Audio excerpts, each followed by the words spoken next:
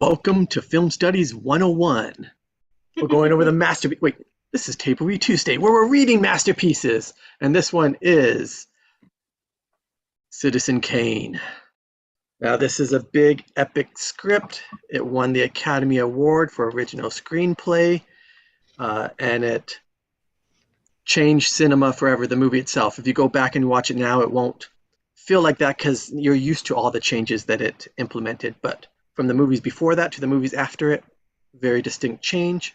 But we're going to see how that all looked on the page, and we have great readers for you to read all of that and act for you. So we're going to go around, we're going to meet them. And so, Clint Monroe.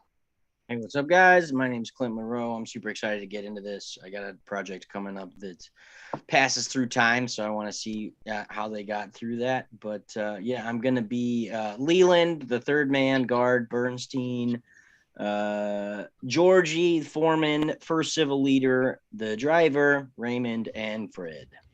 So that's me in a nutshell. And I'm going to pass it that way or that way, whichever it looks. I don't know. All right. Look forward to hearing about that project when you have a chance. Yeah. Curious. Angel Peterson. Hi, I'm Angel, and I'm going to be reading action descriptions. Woohoo, thank you for that. And Heather Lee Cameron. Hi, all. I'm Heather Lee Cameron. I'm going to be reading Thompson, the captain, the waiter, city editor, Smathers, steward, junior, nurse, and third newspaperman tonight. Wonderful. Nice to meet you. Nice to meet you. And we have Vicky. Hi, I'm Vicky Dykes. Tonight I'll be reading The Investigator, Mrs. Kane Carter, Photographer Ethel, The President, The Cop, Second Leader, Matiste, Catherine, and Assistant number 9182. Vicky, I would always vote for you for president. Yeah, no. Definitely. We're going to watch the movie How the Assistant 9182 Became President. There we go. All right, and we have Morgan Toll. Hi, I'm Morgan Toll, and I'm just excited to be here and to read a few characters. This is a film that I watched many times in film school. All right, and we'll talk more about that afterwards in our after discussion. But we'll keep meeting our readers, our actors, and we have Petra Stedman. Hi. Petra Stedman, reading Thatcher, Susan, Bertha, Miss Anderson, Miss Townsend, Girl, Another Girl, Emily, the Maid, and Marie. Sweet. And we have Citizen Kane, better known as Jerome St. Jerome. Woo-woo. Hi, everybody. Jerome St. Jerome here. Excited to be a part of this reading of the classic Citizen Kane. I'm Kane. Thanks. Sweet. All right. And with that, we will get started on this 162-page script. And I will share the screen, and Angel will take us away. That actually sounded very poetic. Exterior Xanadu, faint dawn, 1940 miniatures. Window, very small in the distance, illuminated. All around this is an almost totally black screen. Now, as the camera moves slowly toward the window, which is almost a postage stamp in the frame, other forms appear. Barbed wire, cyclone fencing, and now, looming up against the early morning sky, enormous iron grill work.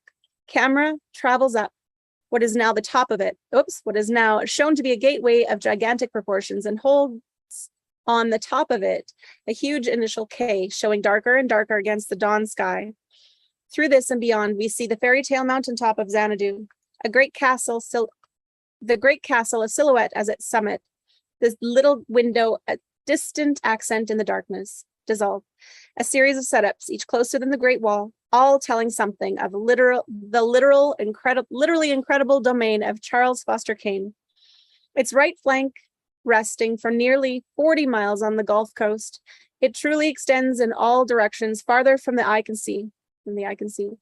Designed by nature to be almost completely barren flat. It was, as we'll develop, practically all marshland when Kane acquired and changed its face.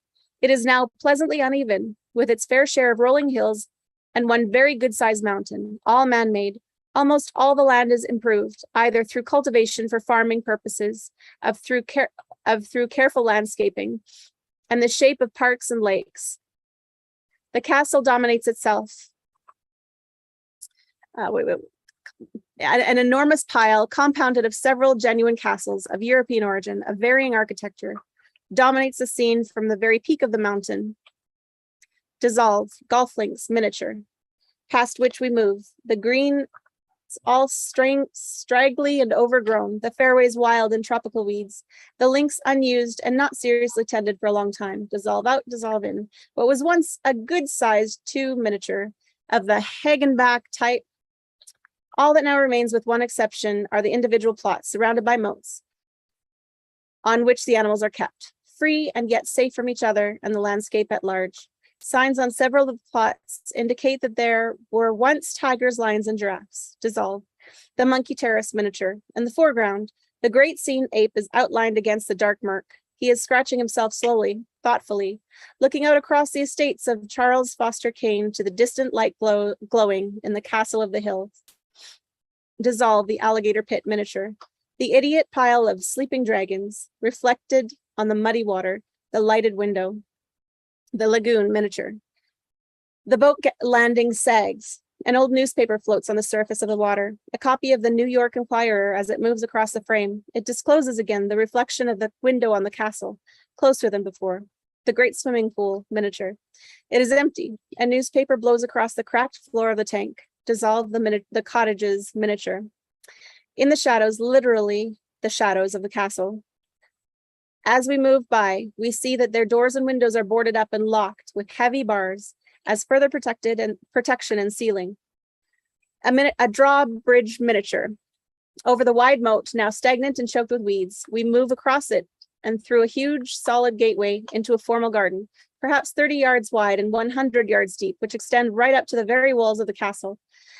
The landscaping surrounding it has been sloppy and casual for a long time, but this particular garden has been kept up in perfect shape. As the camera makes its way through it toward the lighted window of the castle, there are revealed rare and exotic blooms of all kinds.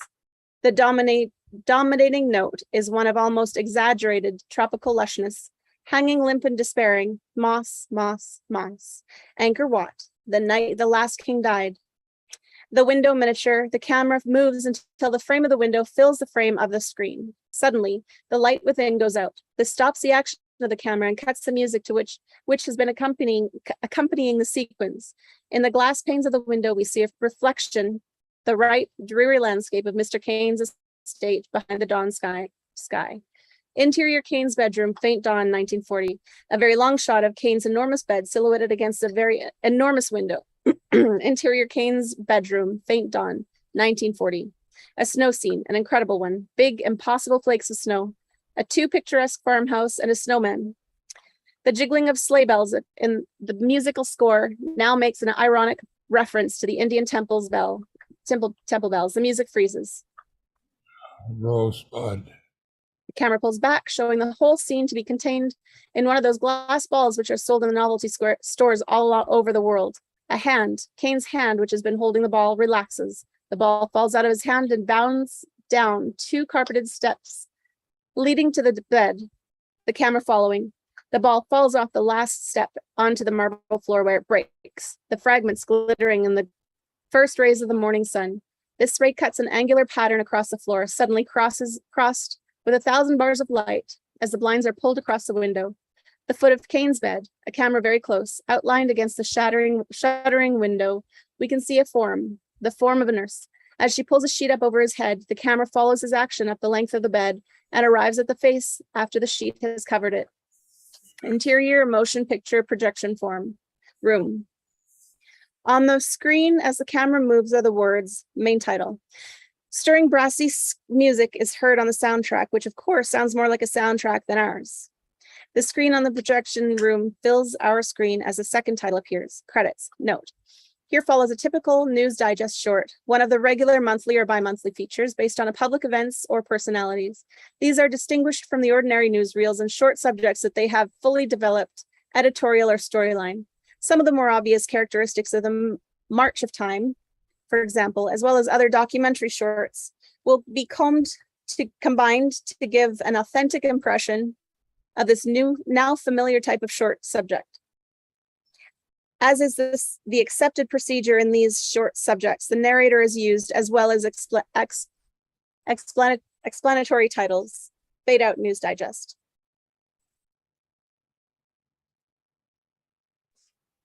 Legendary was the Zando where Kublai Khan decreed his stately pleasure dome, where twice 5 miles of fertile ground with walls and towers were girdled round.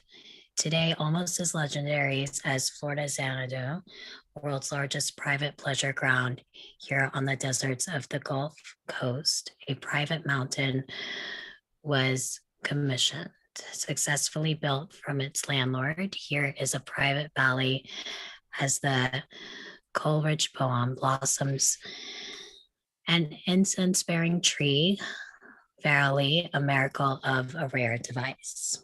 USA, Charles Foster Kane, opening shot of a great desolate expanse of Florida coastline, 1940 today.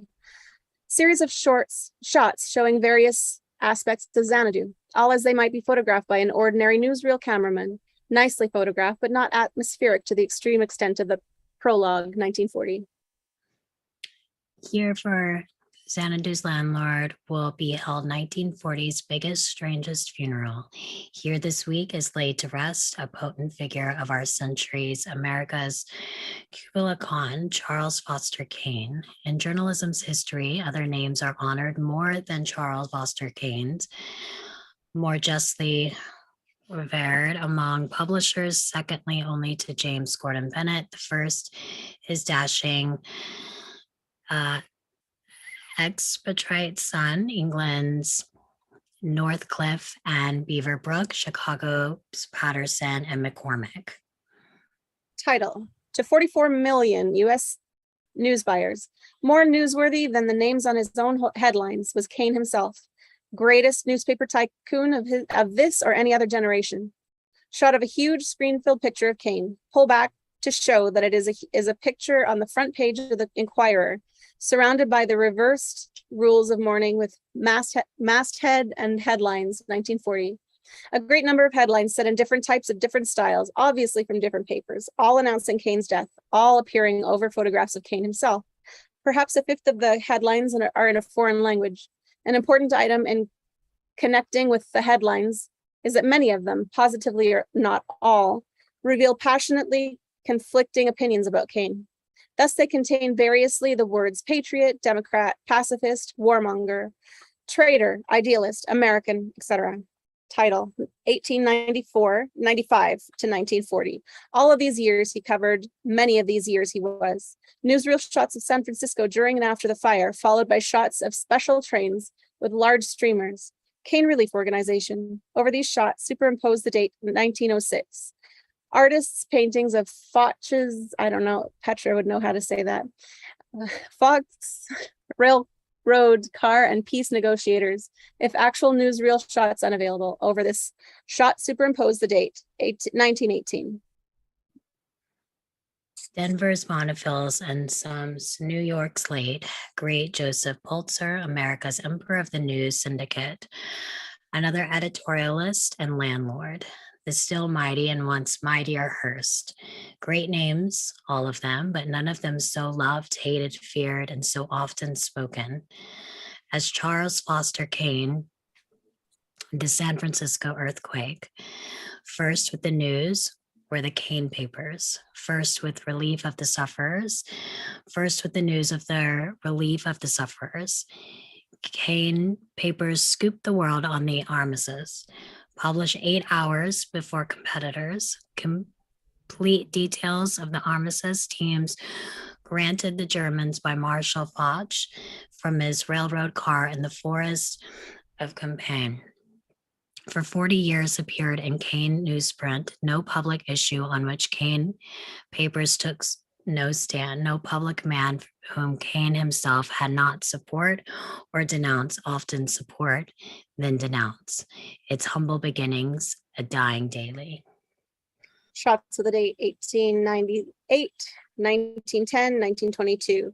Headlines, cartoons, contemporary newsreels, or stills of the following. 1. Women's suffrage. The celebrated newsreel shot of about 1914. Prohibition. Breaking up of a speakeasy and such. TVA. Labor riots. Brief clips of old newsreel shots of William Jennings Byron, Theodore Roosevelt, Stalin, Walter P. Thatcher, Al Smith, McKinley, Landon, Franklin D. Roosevelt, and such. Also newsreels of the elderly Kane with such Nazis as Hitler, Goring, and England's Chamberlain and Churchill. Shots of a ramshackle building with old-fashioned presses showing through plate glass windows, and the name Enquirer in old-fashioned gold letters, 1892. Kane's empire in its glory held dominion over 37 newspapers, 13 magazines, a radio network, an empire upon an empire. The first of grocery stores, paper mills, apartment buildings, factories, forests, ocean liners, an empire through which 40 years followed in an unending stream. The wealth of the earth's third richest gold mine, famed in American legend, is the origin of the Kane fortune. How to boarding housekeeper Mary Kane, by a defaulting boarder in 1868, was left the supposedly worthless deed to an abandoned mine shaft, the Colorado lode. Magnificent Enquirer building of today, 1891 to 1911. The map of USA covering the entire screen, which in animated diagram shows the Kane publications spreading from city to city. Starting from New York, miniature newsboys speed madly to Chicago, Detroit, St. Louis, Los Angeles, San Francisco, Washington, Atlanta, El Paso, etc., screaming, Walk Street, Kane newspapers, Walk Street. Shot of the large mine going full blast, chimneys belching smoke, trains moving in and out, etc. A large sign reads Colorado Lode Mining Company, 1940. Sign reading Little Salem, Co.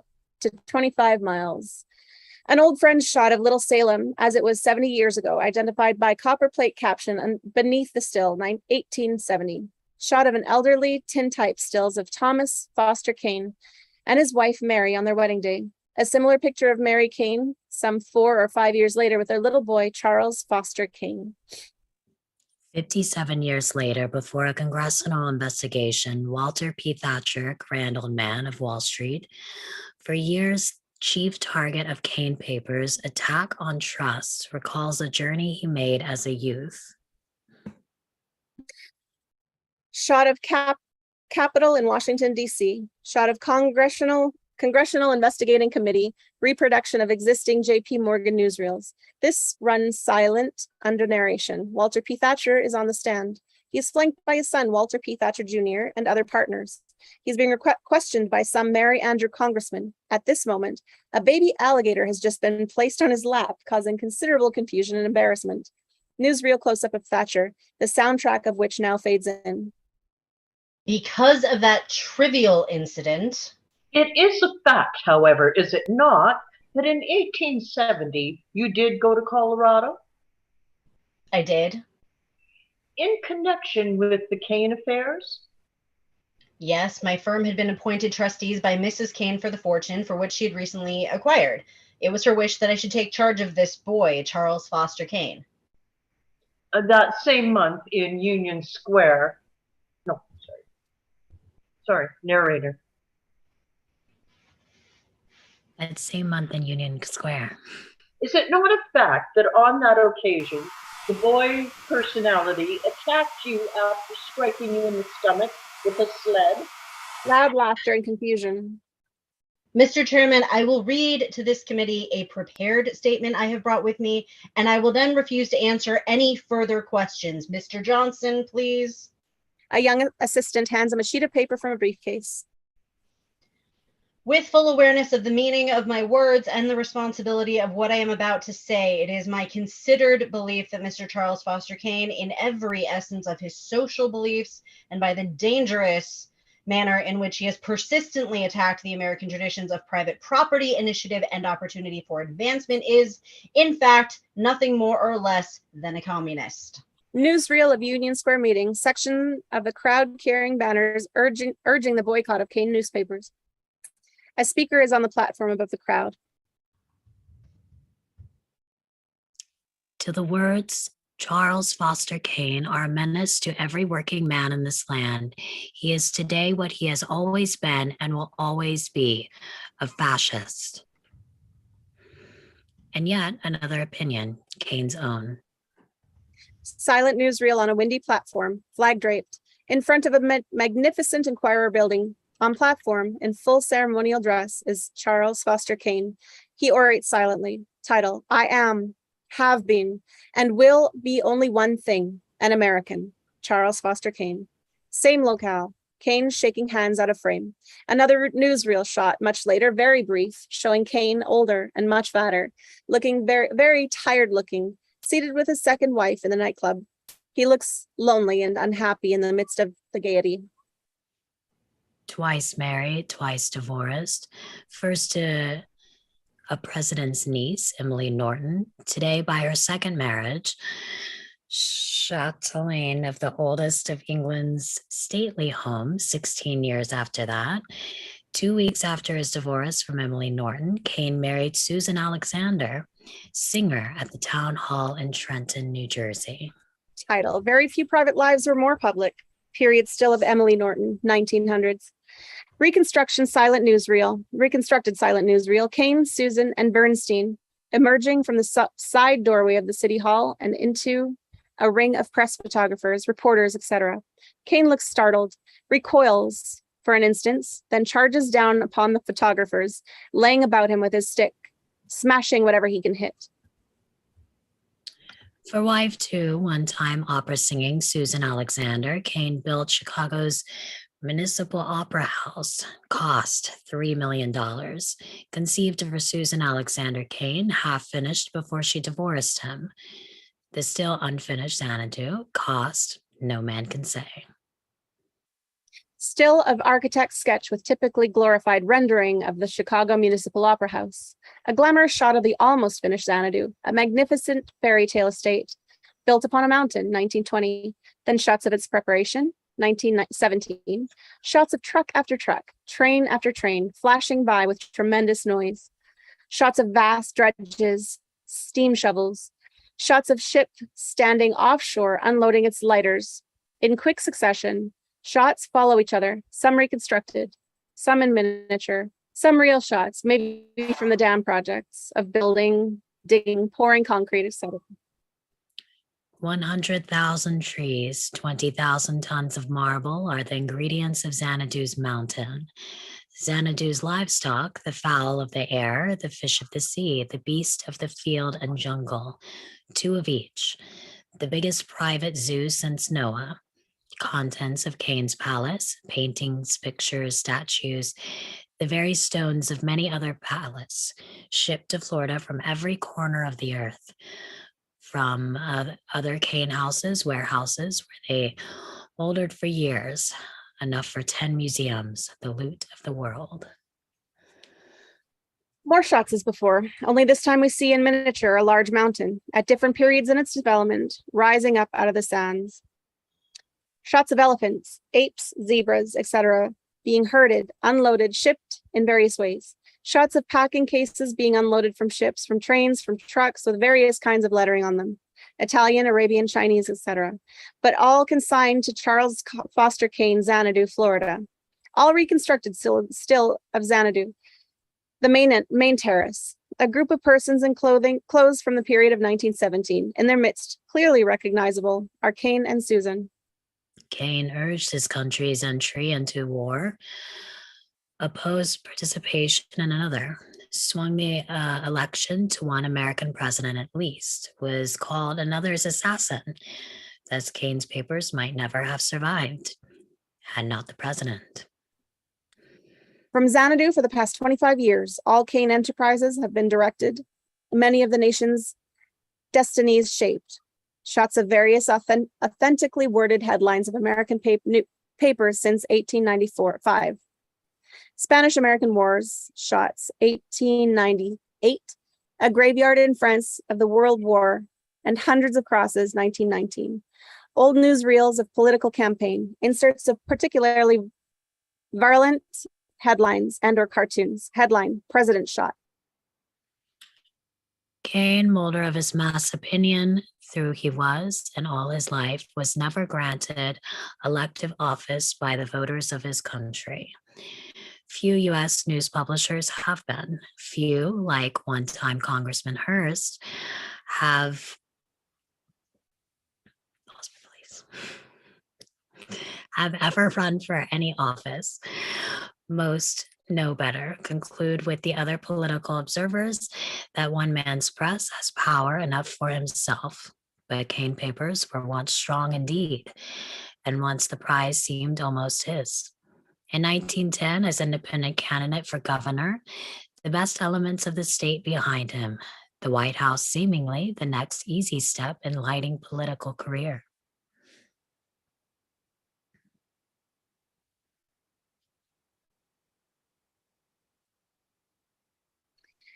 Night shot of crowd burning Charles Foster Kane in effigy. Those dummy bears a grotesque comic resemblance to Kane. It is tossed into the flames which burn up and then down, 1910. Title, In Politics, Always a Bridesmaid, Never a Bride. Newsreel shots of great crowds streaming into a building, Madison Square Garden. Then shots inside the vast auditorium. At one end is a huge picture of Kane, 1910. Shot of the box containing the first Mrs. Kane and young Howard Kane at age 5. They are acknowledging each other, acknowledging the cheers of the crowd. Silent shot, 1910. Newsreel shots of dignitaries on platform with Kane alongside of speaker's table, beaming, hand upraised to silence the crowd. Silent shot, 1910. Then suddenly, less than 1 week before election, defeat. Shameful, ignominious defeat that set back for 20 years the cause of reform in the U.S., forever canceled political chances for Charles Foster Kane. Then in the third year of the Great Depression, as to all publishers, it sometimes must to Bennett, to Muncie and Hearst, it did. A paper closes. For Kane, in 4 short years, collapse. 11 Kane papers, 4 Kane magazines merged, more sold, scrapped. Newsreel shots, close-up of Kane delivering a speech. Some year, 1910. The front page of the contemporary newspaper, a screaming headline, twin photos of Kane and Susan, 1910. Printed title about depression. One more repeat of the map of the USA, 1932 to 1939. Suddenly, the cartoon goes into reverse. The Empire Strike begins to shrink, illustrating the narrator's words. The door of the newspaper office with the sign closed. Then 4 long years more, alone in his never finished, already decaying pleasure palace, aloof, seldom visited, never photographed, Charles Foster Kane continued to direct his falling empire, vainly attempting to sway, as once he did, the destinies of a nation that has ceased to listen to him, ceased to trust him. Shots of Xanadu, 1940. Series of shots, entirely modern but rather jumpy and obviously bootlegged, show Kane in a bath chair, swathed in summer rugs, being perambulated through his rose garden, a desolate figure in the sunshine, 1935. Last week, death came to sit upon the throne of America's Kubla Khan. Last week, as it must to all men, death came to Charles Foster Kane. Dissolve. Cabinet photograph full screen of Kane as an old man. This image remains constant on the screen as camera pulls back, taking in the interior of a dark projection room. Interior projection room, day 1940.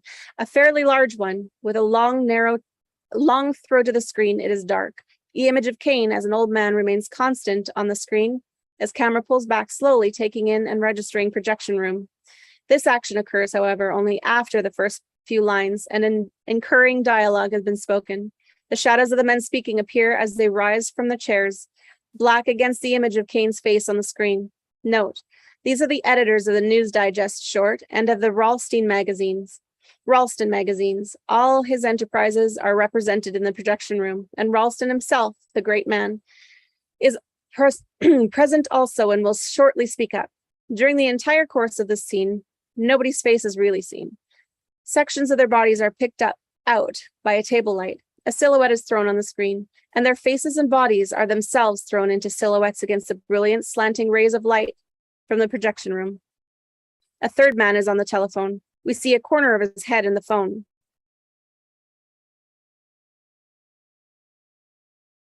Stand by. I'll tell you if we want to run it again. Well, A short pause.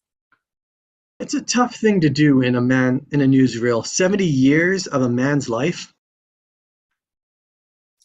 Murmur of highly salaried assent at this. Ralston walks towards the camera and out of the picture. Others are rising. Camera during all of this apparently does its best to follow action and pick up on faces, but fails. Actually, all setups are to be planned very carefully to execute the element of personality from this scene, which is expressed entirely by voices, shadows, silhouettes, and the big, bright image of Kane himself on the screen. See what Arthur Ellis wrote about him in the American Review. I read it. Its owner is already leaning across the table, holding a piece of paper under a desk light. And listen, Kane is dead. He contributed to the journalism of his day, the talent of a mountebank, the morals of a bootlegger, and the manners of a pasha. He and his kind have almost succeeded in transforming a once noble profession into a 7% security, no longer secure. And more.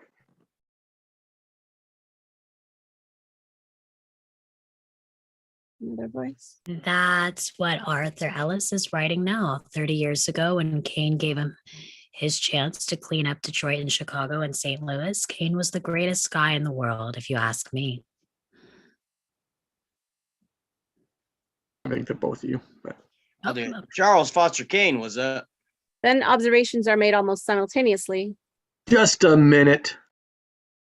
Camera moves to take in his bulk outlined against the glow from the projection room. What were Kane's last words? Silence greets this. What were the last words he said on Earth? Thompson, you've made us a good short, but it needs character. Motivation. That's it. Motivation. What made Kane what he was? And, for that matter, what he was he? What we've just seen are the outlines of a career. What's behind the career? What's the man? Was he good or bad, strong or foolish, tragic or silly? Why did he do all those things? What was he after? Maybe he told us on his deathbed.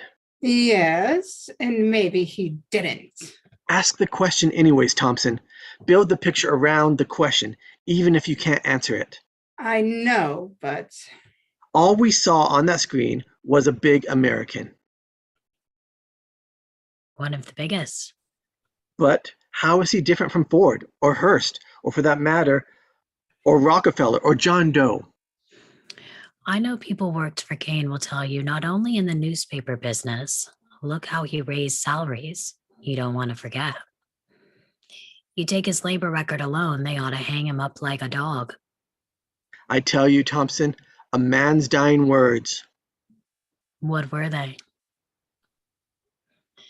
Yes, Mr. Ralston, what were Kane's dying words? Rosebud. A little ripple of laughter at this, which is promptly silenced by Ralston. That's right. Tough guy, huh? Dies calling for Rosebud. He's a man who might have been president. He's been loved and hated and talked about as much as any man in our time. But when he comes to die, he's got something on his mind called Rosebud. What does that mean? A racehorse he bet on once, probably. That didn't come in. Rosebud. All right, but what was the race? There is a short silence. Thompson, yes, sir. hold this thing up for a week, 2 weeks if you have to. But don't you think if we release it now, he's only been dead 4 days, it might be better than if... Nothing is ever better than finding out what makes people tick. Go after the people that he knew, that knew Kane well, that manager of his, the little guy Bernstein, those two wives, all of the people that knew him, had worked for him, who loved him, who hated his guts. I don't mean go through the city directory, of course. Third man gives a hearty yes man laugh. I'll get to it right away, Mr. Ralston. Good. The camera from behind him outlines his back against Kane's picture on the screen. It'll probably turn out to be a very simple thing. Fade out. Notes. Now begins the story proper. The search for Thompson with the facts about Kane, his research, his interviews with the people who knew Kane. It's important to remember always that only at the very end of the story is Thompson himself a personality. Until then, throughout the picture, we photograph only Thompson's back, shoulders, or his shadow. Sometimes we only record his voice. He is not until the final scene a character. He is the personification of the search for the truth about Charles Foster Kane. He is the investigator. Exterior, cheap cabaret, El Rancho, Atlantic City night, 1940 miniature rain. The first image to register is a sign, El Rancho, floor show Susan Alexander Kane, twice nightly. These words, spelled out in neon, glow out of the darkness at the end of the fade out. Then there is a lightning which reveals a squalid rooftop on which the sign stands. Thunder again, and faintly the sound of music from within. A light glows from the skylight. The camera moves to this and closes in. Throughout the splashes of rain, we see a skylight down into the interior of the cabaret. Directly below us at the table sits a lone figure of a woman drinking by herself. Interior Rancho, El Rancho, Cabaret, Rancho? Cabaret night, 1940. Medium shot of the very same woman as before. Finishing the drink, she started to take a buzz.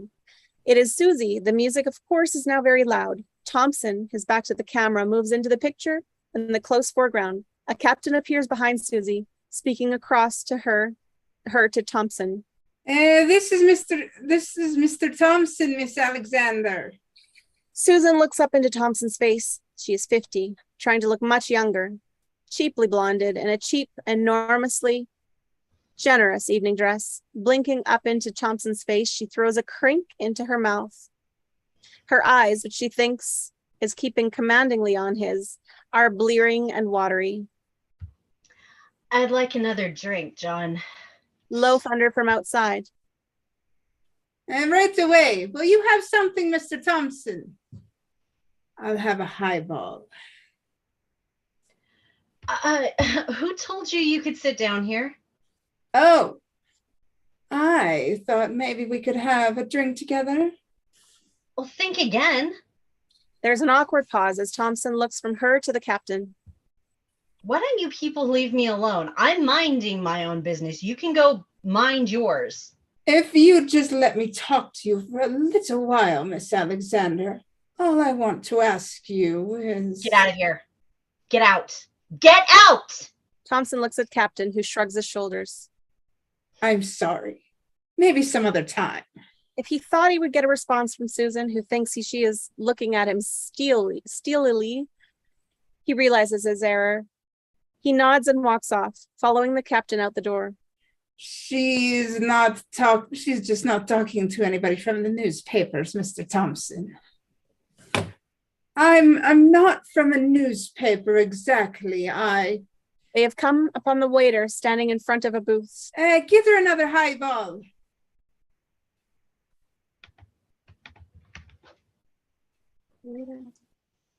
Another double? Yes. She's plastered. They walk to the door.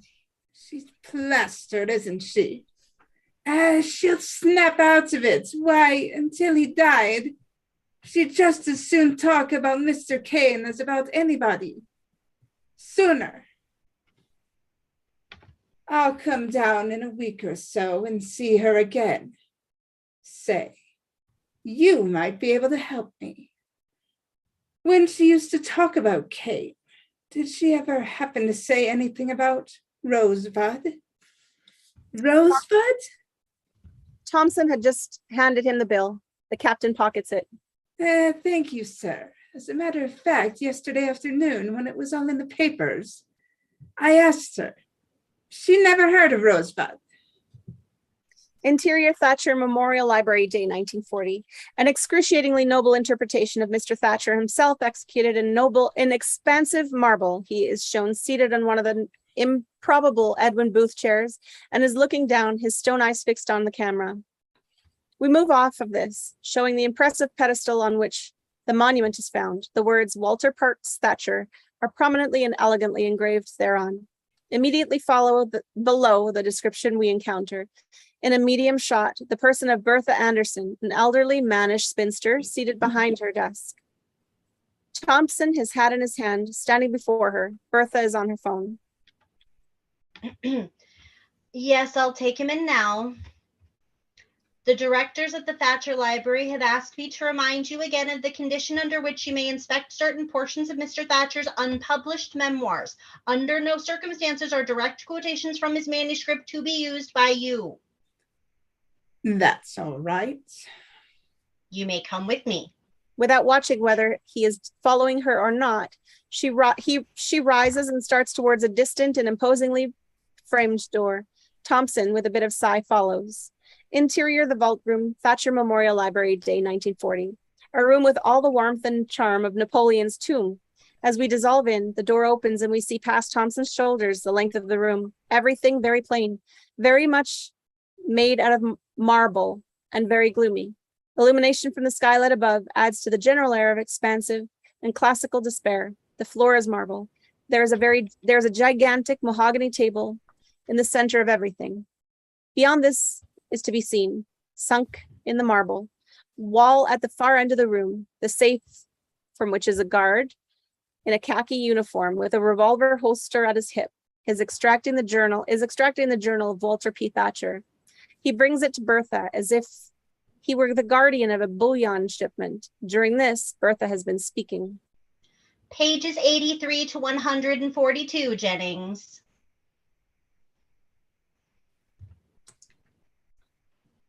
Yes, Miss Anderson. You will confine yourself. It is our understanding to the chapter dealing with Mr. Kane. That's all I'm interested in. The guard has, by this time, delivered the precious journal. Bertha places it reverently on the table before Thompson. You will be required to leave this room at 4:30 promptly.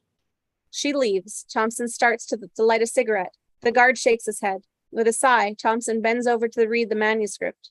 Camera moves down over his shoulder onto page of manuscript. Manuscript neatly and precisely written. Charles Foster Kane, when these lines appear in print, 50 years after my death, I am confident that the whole world will agree with my opinion of Charles Foster Kane, assuming that he is not then completely forgotten, which I regard as extremely likely. A good deal of nonsense has appeared about my first meeting with Kane when he was 6 years old. The facts are simple. In the winter of 1870, the camera has not held on the entire page. It has been following the words with the same action that the eye does reading. On the last words, the white page of the paper dissolves into exterior Mrs. Kane's boarding house, day 1870.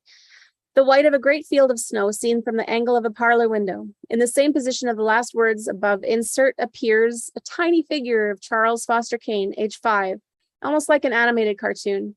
He is in fact of throwing a snowball. He is in the act of throwing a snowball at the camera. It sails toward us and over our heads out of the scene. Reverse angle on the house, featuring a large sign reading, Mrs. Kane's boarding house, high class meals and lodgings inquire within. Charles Kane's snowball hits the sign. Interior parlor, Mrs. Kane's boarding house, day 1870. Camera is angled through the window, but the window frame is not cut into the scene.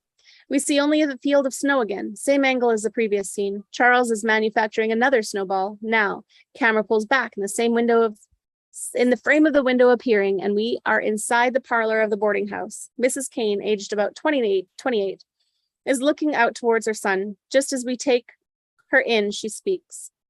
I'll be careful, Charles. Thatcher. Mrs. Kane. Pull your muffler around your neck, Charles. But Charles, deliriously happy in the snow, is oblivious to this and is running away. Mrs. Kane turns into the camera and we see her face, a strong face, worn and kind. I think we'll have to tell him now.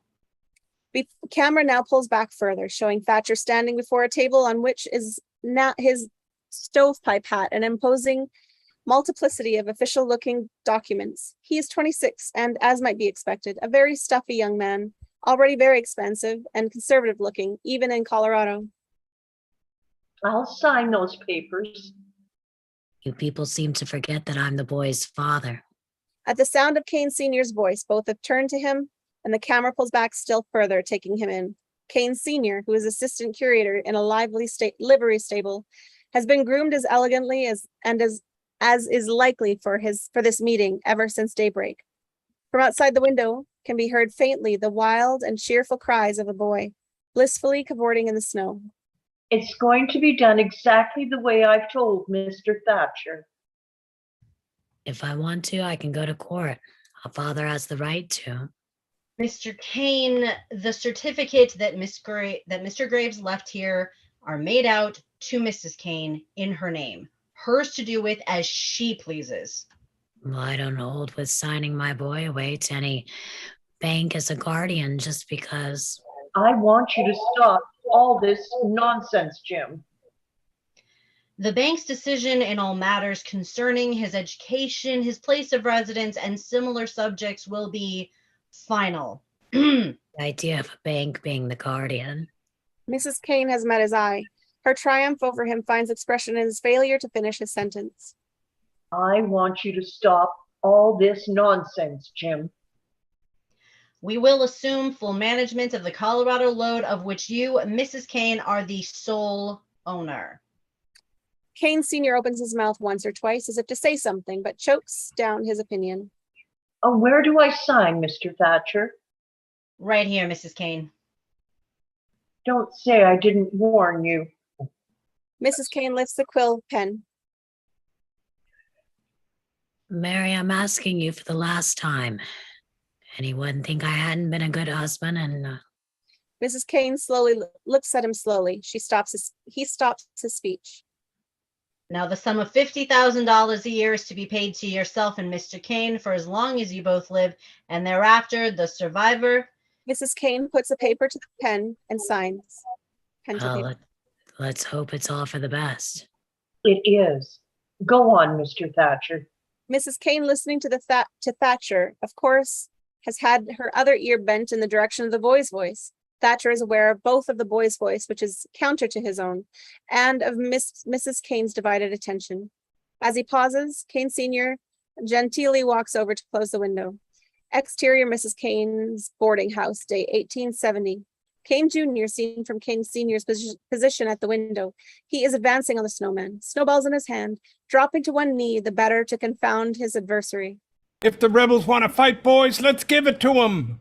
He throws two snowballs, missing wildly, and gets up and advances another 5 feet before getting on his knees again. The terms are unconditional surrender. Up and at 'em, the Union forever. Interior parlor, Mrs. Kane's boarding house, day 1870. Kane Sr. closes the window. Everything else, the principal, as well as all monies earned, is to be administered by the bank in trust for your son, Charles Foster Kane, until his 25th birthday, at which time he is to come into complete possession. Mrs. Kane rises and goes to the window. Go on, Mr. Thatcher. Thatcher continues as she opens the window. His voice, as before, is heard with overtones of the boys. Exterior Kane's boarding house, day 1870. Kane Jr., seen from Mrs. Kane's position in the window. He is now within 10 feet of the snowman, with one snowball left, which he is holding back in his right hand. You can't let Candy Jackson, Old Hickory, that's me. He fires a snowball well wide of the mark and falls flat on his stomach, starting to crawl carefully toward the snowman. It's nearly 5, Mrs. Kane. Don't you think I'd better meet the boy? Interior parlor, Mrs. Kane's boarding house, day 1870. Mrs. Kane at the window. Thatcher is now standing at her side. I've got his trunk all packed. I've had it packed for a couple of weeks. She can't say any more. She starts for the holiday. Kane Sr., ill at ease, has no idea how to comfort her. I've arranged for a tutor to meet us in Chicago. I'd have brought him along with me, but you were so anxious to keep everything secret. He stops and he realizes that Mrs. Kane has paid no attention to him and, having opened the door, is already well into the hall that leads to the side door of the house. He takes a look at Kane Sr., tightens his lips, and follows Mrs. Kane. Kane, shoulders thrown back to look like one who bears defeat bravely, follows him. Exterior Mrs. Kane's boarding house, day 1870. Kane, in the snow-covered field. With a snowman between him and the house, he is holding the sled in his hand, just about to make a little run that prefaces a belly flop. The Kane house in the background is dilapidated, shabby, two-story frame building with a wooden outhouse. Kane looks up as he sees the single file procession. Mrs. Kane at its head, coming toward him. Hiya, Mom. Mrs. Kane smiles. See, Mom, I took the pipe out of his mouth. If it keeps on snowing, maybe I'll make some teeth and... You better come inside, son. You and I have got to get you all ready for... Charles, my name is Mr. Thatcher. This is Mr. Thatcher, Charles. How do you do, Charles? He comes from the east. Hello. Hello, Pop. Hello, Charlie. Mr. Thatcher is going to take you on a trip with him tonight, Charles. You'll be leaving on number 10. That's the train with all the lights. You going, Mom? Your mother won't be going with us right away, Charles. Where am I going? You're going to see Chicago and New York and Washington, maybe. Isn't he, Mr. Thatcher? Certainly is. Wish I were a little boy and going to make that trip like that for the first time. Why aren't you coming with us, Mom? We have to stay here, Charles. You're going to live with Mr. Thatcher from now on, Charlie. You're going to be rich. Your ma figures, that is. She and I have decided that this isn't the place for you to grow up in. You'll probably be the richest man in America someday, and you ought to. You won't be lonely, Charles. We're going to have a lot of good times together, Charles. Really, we are. Kane stares at him. Come on, Charles, let's shake hands. Now, I'm not as frightening as all that. Let's shake. What do you say?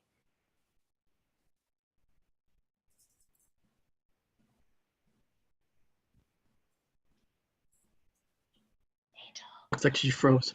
He reaches out for Charles' hands. Without a word, Charles hits him in the stomach with the sled. Thatcher stumbles back a few feet, gasping.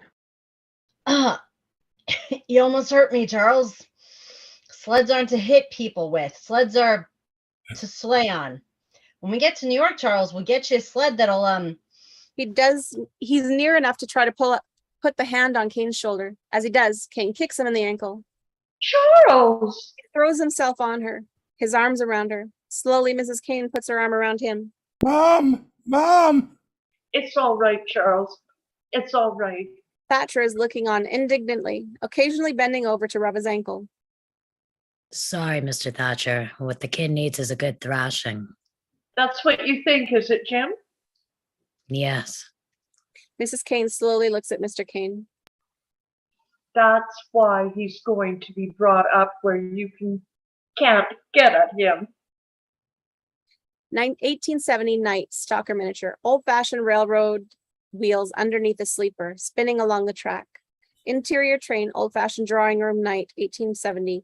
Thatcher, with a look of mingled exasperation, annoyance, sympathy, and an inability to handle the situation, is standing alongside a berth, looking at Kane. Kane, his face in the pillow, is crying with heartbreaking sobs. Mom! Mom! The white pages of the Thatcher manuscript we pick up in the words, "He was, I repeat, a common adventurer, spoiled, unscrupulous, irresponsible."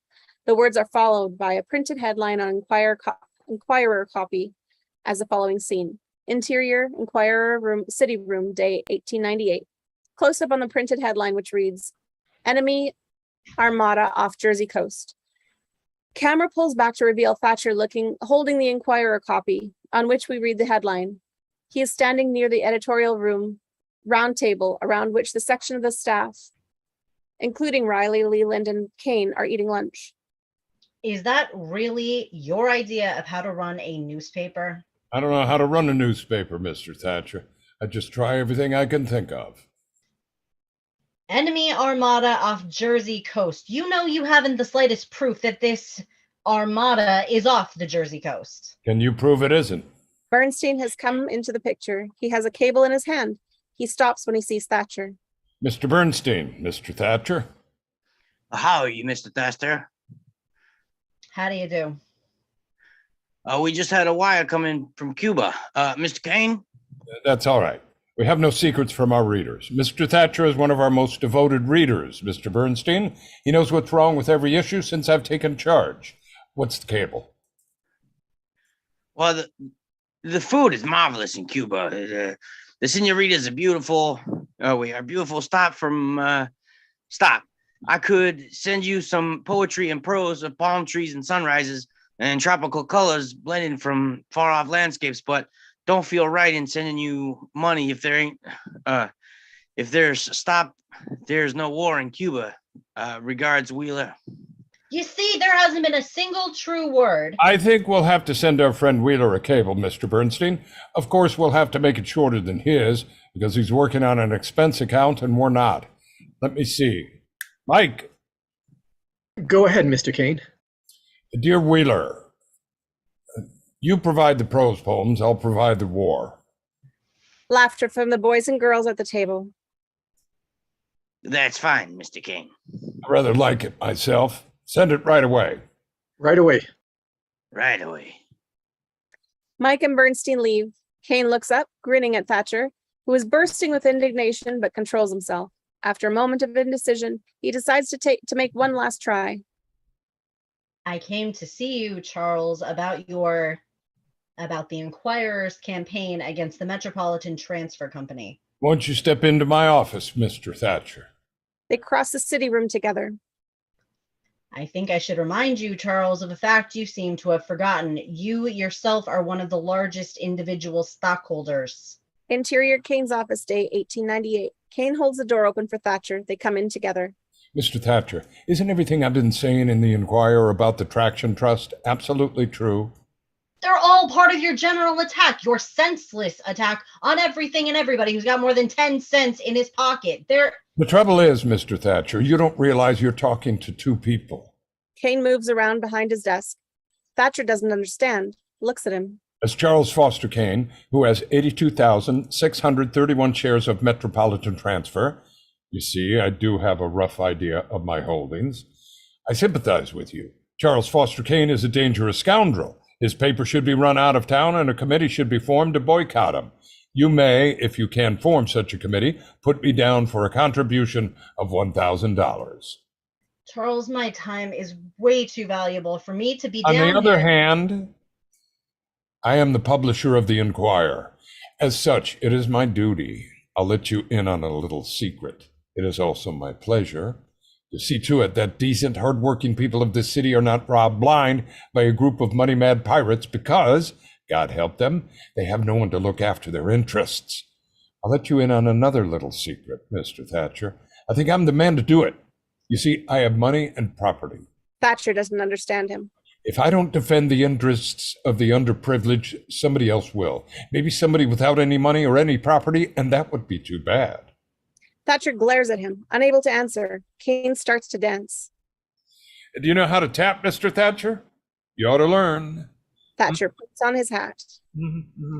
I happened to see your consolidated statement yesterday, Charles. Could I not suggest to you that this is unwise for you to continue this philanthropic enterprise, this Enquirer that is costing you almost $1 million a year? You're right. We did lose $1 million last year. Thatcher thinks maybe the point has registered. We expect to lose $1 million next year, too. You know, Mr. Thatcher, at the rate of $1 million a year, we'll have to close this place in 60 years. Interior of the vault room, Thatcher Memorial Library. Thompson at his desk. With a gesture of annoyance, he is closing the manuscript. Camera arcs quickly around from over his shoulder to hold the door behind him, missing his face as he rises and turns to confront Miss Anderson, who has come into the room to shoo him out. Very prominent on his wall is an oversized oil painting of Thatcher in the best Union League Club Renaissance style. You've enjoyed a very rare privilege, young man. Did you find what you were looking for? No. Tell me something, Miss Anderson. You're not Rosebud, are you? What? I didn't think you were. Well, thanks for the use of the hall. He puts his hat on his head and starts out, lighting a cigarette as he goes. Miss Anderson, scandalized, watches him. Interior Bernstein's office, Enquirer, skyscraper, day 1940. Close up of a still of Kane, aged about 65. Camera pulls back, showing it is a framed photograph on the wall. Over the picture are crossed American flags. Under it sits Bernstein, back of his desk. Bernstein, always an undersized Jew, now seems even smaller than in his youth. He is bald and as an egg, spry, and with remarkably intense eyes. As camera continues to travel back, the back of Thompson's head and shoulders come into the picture. Who's a busy man? Me. I'm chairman of the board. I got nothing but time. What do you want to know? Well, Mr. Bernstein, you were with Mr. Kane from the very beginning. From before the beginning, young fella. And now it's after the end. Anything you want to know about him? About the paper? We thought maybe if we can find out what he meant by that last word as he was dying. That Rosebud? Some girl. There's a lot of them back in the early days, and Not some girl he knew casually and then remembered after 50 years on his deathbed. you're pretty young, Mr. Thompson. A fellow will remember things you wouldn't think when he'd remember. You take me. One day back in 1896, I was crossing over Jersey on the ferry, and we were pulling out, and on the other side of the ferry was pulling in. On it, there was this girl waiting to get off. A white dress she had on. She was carrying like a little white parasol. I only saw her for like a second, and she didn't see me at all. But I'll bet a month hasn't gone by since that, and I haven't thought of that girl. You see what I mean? So we're talking about Rosebud, Mr. Thompson. I'm calling on people who knew Mr. Kane. I'm calling on you. Who else have you been to see? Well, I went down to Atlantic City. Susie? I called her myself the day after he died. I thought maybe somebody ought to. She couldn't even come to the phone. You know why? She was so... Sure. I'm going back there. Who else did you see? Nobody else, but I've been through that stuff of Walter Thatcher's, that journal of his. Thatcher? The man was the biggest darn fool I ever met. He made an awful lot of money. It's not a trick to make an awful lot of money. If all you do is want to make a lot of money. Thatcher. Bernstein looks out of the window and keeps on looking, seeming to see something as he talks. He never knew there was anything in the world but money. That kind of fellow you can fool every day in the week and twice on Sunday. But time he came to Rome, Mr. Kane's 25th birthday, the Mr. Kane got control of the money. Such a fool like that, Thatcher, I tell you, nobody's business. Interior Bernstein's office, day 1940. Bernstein speaking to Thompson. He knew what he wanted, Mr. Kane, and he got it. Thatcher never did figure him out. He was hard to figure out sometimes, even for me. Mr. Kane was like a genius, like he said. He had a very funny sense of humor. Sometimes even I didn't get a joke like the night the Opera House was open in Chicago. The opera he built for Susie. She should have been an opera singer. That was years later, of course. 1914 it was. Mrs. Kane took the leading part in the opera, and she was terrible. But nobody had the nerve to say anything, not even to the critics. But Mr. Kane was a big fella in those days. But this one fella, his friend of him, Bradford Leland, He leaves a sentence up in the air as we dissolve. Interior City Room, Chicago Inquirer night, 1914. It is late. The room is almost empty. Nobody is at work at the desk. Bernstein, 50, is waiting anxiously with a little group of Kane's hirelings, most of them in evening dresses with overcoats and hats. Everybody is tense and expectant. What about Bradford Leland? Has he got in his coffee? Not yet. Go in and ask him to hurry. Well, why don't you, Mr. Bernstein? You know Mr. Leland. Yeah, I might make him nervous. You and Leland and Mr. Kane, you were great friends back in the old days, I understand. That's right. They call us the Three Musketeers. Somebody behind Bernstein has trouble concealing his laughter. The city editor speaks quickly to cover the situation. He's a great guy, Leland. Why do you ever leave New York? That's a long story. Wasn't there some sort of quarrel between? I had nothing to do with it. Then somberly, it was Leland and Mr. Kane. And you couldn't exactly call it a quarrel exactly. But better we should forget about such things. Leland is a writer, and it's up to, him to make the dramatic angle. Yes, I thought it was a good idea. We've covered it from the news end, of course. And the social. How about music notice? You got that in? Oh, yes, it's already made up. Our Mr. Mervyn wrote a small review. Enthusiastic? Yes, very, naturally. Well, isn't that nice? Mr. Bernstein.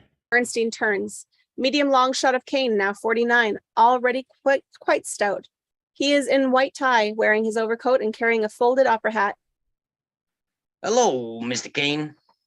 As the hirelings rush with Bernstein to Kane's side, widespread, half suppressed sensation. Mr. Kane, this is quite a surprise. We've got a nice plant here. Everybody falls silent. There isn't anything to say. Was the show covered by every department?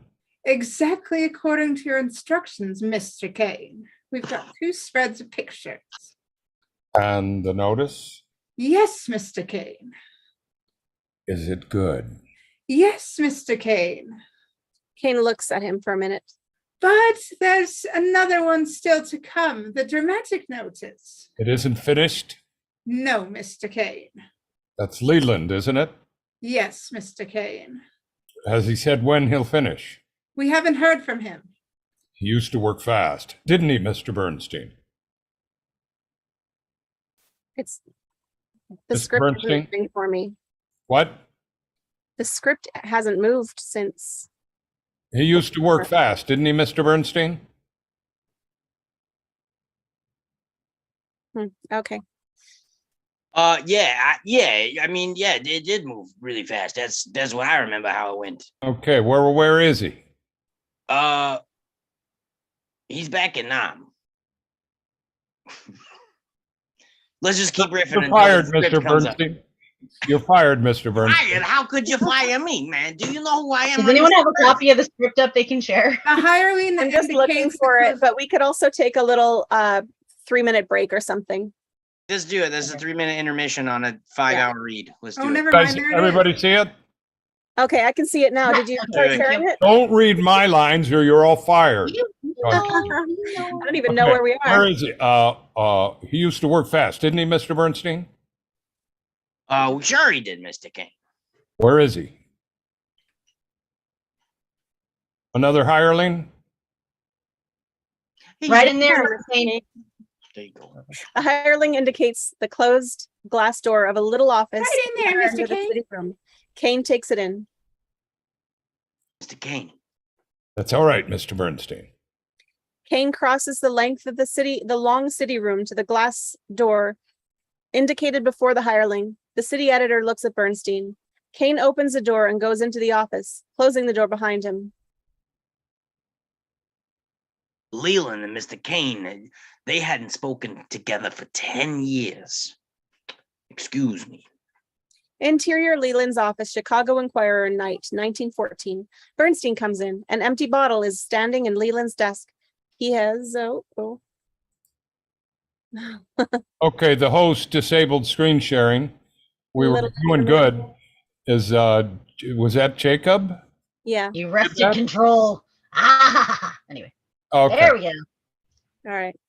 What page are you guys on now? Sorry, I had internet I think issues. we're midway through 46, 45 or 46. All right. Thank you, Petra. Tell me Sorry. where. Oh, Right, interior. Yeah, right there. good. That's good. Bernstein comes in. An empty bottle is standing on Leland's desk. He has fallen over his typewriter, his face on the keys. A sheet of paper is in the machine. A paragraph has been typed. Kane is standing on the other side of the desk, looking down on him. This is the first time we see murder in Kane's face. Bernstein looks at Kane, then crosses to Leland. He shakes him. Hey, Brad. He ain't been drinking before, Mr. Kane. Never. We would have heard of it. What does it say there? Bernstein stares at him. What's he written? Bernstein looks over nearsightedly, painfully reading the paragraph written on the page. Miss Susan Alexander. Pretty, but hopelessly incompetent amateur. Last night opened in New Chicago's Opera House in the performance of I can't pronounce the name, Mr. King. Thais. Oh, Bernstein looks at Kane for a moment, then looks back tortured. Her singing happily is no concern of this department. Of her acting, it is absolutely impossible to. Go on. That's all there is. Kane snatches the paper up from the roller and reads it for himself. Slowly, a queer look comes over his face. Then he speaks very quietly. Of her acting, it is absolutely impossible to say anything that except that it represents a new low. Have you got that, Mr. Bernstein? In the opinion of this reviewer, I didn't see that. it isn't here, Mr. Bernstein. I'm dictating it. I can't take shorthand. Get me a typewriter. I'll finish the notice. Bernstein retreats from the room. Interior Leland's office, Chicago Inquirer, 1914. Long shot of Kane in his shirt sleeves, illuminated by a desk light, typing furiously. As the camera starts to pull even further away from this, and as Bernstein and as narrator begins to speak. Interior Bernstein office, day 1940. Bernstein speaking to Thompson. Well, he finished it, He wrote the worst notice I'd ever read about that girl. He loved, and we ran it in every paper. I guess Mr. Kane didn't think so well of Susie's art anyway.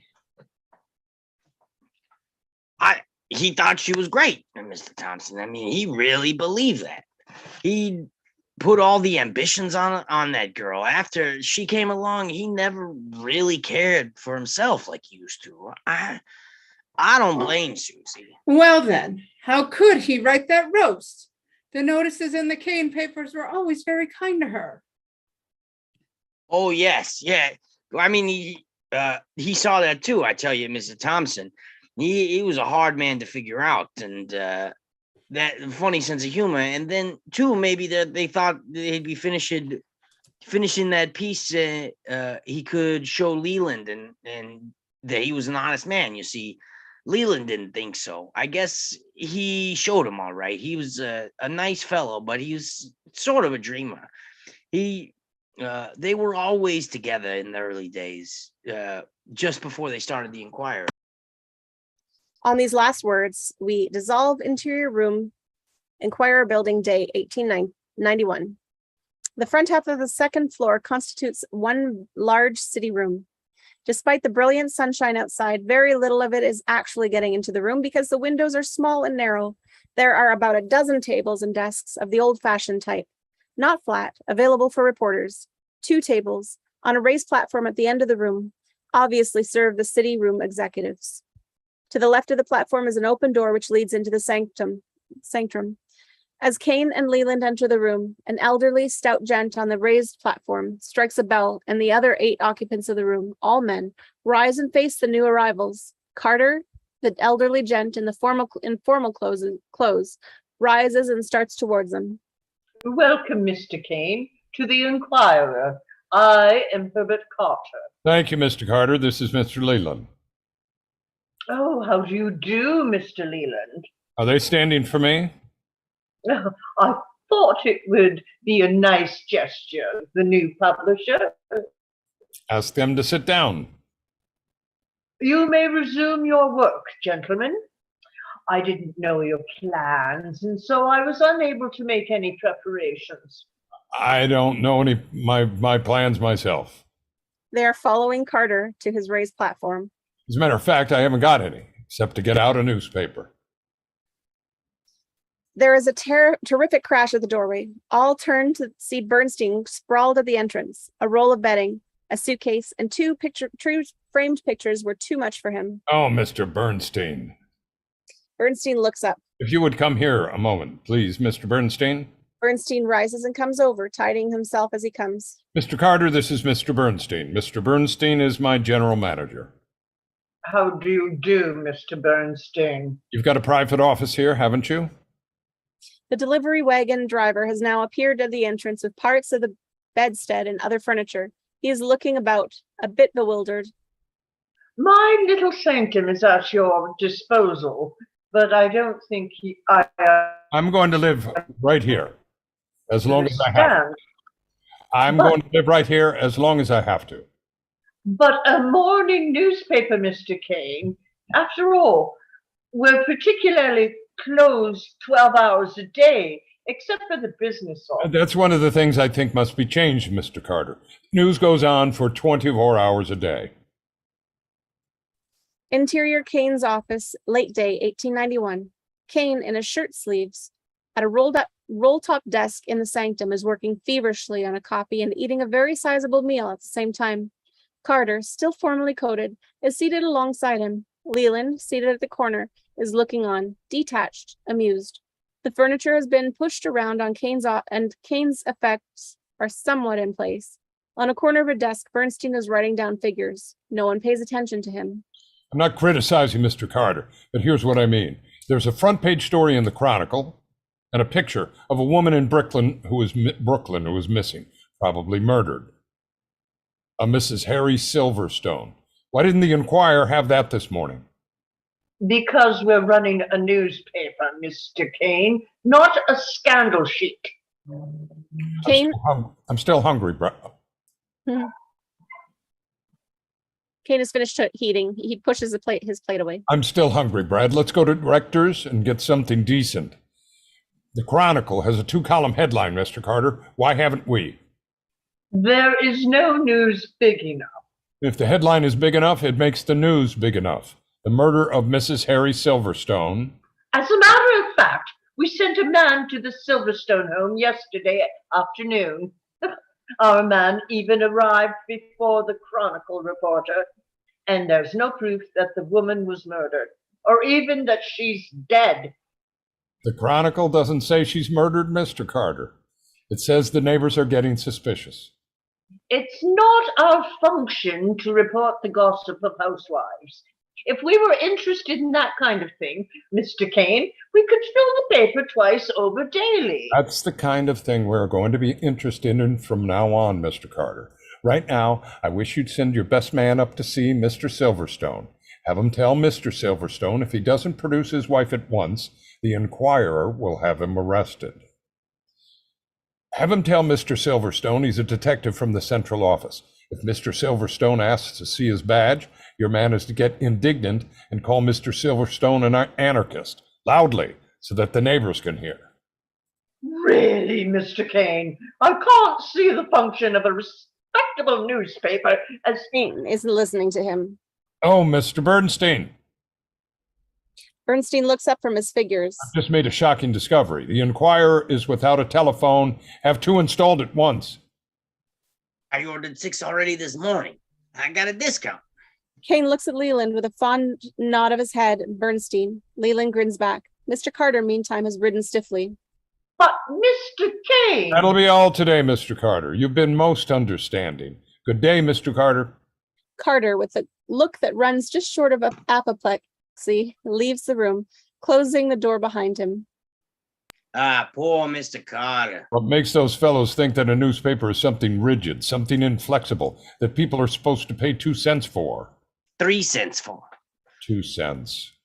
Bernstein lifts his head and looks at Kane. Kane gazes back to him.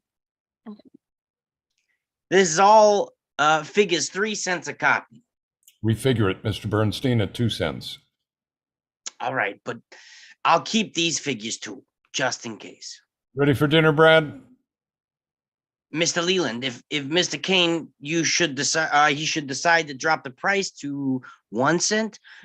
We should make up his mind and give the paper away for around half a pound of tea. You'll just hold them back until I get back, won't you?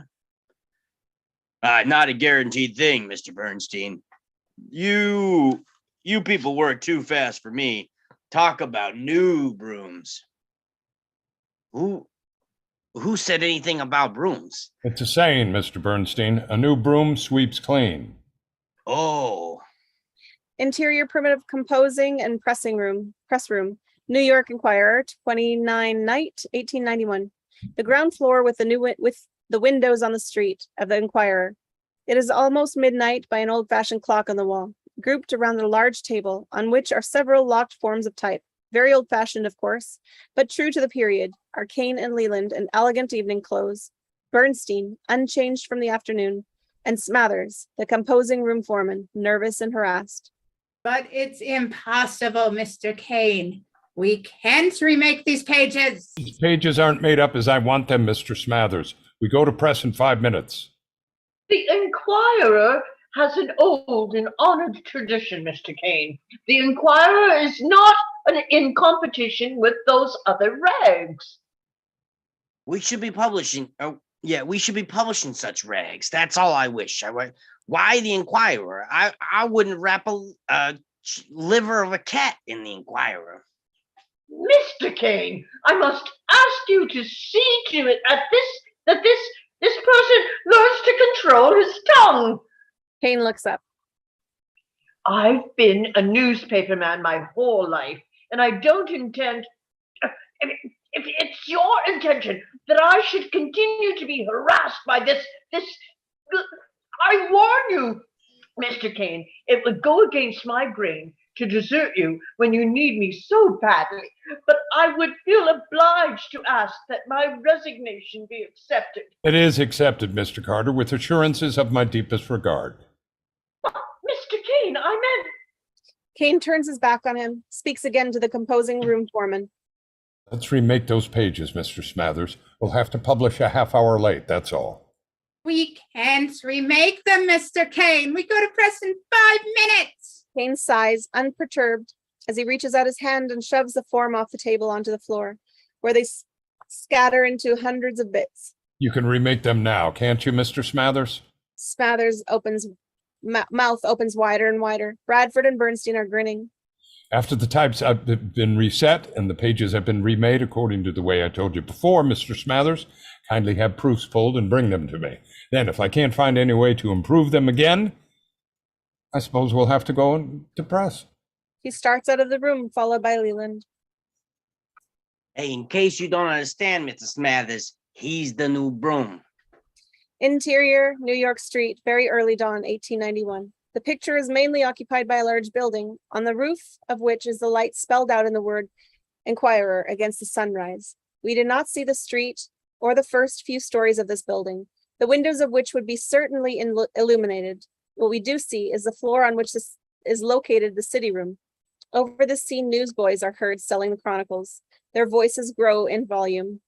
As the dissolve complete itself, camera moves toward one lighted window, the window of the sanctum.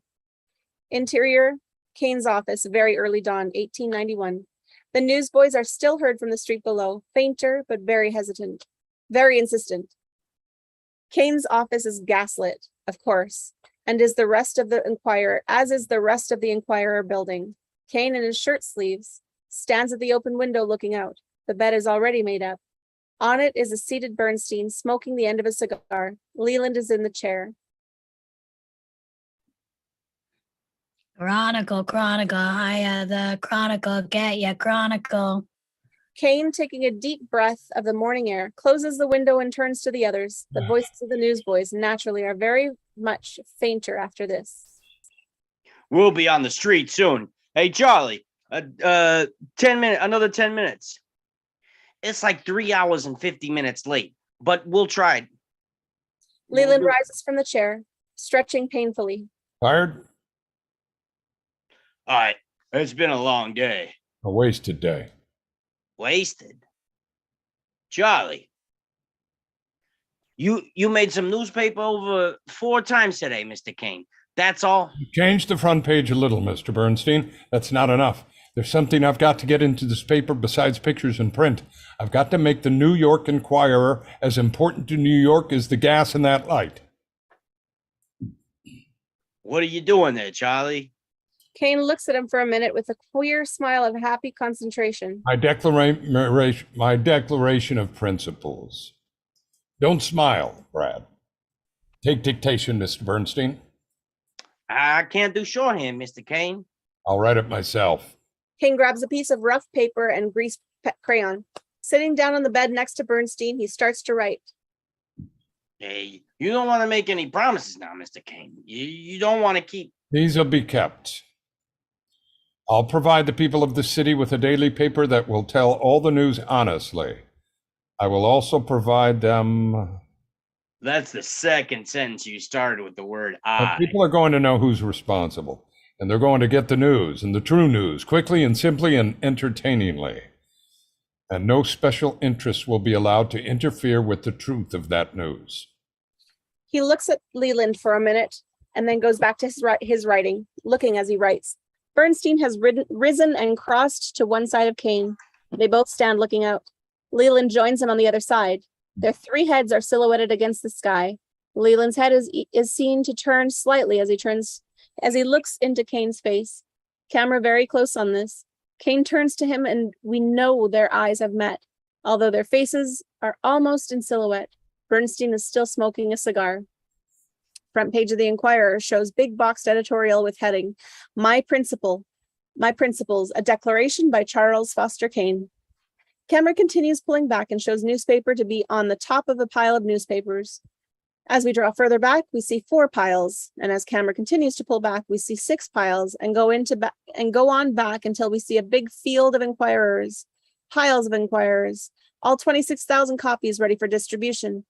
A wagon with a huge sign on its side reading Enquirer Circulation 26,000 passes through foreground, and we wipe to a pile of Enquirers for sale in a broken down wooden box on the street corner, obviously a poor district. A couple of coins fall in the pile. The stoop of a period door with old-fashioned enamel milk can and a bag of rolls. Across the sidewalk before this moves a shadow of an old-fashioned bicycle with an enormous front wheel. A copy of the Enquirer is tossed on the stoop. A breakfast table, beautiful linen and beautiful silver. Everything very expensive, gleaming in the sunshine. Into a silver newspaper rack, there is slipped a copy of the Enquirer. Hence, as before, the boxed editorial reading My Principles, a declaration of Charles Foster Kane, is very prominent on the front page. A wooden floor of the railway station, flashing light and dark as the train behind the camera rushes by. On the floor, there is tossed a bound bundle of the New York Enquirer. The Declaration of Principles still prominent. Rural delivery, a copy of the Enquirer is being put into the bins, showing state distribution. The railway platform again. We stay here for 4 images. On each image, the speed of the train is faster, with the piles of the Enquirer are large. On the first image, we move in to hold on the word circulation, 31,000. We are this close for the next pile, which reads 40,000, the next one which reads 55,000, and the last which reads 62,000. In each instance, the bundles of newspaper are thicker and the speed of the moving train behind the camera is increased. The entire montage above indicated is accompanied by a descriptive complement of sound, the traffic noises of New York in the 1890s, wheels on cobblestones and horses' hooves, bicycle bells, the mooning of cattle, and the crowing of roosters in the RFD shot, and all in cases where the railroad platform is used. The mounting sound of the railroad train. The last figure, 62,000, opposite the word circulation on the Inquirer masthead, changes to exterior street and Chronicle building day 1895. Angle up the wall of the building. A painter on the cradle is putting the last zero to the figure 62,000 on an enormous sign advertising the Inquirer. It reads, "The Inquirer, the People's Newspaper, circulation 62,000. Camera travels down the side of the building, takes in another building in which there is a sign which reads, "Read the Inquirer, America's finest circulation, 62,000. Camera continues to travel down the sidewalk in front of the Chronicle's office. The Chronicle office has a plate glass window in which is reflected traffic moving up and down the street. Also the figures of Kane, Leland, and Bernstein, who are munching peanuts. Inside the window, almost filling it, is a large photograph of the Chronicle staff with Riley prominently seated in the center. A sign over the photo reads, "Editorial and Executive Staff of the New York Chronicle." A sign beneath that reads, "Greatest newspaper staff in the world." The sign also includes the Chronicle circulation figure. There are 9 men in the photo. 62,000. That seems pretty good. Let's hope they like it there. From the Chronicle building, that's the sign of the biggest. We can see every floor guaranteed. Let's hope it bothers them. It'll cost them enough. Look at that. The Chronicle, it's a good newspaper. It's a good idea for a newspaper. 460,000. Say with those fellas, it's no trick to get circulation. You're right, Mr. Bernstein. You know, how long did it take the Chronicle to get the staff together? 20 years? I know. Kane, smiling, lights a cigarette, at the same time looking into the window. Camera moves in to hold on the photograph of 9 men, still holding the reflection of Kane's smiling face. Interior city room, the Inquirer, night 1895. 9 men arrayed as in the photograph, but with Kane beaming in the center of the first row. The men, variously with mustaches, beards, bald heads, etc., are easily identified as being the same men. Riley prominent amongst them. As camera pulls back, it is revealed that they are being photographed by an old-type professional photographer. Big box, black hood and all, in the corner of a room. It is 1:30 at night. Desks, etc., have been pushed against the walls. Running down the center of the room is a large banquet table at which 20 diners have finished their meals. The 11 remaining at their seats, these include Bernstein and Leland, are amusedly watching the photographic ceremonies. That's all. Thank you. The photographic subjects rise. Make up an extra copy and mail it to the Chronicle. Chuckling and beaming, he makes his way to his place at the head of the table. The others have already sat down. Kane gets his guests' attention by rapping on the table with a knife. Gentlemen of the Inquirer, this has, I think, been a fitting welcome to those distinguished journalists, Mr. Riley in particular, who are the latest additions to our ranks. It will make them happy to learn that the Inquirer's circulation this morning passed the 200,000 mark.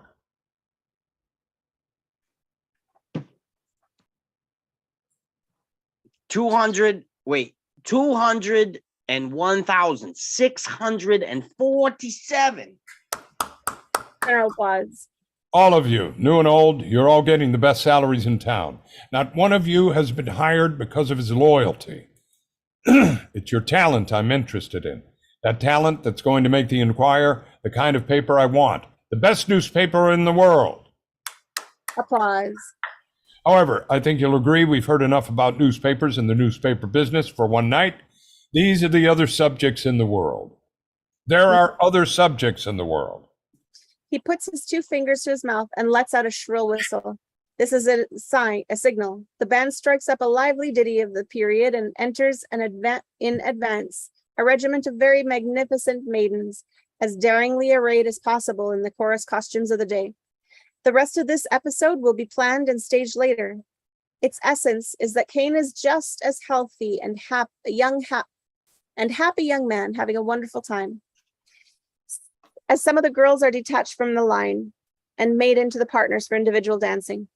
The Inquirer sign. The Inquirer America's Finest. Circulation, 274,321. Dissolve just completes itself. The image of Kane dancing with a girl on each arm just disappears as camera pans down off the temple building. In the same action as the previous street scene, there is a new sign at the side of the building below. It reads, "Read the Inquirer, greatest staff in the world." Camera continues panning as we dissolve, a montage of various scenes between the years 1891 and 1900. The scene indicates the growth of the Inquirer under the impulse of Kane's personal drive. Kane is shown thus at various activities. Move down from the sign. Read the Inquirer, greatest staff in the world. To street in front of the saloon with a parade passing, boys going off to the Spanish-American War, a torchlight parade with the torches reflecting in the glass window of the saloon. The sound of band playing "It's a Hot Time" in the window of the saloon is a large sign or poster, "Remember the Maine." Insert, Remington drawing of American boys similar to the parade above, in which our boys in the Expeditionary.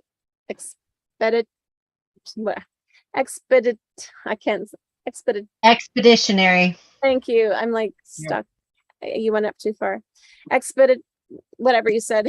It's our scene, marching off to war. Back of observation car, shot of Kane congratulating Teddy Roosevelt. The same shot as in the News Digest without flickering. The wooden floor of the railway platform again. A bundle of inquirers, this time an enormous bundle, is thrown down, and the moving shadows of the train behind the camera indicates that it is going like a bat out of HE double hockey sticks. A reproduction of Kane and Teddy. What? This is the most Canadian thing I've ever heard. Yeah, sorry. That's We try not to swear. You can't say hell here? Oh, you can. You can. What the fuck? Shaking hands, I couldn't say that other word. Shaking hands as above is very prominent in the frame and almost hogs the entire front page. The headline indicates the surrender of Cuba, Interior Inquirer Office. Cartoon, highly dramatic and very involved as to content, lousy with captions, labels, and symbolic figures, the most gruesome and recognizable, capitalistic greed.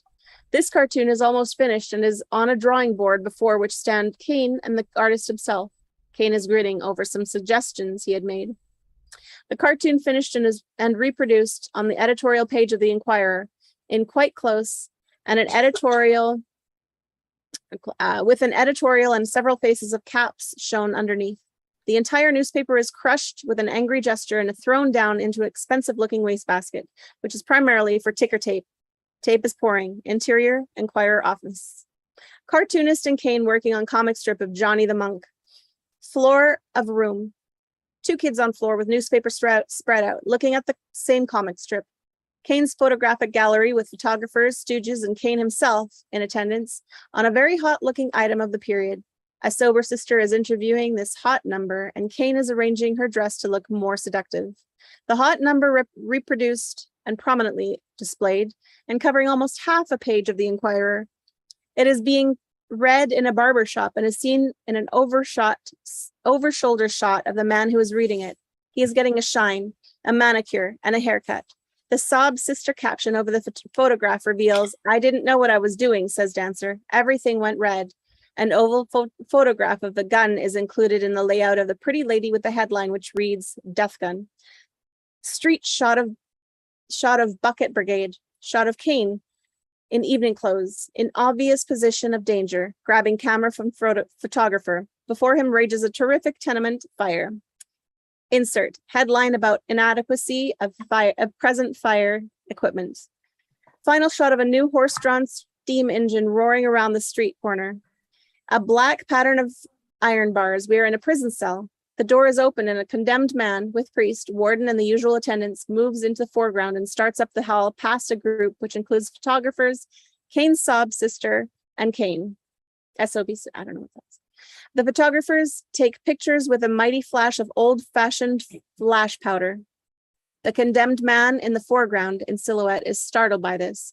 A copy of the Inquirer spread out on the table. A big layout of the execution story includes the killer as photographed by Kane's photographers. And nearby on the other page is a large picture of the new steam fire engine. with a headline indicating that the Inquirer has won its campaign for the better equipment. A cup of coffee and a donut are on the newspaper, and a servant girl, over whose shoulder we see the paper, is stirring the coffee. The Beaux Art bell. A number of elderly swells are jammed into the hallway. Servants suddenly divest them of their furs, overcoats, wraps, revealing them to be in fancy dress costumes, pink flushings, etc. The effect to be very surprising, very lavish, and very, very ridiculous. We see among them Mr. Thatcher himself, as Ben-Hur, ribbon around, his bald head and all. And at the conclusion of this tableau, the image freezes and we pull back to show it reproduced on the society page of the New York Inquirer. Over the Inquirer's pictorial version of the Beaux Art ball is thrown a huge fish, then coffee grounds, altogether a pretty repulsive sight. The whole thing is bundled up and thrown into the garbage can. Extreme close-up of the words, occupation, journalist. Camera pulls back to show a passport opening to the photograph page, which shows Kane registering birth, race, and nationality. Passport cover is closed, showing it to be an American passport. Exterior canard docks, gangplank, and deck of boat night, 1900.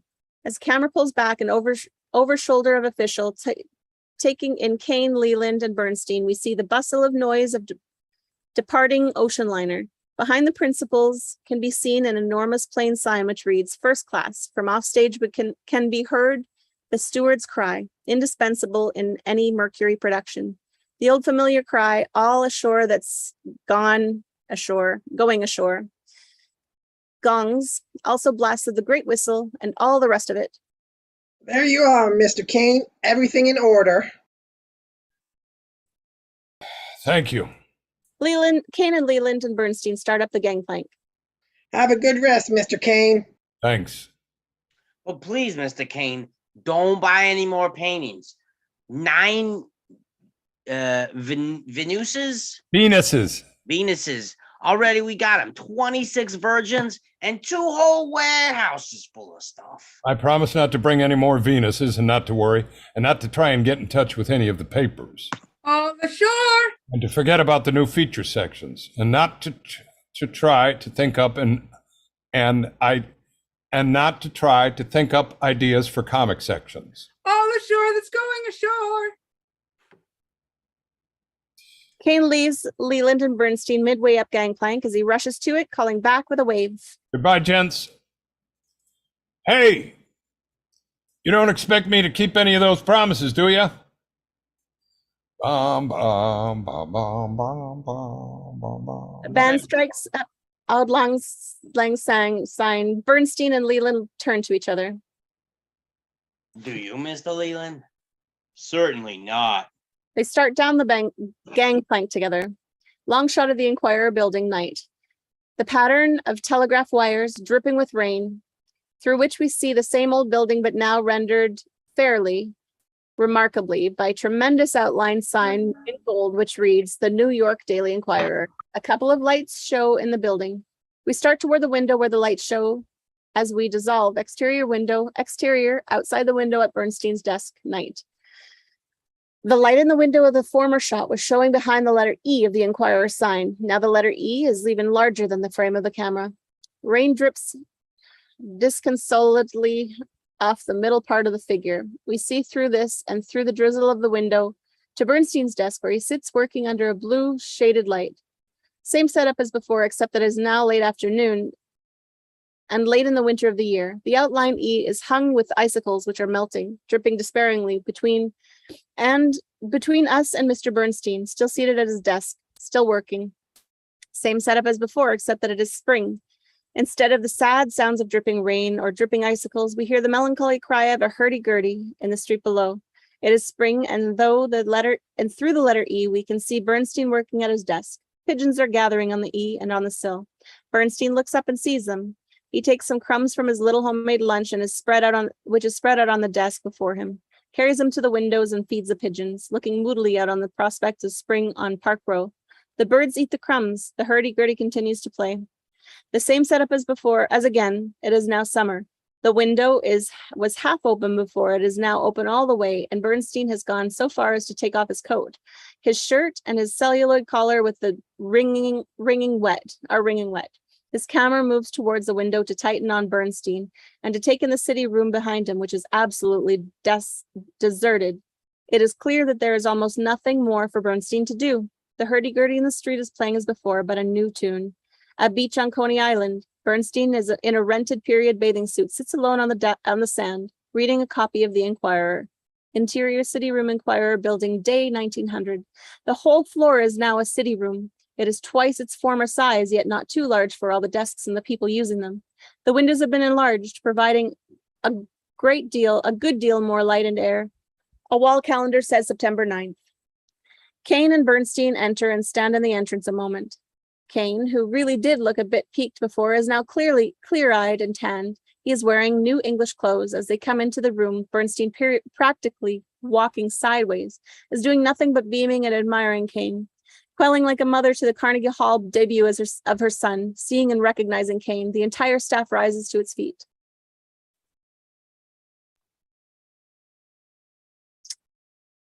Kane. Ask them to sit down, Mr. Bernstein. Sit down, everybody. For heaven's sake, sit down. The order is immediately obeyed. Everyone going into business is a feverish activity. So then tonight, we go over everything thoroughly, especially the newspapers. The new papers, you mean? We certainly do. Vacation's over, starting right after dinner. But right now, that lady over there, that's the New Society editor, I take it? You think I could interrupt her for a moment, Mr. Bernstein? Oh yeah, I forgot. We've been away so long, I forgot you were joking. He trails up after Kane as he approaches the Society's editor's desk. The Society editor, a middle-aged spinster, sees him approaching and starts to quake all over, but tries to pretend she isn't aware of him. An envelope in her hand shakes violently. Kane and Bernstein stop at her desk. Mrs. Townsend. Miss Townsend looks up and is so surprised to see Bernstein with a stranger. Good afternoon, Mr. Bernstein. This is Mr. Kane, Miss Townsend. Miss Townsend can't stick to her plan. She tries to rise, but her legs are none too good under her. She knocks over a tray of copy paper as she rises and bends to pick it up. Miss Townsend.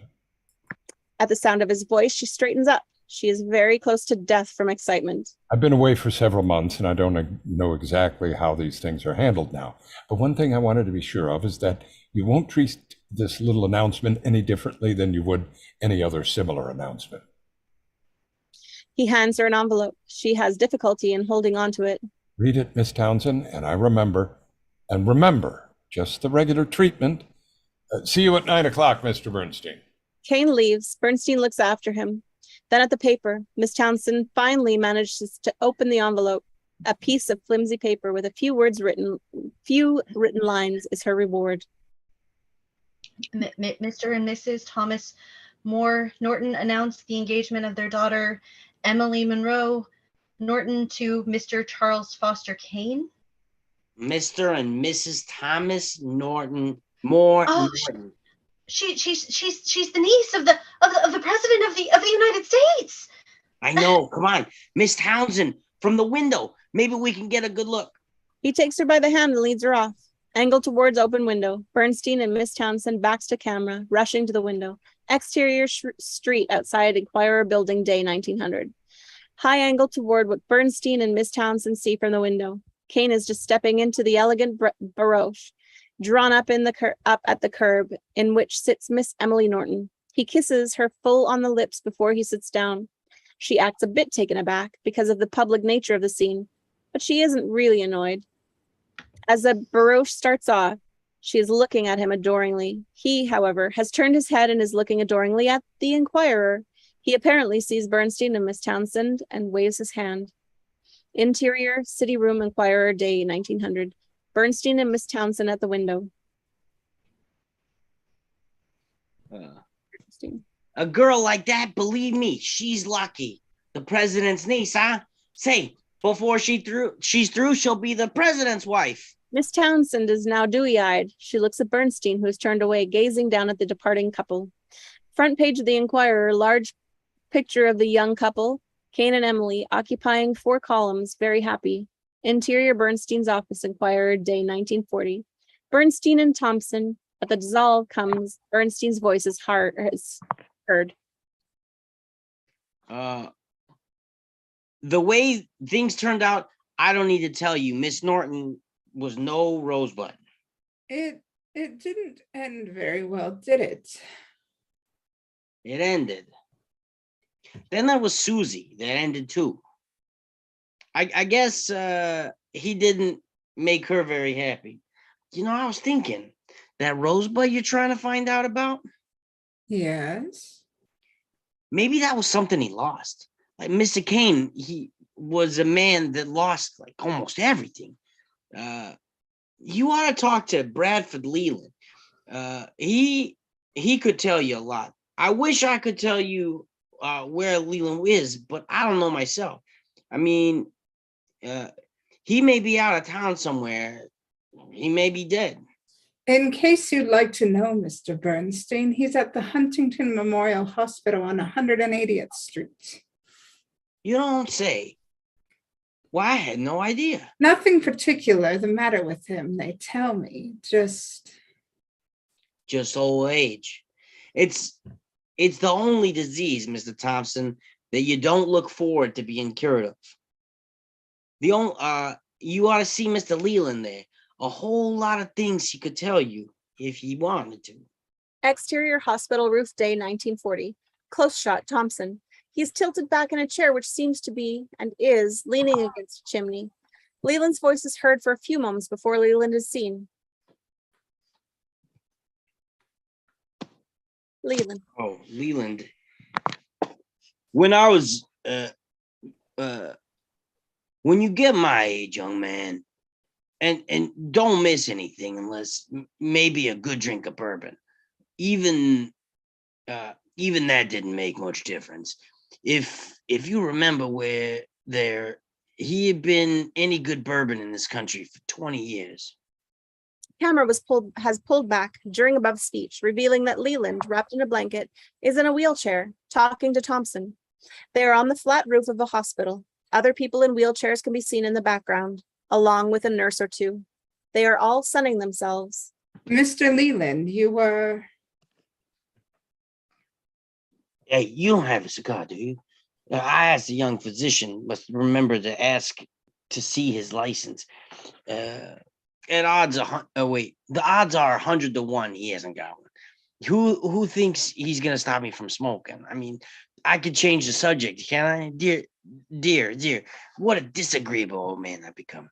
You want to know what I was thinking of Charlie Kane? Well, I suppose he was a private sort of greatness, but I mean, he kept it to himself. He never gave himself away. He never gave up anything away. He left you a tip. He was a generous mind. I don't suppose anybody ever had so many opinions. That was because he had the power to express them. I mean, Charlie lived on the power of excitement and using it, but he believed in everything except for, he didn't believe in anything except for Charlie Kane. He never had a conviction in his life. I guess he died without one. It must have been pretty unpleasant, of course. A lot of us check out with no special conviction about death, but we do what we are when we're leaving. So I believe in something. You absolutely sure you don't have a cigar? Sorry, Mr. Leland. Never mind. Bernstein told you about the first days in the office, didn't he? Well, Charlie, he was a bad newspaper man. Even then, he entertained his readers, but never told them the truth. Maybe you could remember something that... I remember everything. That's my curse, young man. It's the greatest curse ever inflicted on the human race. Memory. I was his oldest friend. As far as I was concerned, he behaved like a swine. I mean, I wasn't his old friend. I had one, or he never had one. Maybe I was what nowadays you call a stooge. Interior city room, The Inquirer, night, 1895. The party. We start the sequence towards the end of the former one, but from a fresh angle, holding on Leland, who is at the end of the table. Kane is heard off making a speech. Not one of you has been hired because of his loyalty. It's your talent I'm interested in. That talent that's going to make the Inquirer the kind of paper I want. The best newspaper in the world. Applause during above. Bernstein has come to Leland's side. Isn't that wonderful? Such a party. Yes. His tone causes Bernstein to look at him. However, I think you'll agree we've heard enough about newspapers and the newspaper business for one night. The above speeches are heard under the following dialogue. Well, what's the matter? Oh, Mr. Bernstein, these men are who are now are the Inquirer, who were with the Chronicle until yesterday. They weren't just as devoted to the Chronicle, kind of paper as they are now, of our kind of paper. Yeah, sure. They were like anyone else. They got work to do. They do it. And it only happens to the best men in the business. There are other subjects in the world. Kane whistles. The band and the chorus girls enter, and hell breaks loose all around Leland and Bernstein. Do we stand for the same thing as the Chronicle stands for, Mr. Bernstein? Certainly not. That's what we do with that's what we got to do with it. Mr. Kane, he'll have them change to this kind of newspaper in a week. Probably that's always a certain change, of course. They'll be changing Mr. Kane without him knowing it. Kane has come up to Leland and Bernstein. He sits down next to them, lighting a cigarette. Well, gentlemen, are we going to war? Our readers are. Anyway, I don't know about the rest of the country. It'll be our first foreign war in 50 years, Brad. We'll cover it the way the Hickville Gazette covers the church social. The names of everybody there, what they wore, what they ate, who won the prizes, who gave the prizes. I tell you, Brad, I envy you. By Bradford Leland, the Inquirer's special correspondent at the front. I'm almost tempted to... But there's no front, Charlie. There's very doubtful civil war. Besides, I don't want the job. All right, Brad, all right. You don't have to be a war correspondent unless you want to. I'd want to. Hello, Georgie. Georgie, a very handsome madam, has walked into the picture, stands behind him. She leans over and speaks quietly into his ear. Is there any way you want, dear? No, is everything the way you want it, dear? I've got other girls coming over. No. Say, please, is everything the way you want it, dear? Huh? What? You're dancing all over the dialogue. Let's say what's written here. Is everything the way you want it, dear? Is everything the way you want it, dear? If everybody's having fun, that's the way I want it. I got some other little girls coming over. Charles, I'll tell you, there's no war. There's a condition that should be remedied, but between that and How would the Inquirer look with no news about this non-existent war, with Benton, Pulitzer, and Hart devoting 20 columns a day to it? They do it only because you do. And I do it because they do it. And they do it. It's a vicious circle, isn't it? I'm going over to Georgie's, Brad. You know Georgie, don't you? Glad to meet you, Brad. Leland shudders. I told you about Brad, Georgie. He needs you to relax. Brad doesn't answer. Some ships with wonderful wines have managed to slip through the enemy fleet that's blockading New York Harbor. Georgie knows a young lady who I'm sure you'd adore. Wouldn't he, Georgie? Why, only the other evening I said to myself, if Brad were only here to adore this young lady, what's her name again? And right here, we'll take our intermission. We'll come back. Start here. Yep.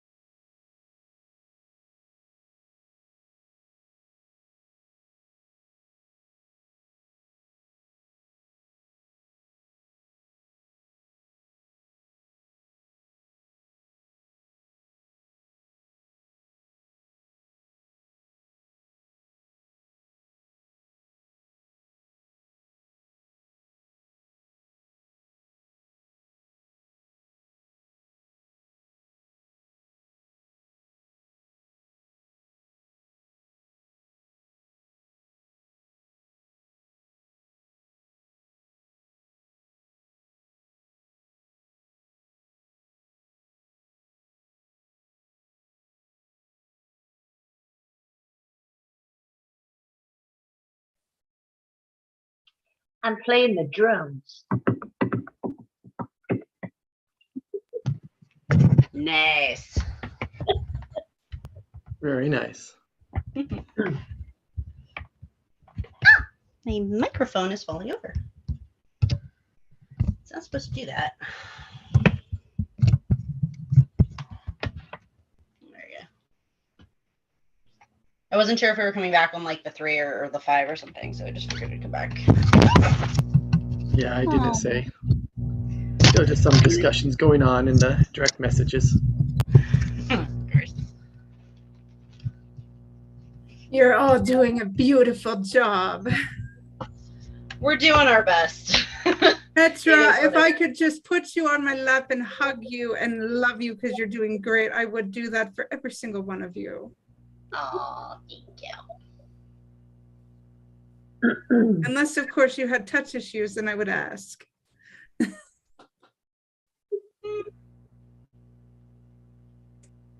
No, if you give me like advanced warning, I just don't do well with people coming up behind me. Oh no, I would give you advance warning because I'd probably be unconscious if I tried to hug you from behind. I can't guarantee there wouldn't be some type of limb coming at you. My elbows and knees apparently become deadly projectiles if I'm not careful. If I'm startled badly enough or trying to like wriggle out of something, No, I wouldn't scare you.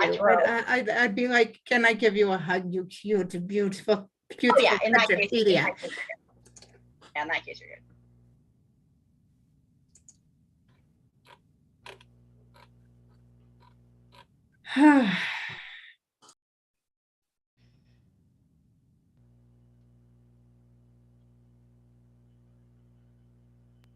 All right, is everyone back?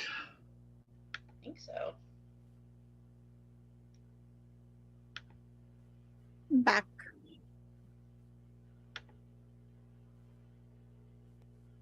Oh.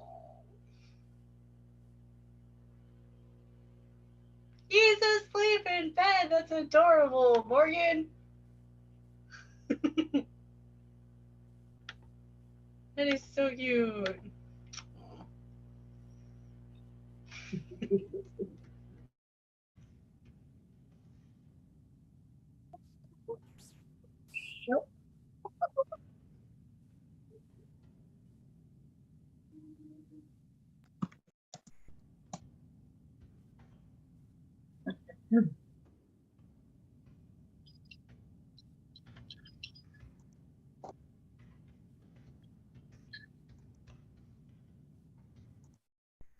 American.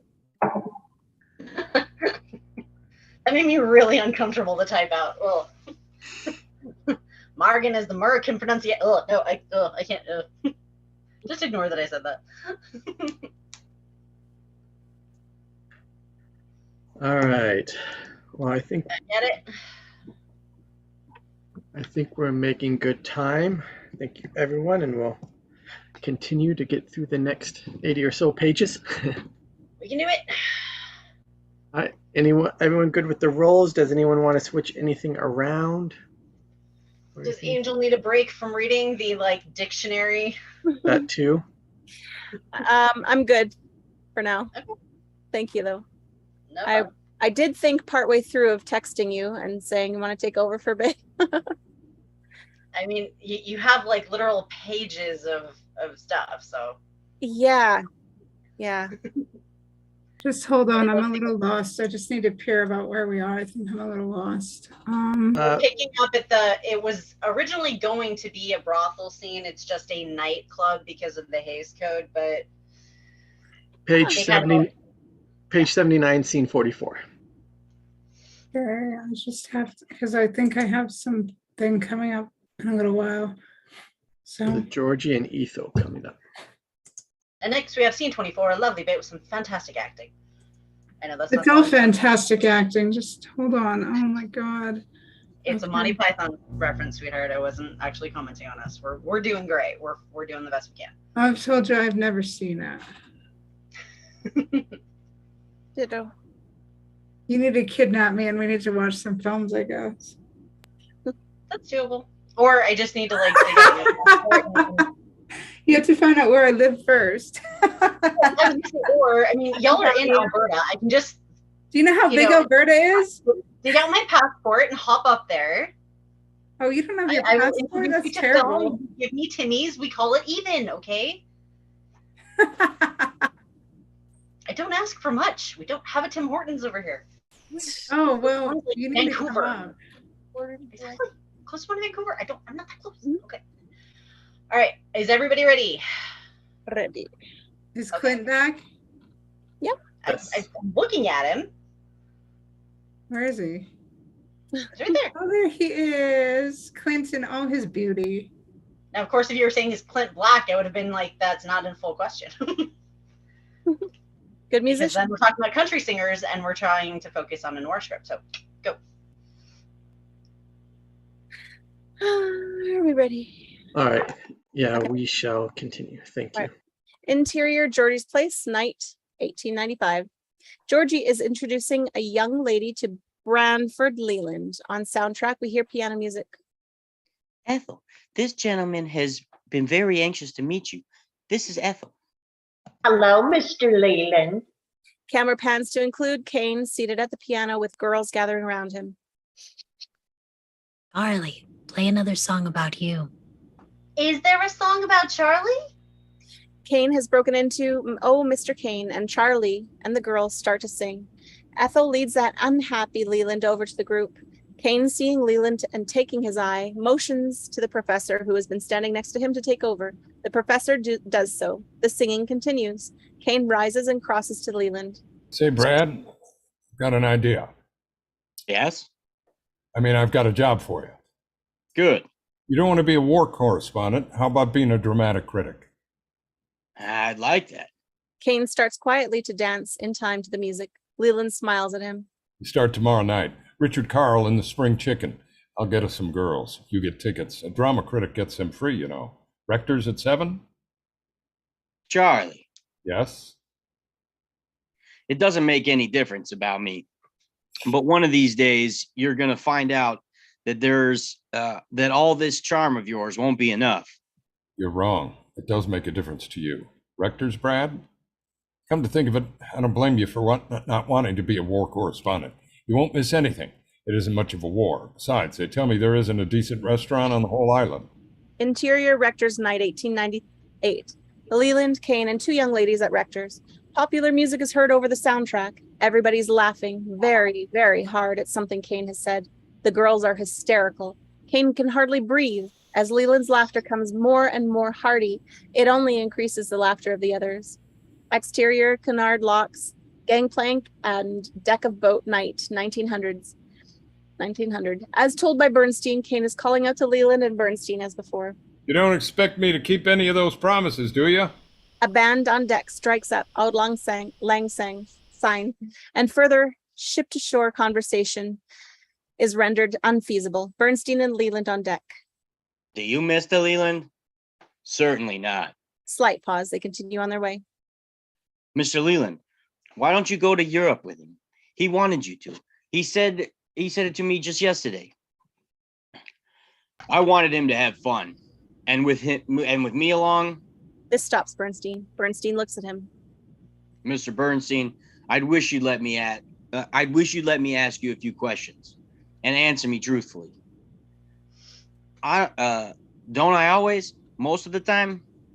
Mr. Bernstein, I am a stuffed shirt. I'm a horse-faced hypocrite. I am an old school, a New England schoolmarm. Yes? Leland is surprised. If you thought I'd answer differently, or if you thought I'd answer different from what Mr. Kane tells you, well, I wouldn't. You're in a conspiracy against me, you two. You always have been. Against me, there's been such a conspiracy sometimes. He pauses. Auld Lang Syne and can still be heard from the deck of the department steamer. Well, he'll be moving back in September. The Majestic. I got reservations. It comes in on the 9th. September the 9th? Leland puts his hand in his pocket, pulls out a pencil and small engagement book, opens the book and starts to write. Leland's pencil writing on a page and the engagement book open to September 9th. Rector, 8:30 p.m. Dissolve front page Inquirer, large picture of the young couple, Kane and Emily, occupying 4 columns, very happy. Exterior hospital roof day, 1940. Leland and Thompson. Leland is speaking as we dissolve. I used to go to dancing school with her. Thompson had handed Leland a paper. What's this? It's a letter from her lawyers. David Grolsky and Davis? My dear Rolston? Ralston is my boss. Oh, yes. I know about Mr. Rolston. He knows the first Mrs. Kane socially. That's the answer we got. I am in receipt. I'm in receipt of your favor of yesterday.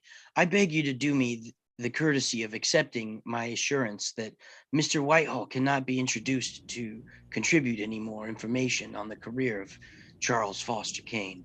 She has authorized me to state on previous occasions that she disregards their brief marriage as a distasteful episode in her life that she prefers to forget, with assurances of the highest esteem. Leland hands the paper back to Thompson. Brief marriage, 10 years. Was he in love? He married for love. That's why he did everything. That's why he went into politics. It seemed we weren't enough. He wanted all the voters to love him too. All he really wanted out of life was love. That's Charlie's story. It isn't. It's the story of how he lost it. You see, he didn't have any to give. He loved Charlie Kane, of course, very dearly, and his mother. I guess he loved her. As for Emily, well, all I can tell you is Emily's story. All I can tell you is Emily's story as she told it to me, which is probably isn't fair. There's supposed to be 2 sides to every story, and I guess there are. I guess there's there's more than 2 sides. Newspaper, Kane's marriage to Emily with a still of group on White House lawn. Same setup as early newsreel and News Digest.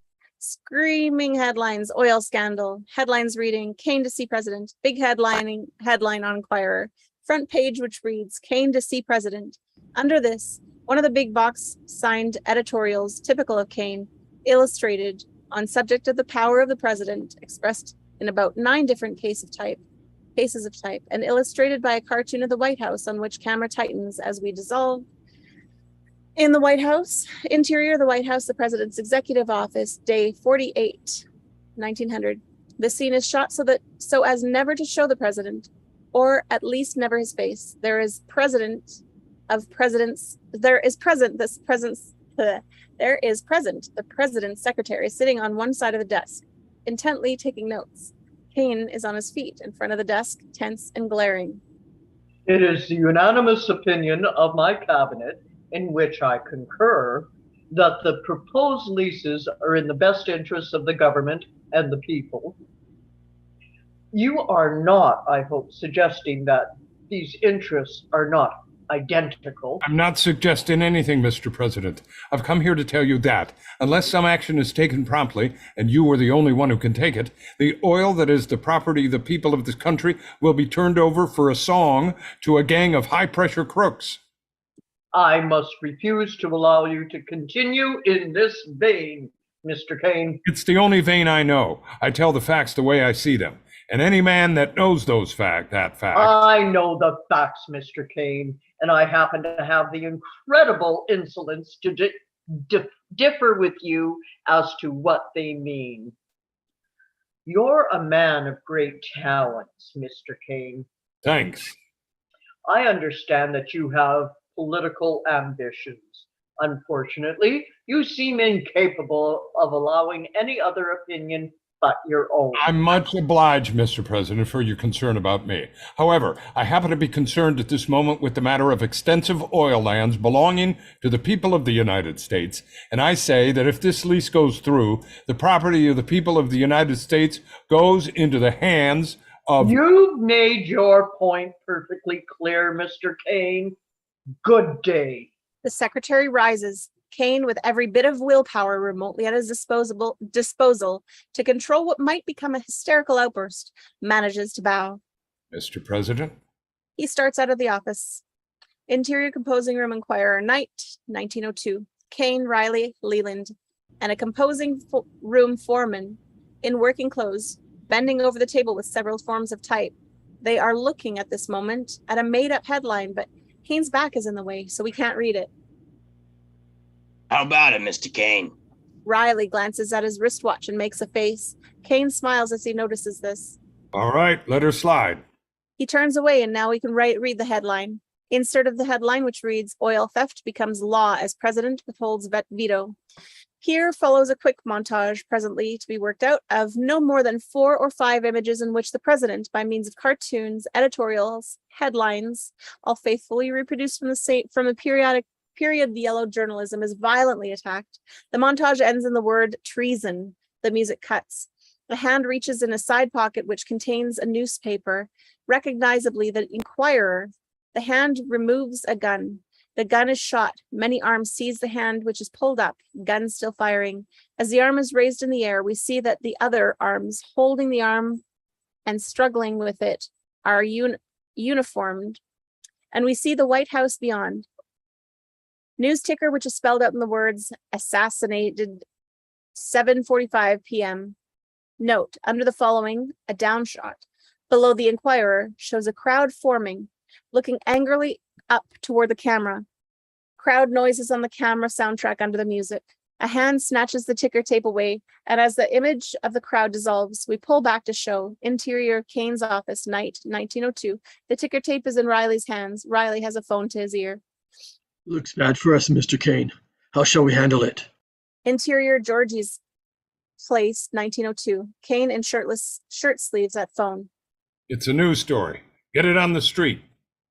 Headline under Inquirer masthead, which reads, President assassinated.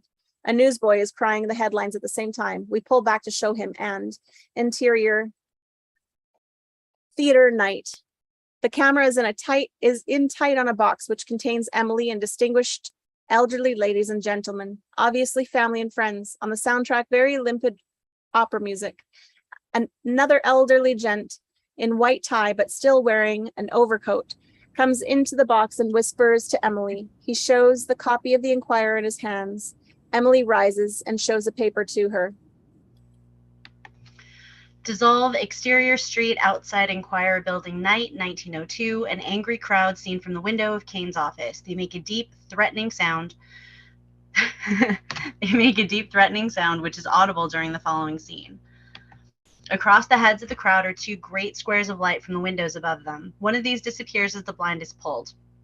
The dissolve completes itself. The second square of light commences to reduce in size. Then the entire street is cut off by a blind which Leland pulls down, covering the entire frame.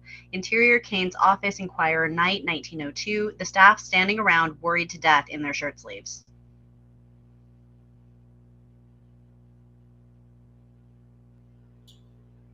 Take dictation. Front page editorial. This afternoon, a great man was assassinated. He was the President of the United States. Charlie, Yes. do you think you're the one who should call him a great man? Why not? Why not? Well, nobody's a great man in your estimations until he's dead. Riley? Maybe we'd better wait for more word on the president's condition. What do you mean by that? Competition. He may recover. What do you mean by that? Yesterday morning, you called the president a traitor.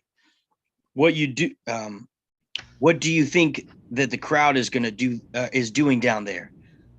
They think you murdered him. Because the crackpot who did it had a copy of the Inquirer in his pocket? And that copy of the Inquirer said the president should be killed. I said treason was a capital offense, punishable by death. You said a lot of things about the president in the last few months. They're true. Everything I said. Withholding that veto was treason. Charlie. Oil belonging to the people of the United States was leased out for a song to a gang of high-pressure crooks. Nobody can blame me because... Look out the window. Kane stops and looks at him. There's a lot of people of the United States, and they are blaming you. I know it doesn't make any sense, but at least you can learn a lesson from it. What lesson? Not to expose fraud when I see it? Not to fight for the right of the people to own their property, their own property? Run it the way I said, Riley. This afternoon, a great man was assassinated. Charlie, you're not making sense. I don't have to. I run a newspaper with 500,000 readers, and they're getting a martyred president this morning with their breakfast. I can't help that. Besides, they all know I'm married to his niece. I've got to think of her. What? I've got to think of Emily. I'd like to talk to you about that. Go ahead. Leland looks back at Kane, is conscious of the boys standing around. Finish your editorial. Leland walks out into the city room, more staff members in shirt sleeves in a state of panic. Leland goes to his desk, takes out a bottle, pours himself a very stiff drink. A door opens. A policeman enters with Bernstein. Bernstein is badly battered. The boys crowd around. What's happened? It's all right, Mr. Leland. Only some fellas out front. There were some fellas out front that thought they ought to take things up with me. I learned. Didn't I, officer? You sure did. Say, the commissioner said I was to stand by and protect Mr. Kane until further orders, no matter how he felt about it. Where is he? In there. If you hadn't come along to protect me when you did, I have been killed by them fellas. Go get yourself washed up, Mr. Bernstein. They don't seem to be serious injuries. Not to me, but you will let the cop go home with Mr. Kane, won't you? Yes, Mr. Bernstein. Bernstein leaves the picture with sympathetic attendants. Leland finishes a second drink. Dissolve interior Kane's office night 1902. The bottle is finished. The door in the sanctum opens. Riley and the others leave. Oh, good night, Mr. Kane. Kane stands in the door waiting for Leland. Leland gets up and moves toward the office, goes in, sits down across from Kane at the desk. An uncomfortable pause. Then Kane smiles ingratiatingly. Leland tries to cope with this. First of all, What's wrong, Brad? I'm drunk. I'll get you some coffee. He rises and goes to the door. First of all, I will not write a good review of a play because somebody paid $1,000 for an advertisement in the Inquirer. That's just a little promotion scheme. Nobody expects you. Mike, will you try and get Mr. Leland some coffee? Sure thing, Mr. Kane. Kane turns back to Leland. Leland doesn't look up at him. Charlie, it's just a no-go. We can't agree anymore. I wish you'd let me go to Chicago. Why, Brad? I want to be transferred to a new paper. You've been saying yourself you wish you had somebody to... That's not what I wanted to talk about. Kane goes around behind the desk and sits down. I'll tell you what I'll do, Brad. I'll get drunk too. Maybe that'll help. No, that won't help. Besides, you never get drunk. I wanted to talk about you and Emily. Kane looks at Leland sharply before he speaks. All right. She's going to leave you. I don't think so, Brad. We've just had word that the president is out of danger. Seems I didn't kill him after all. Oh, she was going to leave you anyway. Kane takes this in. Emily's going south next week with the child. As far as anybody knows, it's a holiday. When they get back... Brad, you're a drunk. Sure I am. She wants full custody of child, no matter what happens. If you don't agree to that, she'll apply for a divorce regardless of the president's wishes. I can't tell her she's wrong because she isn't wrong. Why is she leaving me? She hasn't any friends left since you started this oil business, and she never sees you. Do you think the Inquirer shouldn't have campaigned against the oil leases? You might have made the whole thing less personal. No answer from Kane. It isn't just that the president was her uncle. Everybody she knows. All the people she's been brought up with, everything she's been taught to believe is important. Still no answer from Kane. Can we scroll down? Jacob. Looks like Jacob froze. Oh, darn. Can somebody who has a copy of the script up? Doesn't everybody have a copy? Well, yeah, but we don't all have it in like our thing to share, so. Would you mind, Mr. Kane? Or Angel? Yeah, I will. Host disabled screen sharing. Who's the host now? That'd be Angeline? Angel. Huh? Angeline? Angel works. I'm just looking it up right now. Sorry. You're good. Okay. Okay. No, but almost didn't there. everybody get a copy of the script that they have on Right, but we usually just follow along whatever the screen Oh. run is, so. Oh, Screen share. I've been using my own copy on my desk. Not that I'm Yeah. complaining that if you're not doing that, I'm just saying, I'm just using my own PDF. Isn't Okay. there? Does this work? Oh, Now I have Yeah. to go way down, but page 40. Sorry, which page are we on right now? 96. 86. 96. Thank you. Okay. There we go.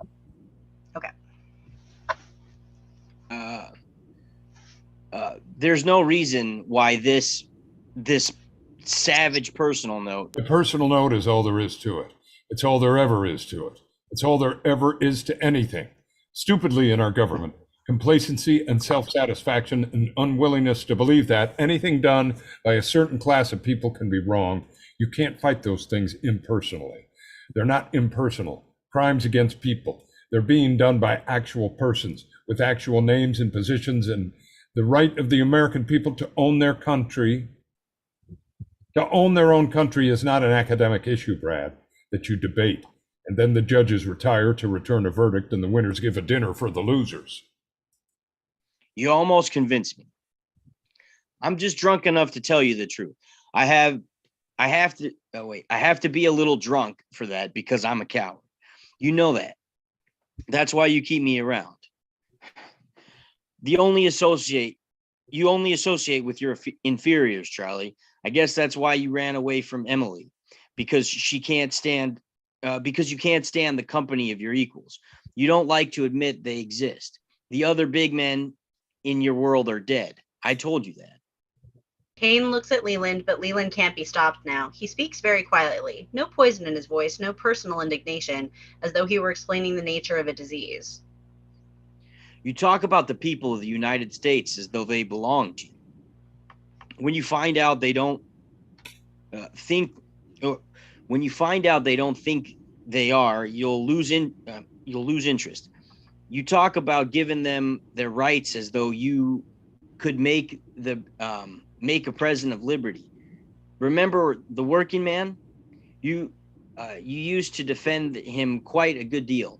Well, he turned into something called organized labor, and you don't like that at all. And listen, when your precious underprivileged really get together, that's going to add up to something bigger than your privilege. And then I don't know what you'll do. Sail away to a desert island, probably, and lord it over the monkeys. Are you finished? Yes. Now will you let me go to Chicago? You're not going to like it in Chicago. The wind comes howling in from the lake, and there's practically no opera season at all. And the Lord only knows whether they've ever heard of Lobster Newburg. That's all right. What are you going to do about Emily? Nothing. She doesn't love me. Leland has risen. He speaks as he turns away, starting towards the door. You want love on your terms, Charlie, don't you? Love according to your own rules. If anything goes wrong and you're hurt, then the game stops, and you're not going to be soothed or nursed, no matter what else is happening, and no matter who else is hurt. It's simpler than that, Brad. Society girl can't stand the gaff. That's all. Other girls, other things are important to her. Social position, what they're saying on the front porches at Southampton. Is it going to be embarrassing to meet somebody or the other at dinner? Leland has turned, taking his eye again. Now Kane stops and smiles. She can leave me. Matter of fact, I've already left her. Don't worry, Brad.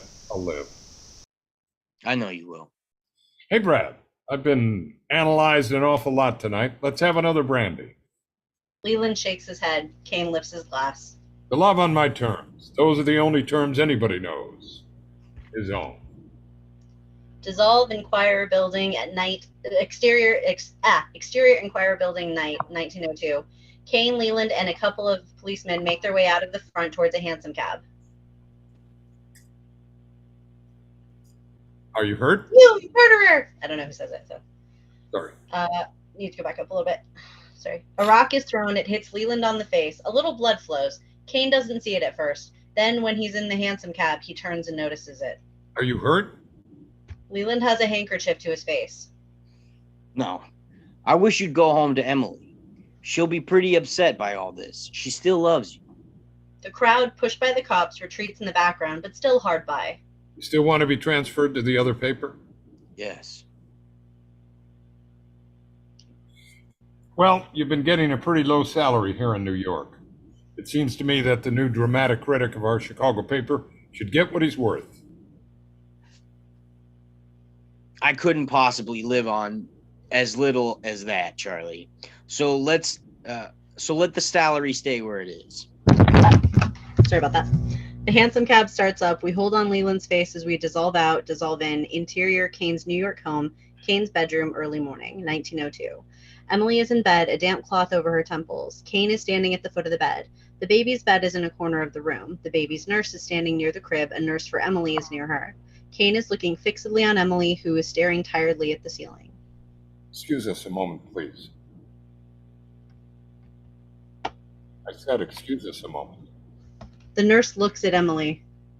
The nurse unwilling leaves. Sorry. I've been talking to Leland, Emily. You can't leave me now. Not now. Silence. It isn't what it would do to my changes in politics, Emily. That isn't it. They were talking of running me for governor. But now, of course, we'll have to wait. Isn't that, Emily? It's just the president is your uncle, and they're saying I killed him. Still silence. That story about the murderer having a copy of the Inquirer in his pocket. The Chronicle made that up out of whole cloth, Emily. Please. It's going to be all right, you know. It's going to recover. If it will make you any happier, we had 9 pages of advertising canceled in the first mail this morning. Bernstein is afraid to open any more letters. He stops. He sees he's getting no place with Emily. What do you expect me to do? What in the world? Charles. He waits for her to continue. Do you really think...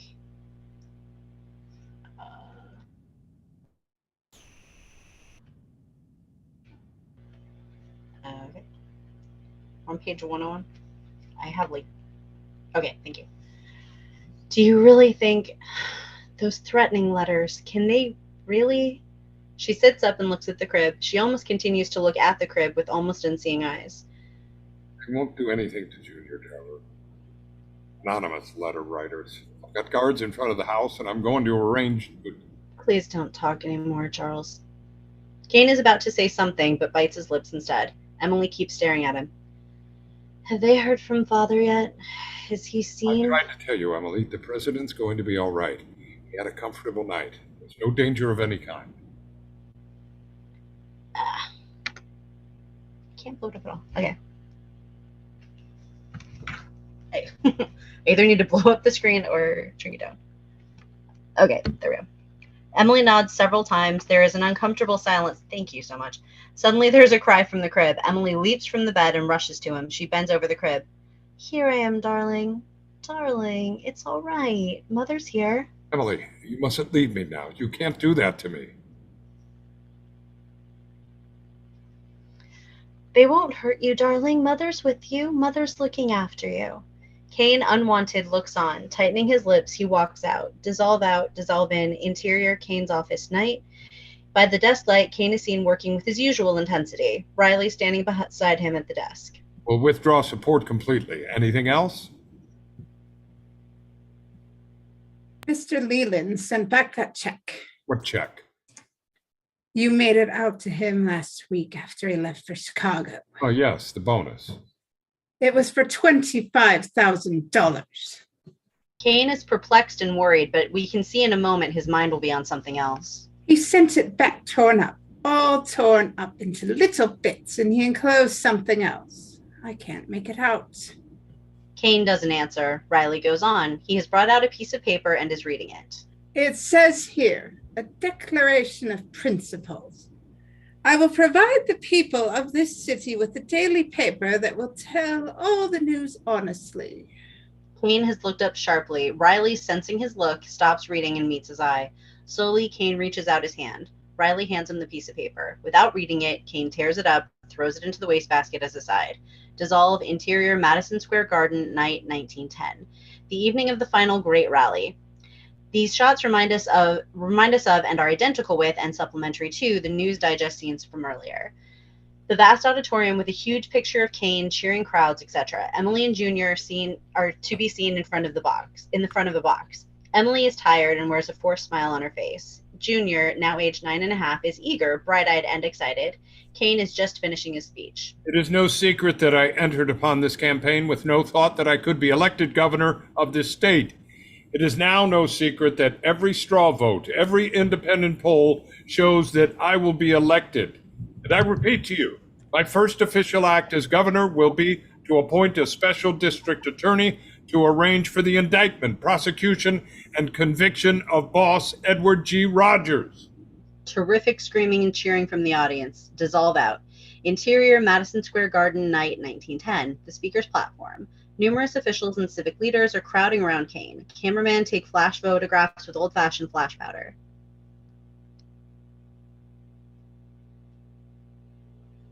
Great speech, Mr. Kane. One of the most notable public utterance ever made by a candidate in this state. Thank you, gentlemen. Thank you. He looks up and notices that the box in which Emily and the boy were sitting is now empty. He starts towards the rear of the platform through the press of people. Riley approaches him. A wonderful speech, Mr. Kane. Kane pats him on the shoulder as he walks along.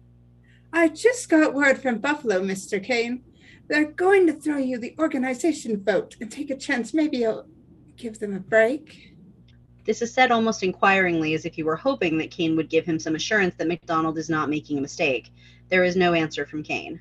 Or an independent ticket. There's never been anything like it. If the election were held today, you'd be elected by 100,000 votes. And every day between now and November 7th is just going to add to your majority. Kane is very pleased. He continues with Riley slowly through the crowd, a band playing off. Bernstein joins him. Does seem too good to be true, doesn't it, Mr. Bernstein? Rogers isn't even pretending. He isn't just scared anymore. He's sick. Frank and Norris told me last night he hasn't known Rogers to be that word in 25 years. I think it's beginning to dawn on Mr. Rogers that I mean what I say. With Mr. Rogers out of the way, Riley, I think we may really begin to hope for a good government in this state. Well, Mr. Bernstein? It's wonderful, Mr. Kane. Wonderful, wonderful. You don't really think so? I do. I mean, since you're running for governor and you want to be elected, I think it's wonderful you're going to be elected. Only, can I say something? Please, Mr. Bernstein. Well, the way I look at it, you want to know what I really think would be wonderful? Kane indicates that he is to proceed. Well, you're running for governor and going to be elected. My idea is how wonderful would it would be if you didn't run at all and didn't get elected. Dissolve, exterior, one of the exits, Madison Square Garden, night 1910. Emily and Junior are standing waiting for Kane. Is Pop governor yet, Mom? Just then, Kane appears with Riley and several other men. Kane rushes toward Emily and Junior as the men politely greet Emily. Hello, Butch. Did you like your old man's speech? Hello, Pop. I was in a box. I could hear every word. I saw you. Good night, gentlemen. There are good nights. Kane's car is at the curb and he starts to walk towards it with Junior and Emily. I'm sending Junior home in the car, Charles, with Oliver. But I'd arranged to go home with you myself. That's a call I want you to make with me, Charles. Can wait. No, it can't. Good night, darling. Good night, Mom. The driver is holding the rear door open as Emily guides Junior in. What's this all about, Emily? I've had a very tiring day. It may not be about anything at all. A cab is pulled up. Cab? Emily nods to him. I intend to find out. I insist on being told exactly what you have in mind. I'm going to 185 West 74th Street. Kane's reaction indicates that the address definitely means something to him. If you wish, you can come with me. Kane nods. I'll go with you. He opens the door and she enters the cab. He follows her. Dissolve interior cab night 1910. Kane and Emily. He looks at her in search of some kind of enlightenment. Her face is set and impassive. Dissolve interior and exterior apartment house hallway night 1910. Kane and Emily in front of an apartment door. Emily is pressing the bell. I had no idea you had this flair for melodrama, Emily. Emily does not answer. The door is opened by a maid who recognizes Kane. Come in, Mr. Kane. Come in. They enter Emily first.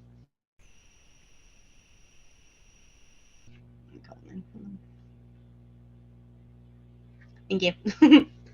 Interior, Susan's apartment, night 1910. There is first a tiny reception room through which an open door shows the living room. Kane and Emily enter from the hallway and cross to the living room. As they enter, Susan rises from a chair. The other person in the room, a big, heavy-set man, a little past middle age, stays where he is, leaning back in his chair, regarding Kane intently. It wasn't my fault, Charlie. He made me send your wife a note. He said, oh, he's been saying the most terrible things. I didn't know what to do. Good evening, Mr. Kane. I don't suppose anybody would introduce us. Mrs. Kane, I am Edward Rogers. How do you do? I came here and I made Mr. Kane come with me because I received this note. I made Miss Alexander send you the note. She was a little unwilling at first, but she did it.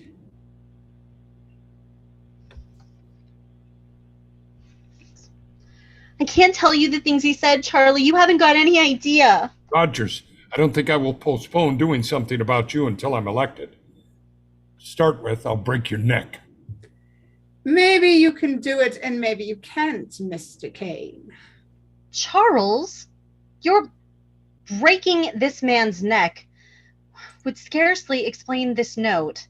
Serious consequences for Mr. Kane, for myself, and for my son. What does this note mean, miss? I'm Susan Alexander. I know what you think, Mrs. Kane, but what does this note mean, Miss Alexander? She doesn't know Miss Kane.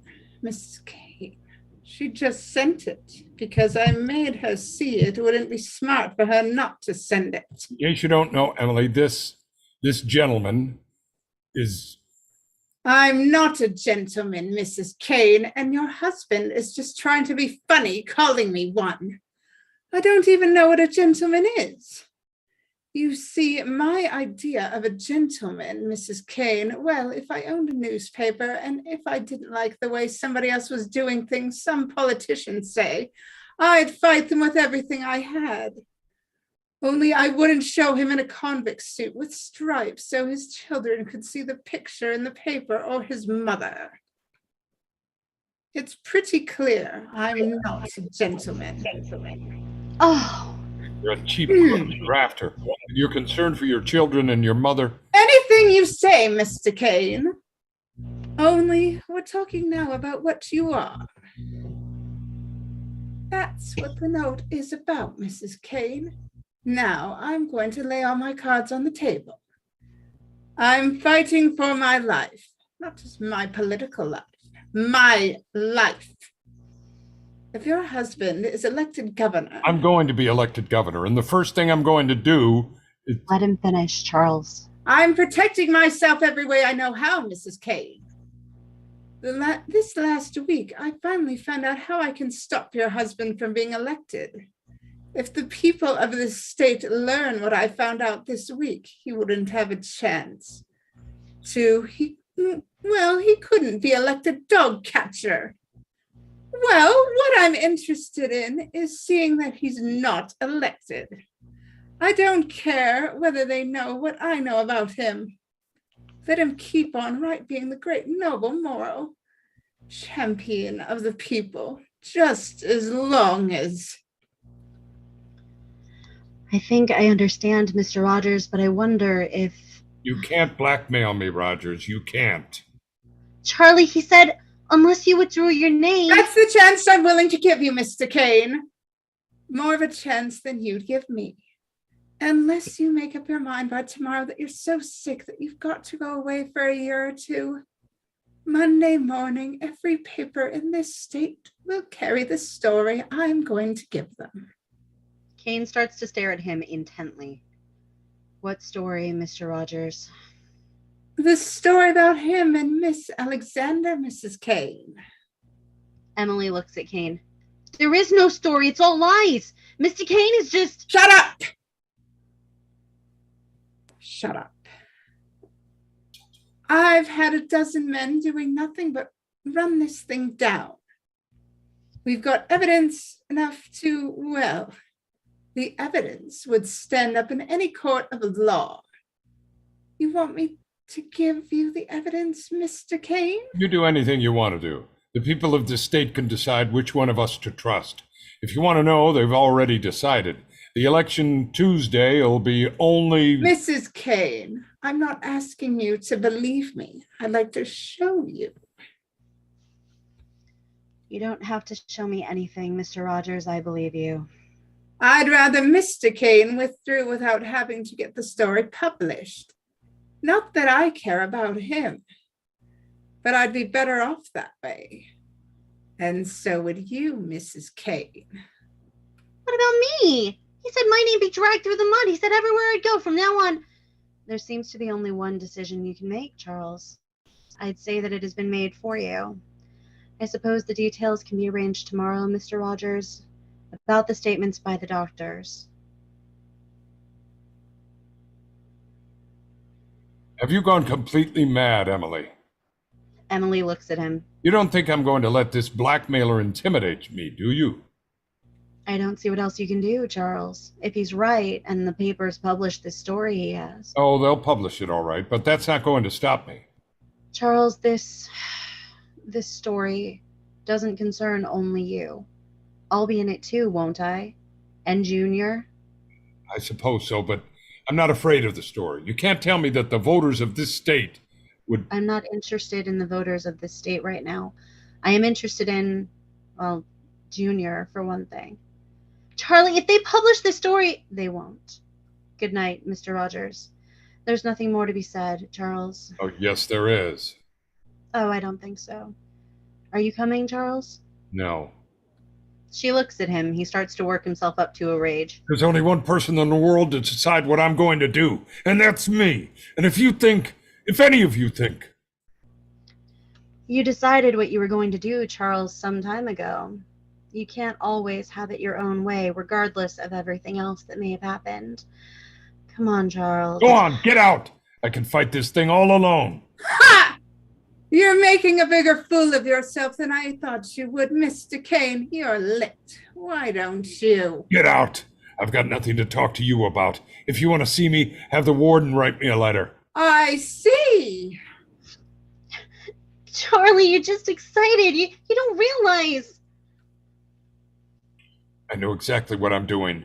Get out! Charles, if you don't listen to reason, it may be too late. Too late for what?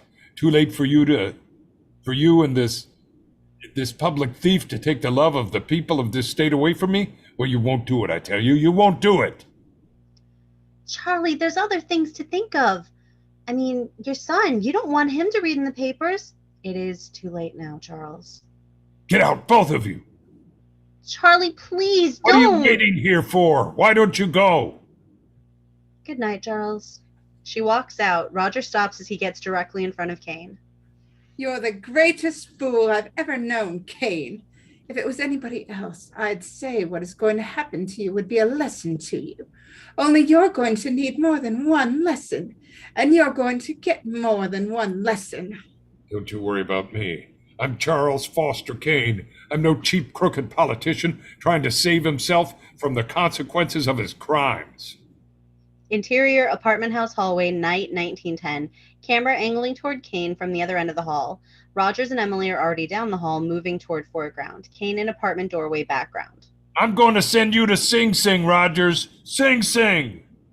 Kane is trembling with rage as he shakes his fist at Roger's back. Susan, quieter now, has snuggled into the hollow of his shoulder as they stand in the doorway. Dissolve, the Chronicle front page with photograph is in the News Digest, revealing Kane's relations with Susan. Dissolve out, dissolve in. Front page of the Chronicle, headline which reads, Rogers elected. Dissolve. Front page of the Inquirer, headline which reads, fraud at polls. Dissolve. Interior living room night, 1910. Emily is opening the door for Leland. Hello, Brad. Emily. He pauses. Leland comes in. Emily closes the door. I'm sorry I didn't send for you, Brad. I didn't. Chicago's pretty close to New York nowadays. Only 20 hours. She doesn't have anything to say. I'm glad to see you. She smiles at him, and we know there isn't anybody else in the world for her to smile at. She's too grateful to talk. Are all the returns in? Leland puts his hat unconsciously on his coat by the newspaper. Let me see it. Leland takes the newspaper out of his pocket and hands it to her. She takes it. We see the headline, not an insert, but it registers. It reads, fraud at polls. Emily is looking at the paper with unseeing eyes and a little smile. Almost 2-1. I'm surprised he got the votes he did. Emily. Why should anyone vote for him? He made it quite clear to the people what he thinks of them. Children, to be told one thing one day, something else the next as the whim seizes him. And they're supposed to be grateful and love and adore him, because he sees to it that they get cheap ice and only pay a nickel in the streetcars. Emily, you're being a little unfair. You know what I think of Charles' behavior about your personal life? There aren't any personal lives for people like us. He made that very clear to me 9 years ago. If I thought of my life with Charles as a personal life, I'd have left him then. I know that, Emily. Maybe I should have, the first time he showed me what a mad dog he really was. Emily, you... Brad, I'm not an old woman yet. It's all over. He stops himself. I know it is, Brad. He's paying for it, Emily. Those returns tonight, he's finished. Politically, socially, everywhere, I guess. I don't know about the papers, but... If you're asking me to sympathize with him, Brad, you're wasting your time. There's only one person I'm sorry for. As a matter of fact, that shabby little girl. I'm really sorry for her, Brad. Dissolve front page Chicago Inquirer with photograph proclaiming that Susan Alexander opens at New Chicago Opera House in Thais, as in News Digest. On soundtrack during above, we hear the big expectant murmur of an opening night audience and the noodling of the orchestra. Dissolve. Interior Chicago Opera House night set for Thais, 1914. The camera is just inside the curtain, angling upstage. We can see the set for Thais. The principals in place, stage managers, stage hands, etc. And in the center of all this, in an elaborate costume, looking very small and very lost, is Susan. She's almost hysterical with fright. Maids, singing teacher, and the rest are in attendance. Her throat is sprayed. Applause is heard at the opening of the shot, and now the orchestra starts thunderously. The curtain starts to rise, the camera with it. The blinding glare of the foots moves up to Susan's body and hits her face. She squints and starts to sing. Camera continues on up with the curtain, up past Susan, up the full height of the proscenium arch, and then on up into the gridiron into a world of ropes, brick walls, and hanging canvas. Susan's voice still heard, but faintly. The camera stops at the top of the gridiron as the curtain stops. Two typical stagehands fill the frame. They're looking down on the stage below. Some of the reflected light gleams on their faces. They look at each other. One of them puts his hand to his nose. Dissolve out, dissolve in. Interior, Leland's office, Chicago Inquirer, night 1914. Leland is in the same scene as the Bernstein sequence, is sprawled across his typewriter, his head on the keys. The paper is gone from the roller. Leland stirs and looks up drunkenly, his eyes encountering Bernstein, who stands beside him, also in the previous scene. Hello, Mr. Leland. Hello, Bernstein. Leland makes a terrific effort to pull himself together. He straightens and reaches for the keys, then sees the paper is gone from the machine. Where is it? Where's my notice? I've got to finish it. Mr. Kane's finishing it. Kane? Charlie? Where is he? During all this, the sound of a typewriter has been heard off, a busy typewriter. Leland's eyes follow the sound. Slowly he registers Kane in the city room beyond. This is almost the same shot as in the previous Bernstein story. Interior city room, Chicago Enquirer, night 1914. Kane, in white tie and shirt sleeves, is typing away at a machine, fingers working briskly and efficiently, his face half seen by the desk light before him in a strange half smile. Leland stands in the door of his office, staring across at him. I suppose you're fixing it up. I know I'd never get it through. Mr. Kane is finishing your piece the way you started it. Leland turns incredulously to Bernstein. He's writing a roast like you wanted it to be. I guess that'll show you. Leland picks his way across the city room to Kane's side. Kane goes on typing without looking up.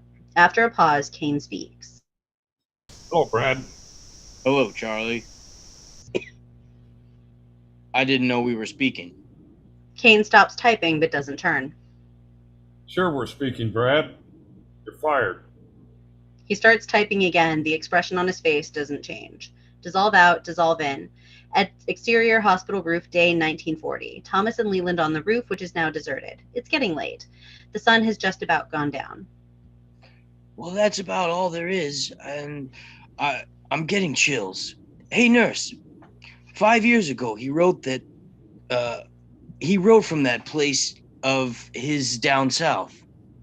You know, Shangri-La, El Dorado, Sloppy Joe's. What's the name of that place? You know. All right, Xanadu. I know what it was all the time. You caught on, didn't you? Yes. I guess maybe I didn't. I'm not so as hard to see through as I think. Anyway, I never even answered his letters. Maybe I should have. I guess he was pretty lonely down there those last years. I hadn't finished it when she left him. He never finished it. He never finished anything, of course. He built it for her. That must have been love. I don't know. He was disappointed in the world. So he built one of his own, an absolute monarchy. It was something bigger than an opera house anyways. Nurse, say, I'll tell you one thing you can do for me, young fellow. Sure. On your way out, stop at a cigar store, will you? Send me a couple of cigars. Sure, Mr. Leland. I'll be glad to. Hey, nurse. A nurse Hello, appears. Mr. Leland. Hello, Mr. Leland. Hello. I'm ready to go in. You know, when I was a young man, there was an impression around the nurses were pretty. It's no truer than it is now. Here, let me take your arm, Mr. Leland. All right. You won't forget, will you, about the cigars?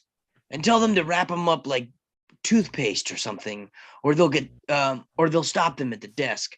That young doctor I was telling you about, he's got this idea he wants to keep me alive. Dissolve, exterior, El Rancho Cabaret in Atlantic City, early dawn, 1940. Neon sign on the roof, El Rancho, floor show, Susan Alexander Kane, twice nightly, glows on the dark screen as in the previous sequence earlier in the script. Behind the lights and through them, we see a nasty early morning. Camera, as before, moves through the lights of this sign and down on the skylight, through which is seen Susan at her regular table, Thompson seated across from her. Very faintly during this, idle piano music playing, dissolve. Interior, El Rancho Cabaret, early dawn, 1940. Susan and Thompson are facing each other. The place is almost deserted. Susan is sober. On the other side of the room, somebody is playing a piano. How do you want to handle the whole thing? Ask questions? I'd rather you just talked. Anything that comes into your mind about yourself and Mr. Kane. You wouldn't want to hear a lot of what comes into my mind about myself and Mr. Charlie Kane. Susan is thinking. How did you meet him? I had a toothache. Thompson looks at her. That was 30 years ago, and I still remember that toothache. Boy, that toothache was just driving me crazy. Dissolve out, dissolve in. Exterior corner drugstore and street on the west side of New York, night 1909. Susan, age 20, neatly but cheaply dressed in the style of the period, is leaving the drugstore. It's about 8 o'clock at night. With a large, man-sized handkerchief pressed to her cheek, she is in considerable pain. The street is wet after a recent rain. She takes a few steps towards the middle of the block and can stand it no longer. She stops, opens a bottle of oil of cloves that she has in her hand, applies some to her finger, and rubs her gums. She walks on, the pain only a little better. 4 or 5 houses farther along, she comes to what is clearly her own doorway, a shabby, old 4-story apartment house. She turns towards the doorway, which is up a tiny stoop about 3 steps.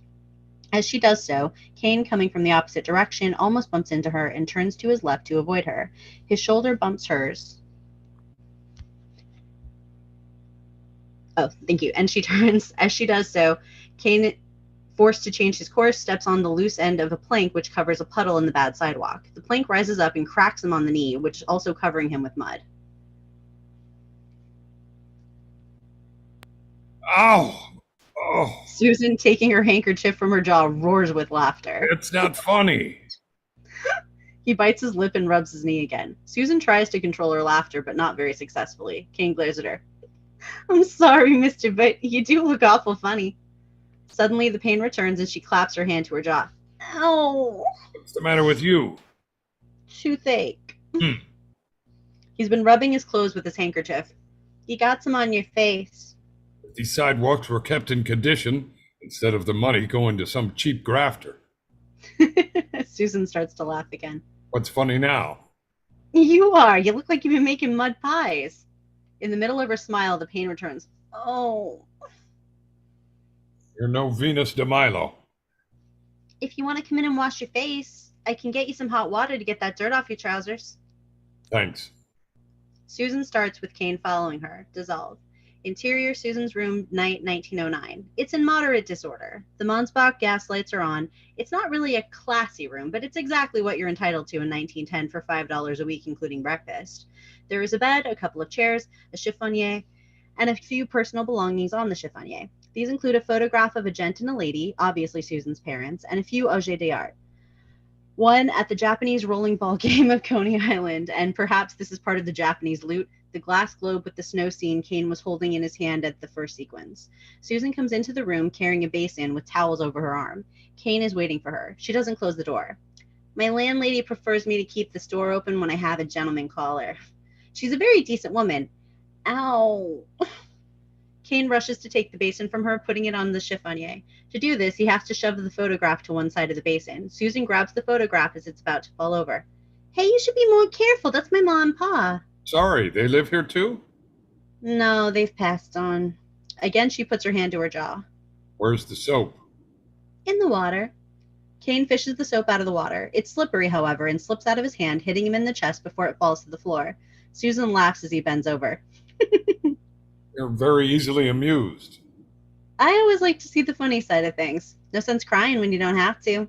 And you're so funny. Looking at you, I forgot all about my toothache. Oh. Her face distorts in pain again. Oh. I can't stay here all night chasing your pain away. I know, but you do look so silly. Kane with soaped hands has rubbed his face and now cannot open his eyes for fear of getting soap in them. Where's the towel? On the chiffonier. Here. Thanks. I've got a brush in the closet. As soon as the brush on your trousers is all dry, just brush it off. I'll get these streets fixed if it's the last thing I do. Susan comes out of the closet. She holds out, brave queen. She holds out the brush with her left hand, her right hand to her jaw in real distress. You are in pain, aren't you? You poor kid. Susan can't stand it anymore and sits down in a chair, bent over, whimpering a bit. I wish there was something I could... He stops and thinks. Susan, face averted, is still trying hard not to cry. I've got an idea, young lady. Turn around and look at me. I said turn around and look at me, young lady. Slowly, Susan turns. Did you ever see anybody wiggle both his ears at the same time? It takes a second for Susan to adapt herself to this. Watch closely. It took me 2 solid years at the finest boys' school in the world to learn that trick. The fellow who taught me is president of Venezuela now. He's still wiggling his ears as Susan starts to smile. That's it. Smile. Susan smiles very broadly. Dissolve interior Susan's room, night 1910. Close-up of a duck. Camera pulls back, showing it to be a shadowgraph on the wall made by Kane, who is now in his shirt sleeves. It's about an hour later than the preceding sequence. A chicken? No, but you're close. A rooster? You're getting farther away all the time. It's a duck. Don't ask me why a duck. Excuse me, Mr. Kane. I know this takes a lot of nerve, but who are you? I mean, I'm pretty ignorant. I mean, I guess you caught on to that. You really don't know who I am? No. That is, I mean, I bet it turns out I've heard your name a million times, only you know how it is. But you like me, don't you? Even though you don't know who I am. You've been wonderful. I can't tell you how glad I am you're here. I don't know many people, and I know too many people. Obviously, we're both lonely. Would you like to know where I was going tonight when you ran into me and ruined my Sunday clothes? I didn't run into you, and I bet they're not your Sunday clothes. You probably got a lot of clothes. I was only joking. This evening, I was on my way to the Western Manhattan warehouses in search of my youth. Susan is bewildered. You see, my mother died too, a long time ago. Her things were put into storage out west because I had no place to put them then. I still haven't. But now I've sent for them just the same. And tonight I'd planned to make a journey, to make a sort of sentimental journey. To the scenes of my youth, my childhood, I suppose. To look again at... And now... Kane doesn't finish. He looks at Susan. Silence. Oh, am I? Oh, let's see. Charles Foster Kane was born in New Salem, Colorado in 1860. I run a couple of newspapers. How about you? Oh, me? How old did you say you were? I didn't say. I didn't think you did. If you had, I wouldn't have asked you again because I'd have remembered. How old? Pretty old. I'll be 22 in August. That's a ripe old age. What do you do? I work at Seligman's. Is that what you want to do? I want to be a singer. I mean, I didn't. Mother did for me. What happened to the singing? You're not in a show, are you? Oh, no, nothing like that. Mother always thought... She used to talk about grand opera for me. Imagine, an American girl for one thing. And then my voice isn't really that kind anyway. It's just that Mother... You know what mothers are like. A sudden look comes over Kane's face. Yes. As a matter of fact, I do sing a little. Would you sing for me? Oh, you wouldn't want to hear me sing. Yes, I would. That's why I asked. Well, Don't tell me your toothache is bothering you again. Oh, no, that's all gone. Then you have no alibi at all. Please sing. Susan, with a tiny ladylike hesitancy, goes to the piano and sings a polite song. Sweetly, nicely, she sings with a small, untrained voice. Kane listens. He is relaxed, at ease with the world. Dissolve interior El Rancho Cabaret, early dawn. Susan tosses down a drink, then goes on with her story. Did a lot of singing after that. I sang for Charlie. I sang for teachers at $100 an hour. The teachers got that. I didn't. What did you get? What do you mean? Thompson doesn't answer. I didn't get a thing. Just the music lessons. That's all there was to it. He married you, didn't he? He was in love with me, but he never told me so until after it all came out in the papers about us. And he lost the election, and that Norton woman divorced him. What about that apartment? He wanted me to be comfortable. Oh, why should I bother? You don't believe me, but it's true. It just happens to be true. He was really interested in my voice. What are you smiling for? What do you think he built that opera house for? I didn't want it. I didn't want to sing. It was his idea. Everything was his idea, except my leaving him. Dissolve interior living room of Kane's house in New York, day 1913. Susan is singing. Matisse, her voice teacher, is playing the piano. Kane is seated nearby. Matisse stops. Impossible, impossible. Your job isn't to give Mrs. Kane your opinion of her talents. You're supposed to train her voice, nothing more. But it is impossible. I will be the laughing stock of the musical world. People will say, If you're interested in what people say, Signor Mattisti, I may be able to enlighten you a bit. The newspapers, for instance. I'm an authority on what the papers will say, Signor Mattisti, because I own 8 of them between here and San Francisco. All right, dear. Signor Mattisti is going to listen to reason. Aren't you, Maestro? Mr. Kane, how can I persuade you? You can't. There is a silence. Matisse rises. I knew you'd see it my way. Dissolve interior Chicago Opera House night 1914. It is the same opening night. It is the same moment as before, except that the camera is now upstage angling toward the audience. The curtain is down. We see the same tableau as before, the terrified and trembling Susan, the apprehensive principals, the maids and singing teachers, the stagehands. As the dissolve commences, there is the sound of applause, exactly as before. And now as the dissolve completes itself, the orchestra breaks frighteningly into opening chords of the music. The stage is cleared. Susan is left alone, terribly alone. The curtain rises. The glare of the footlights jump into the image. The curtain is now out of the picture, and Susan starts to sing. Beyond her, we see the prompter's box containing the anxious face of the prompter. Beyond that, out in the darkness, an apprehensive conductor struggles with his task of coordinating an orchestra and an incompetent singer. Beyond that, dimly white shirt fronts and glistening bosoms for a couple of rows, then deep and terrible darkness. Close up on Kane's face, seated in the audience, listening. A sudden but perfectly correct lull in the music reveals a voice from the audience. Few words from a sentence, the kind of thing that often happens in a theater. Really pathetic. Music crashes in and drowns out the rest of the sentence, but hundreds of people around the voice have heard it, as well as Kane, and there are titters which grow in volume. Close-up of Susan's face singing, close-up of Kane's face listening. There is the ghastly sound of 3,000 people applauding as little as possible. Kane still looks. Then near the camera, there is the sound of about a dozen people applauding very, very loudly. Camera moves back, revealing Bernstein and Riley and other Kane stooges seated around him, beating their palms together. The curtain is falling, as we can see by the light which shudders down off their faces. The stage from Kane's angle. The curtain is down, the lights glowing on it. Still the polite applause dying fast. Nobody comes out for a bow. Close-up of Kane, breathing heavily. Suddenly he starts to applaud furiously. The stage from the audience again. Susan appears for her bow. She can hardly walk. There's a little polite crescendo of applause, but it is sickly. Close-up of Kane still applauding very, very hard, his eyes on Susan. The stage again. Susan, finishing her bow, goes out through the curtains. The light on the curtain goes out and the house lights go on. Close-up of Kane still applauding very, very hard. Dissolve. Interior study, Kane's New York home, day 1914. Some weeks later, Susan in a negligee is at the window. There are the remains of her breakfast tray on a little table. You don't propose to have yourself made ridiculous? What about me? I'm the one that had to do the singing. I'm the one that has to get the raspberries. Last week when I was shopping, one of the sales girls did an impression of me for another girl. She thought I didn't see her, but Charlie, you might as well make up your mind to it. This is one thing you're not going to have your own way about. I can't sing and you know it. Why can't you just...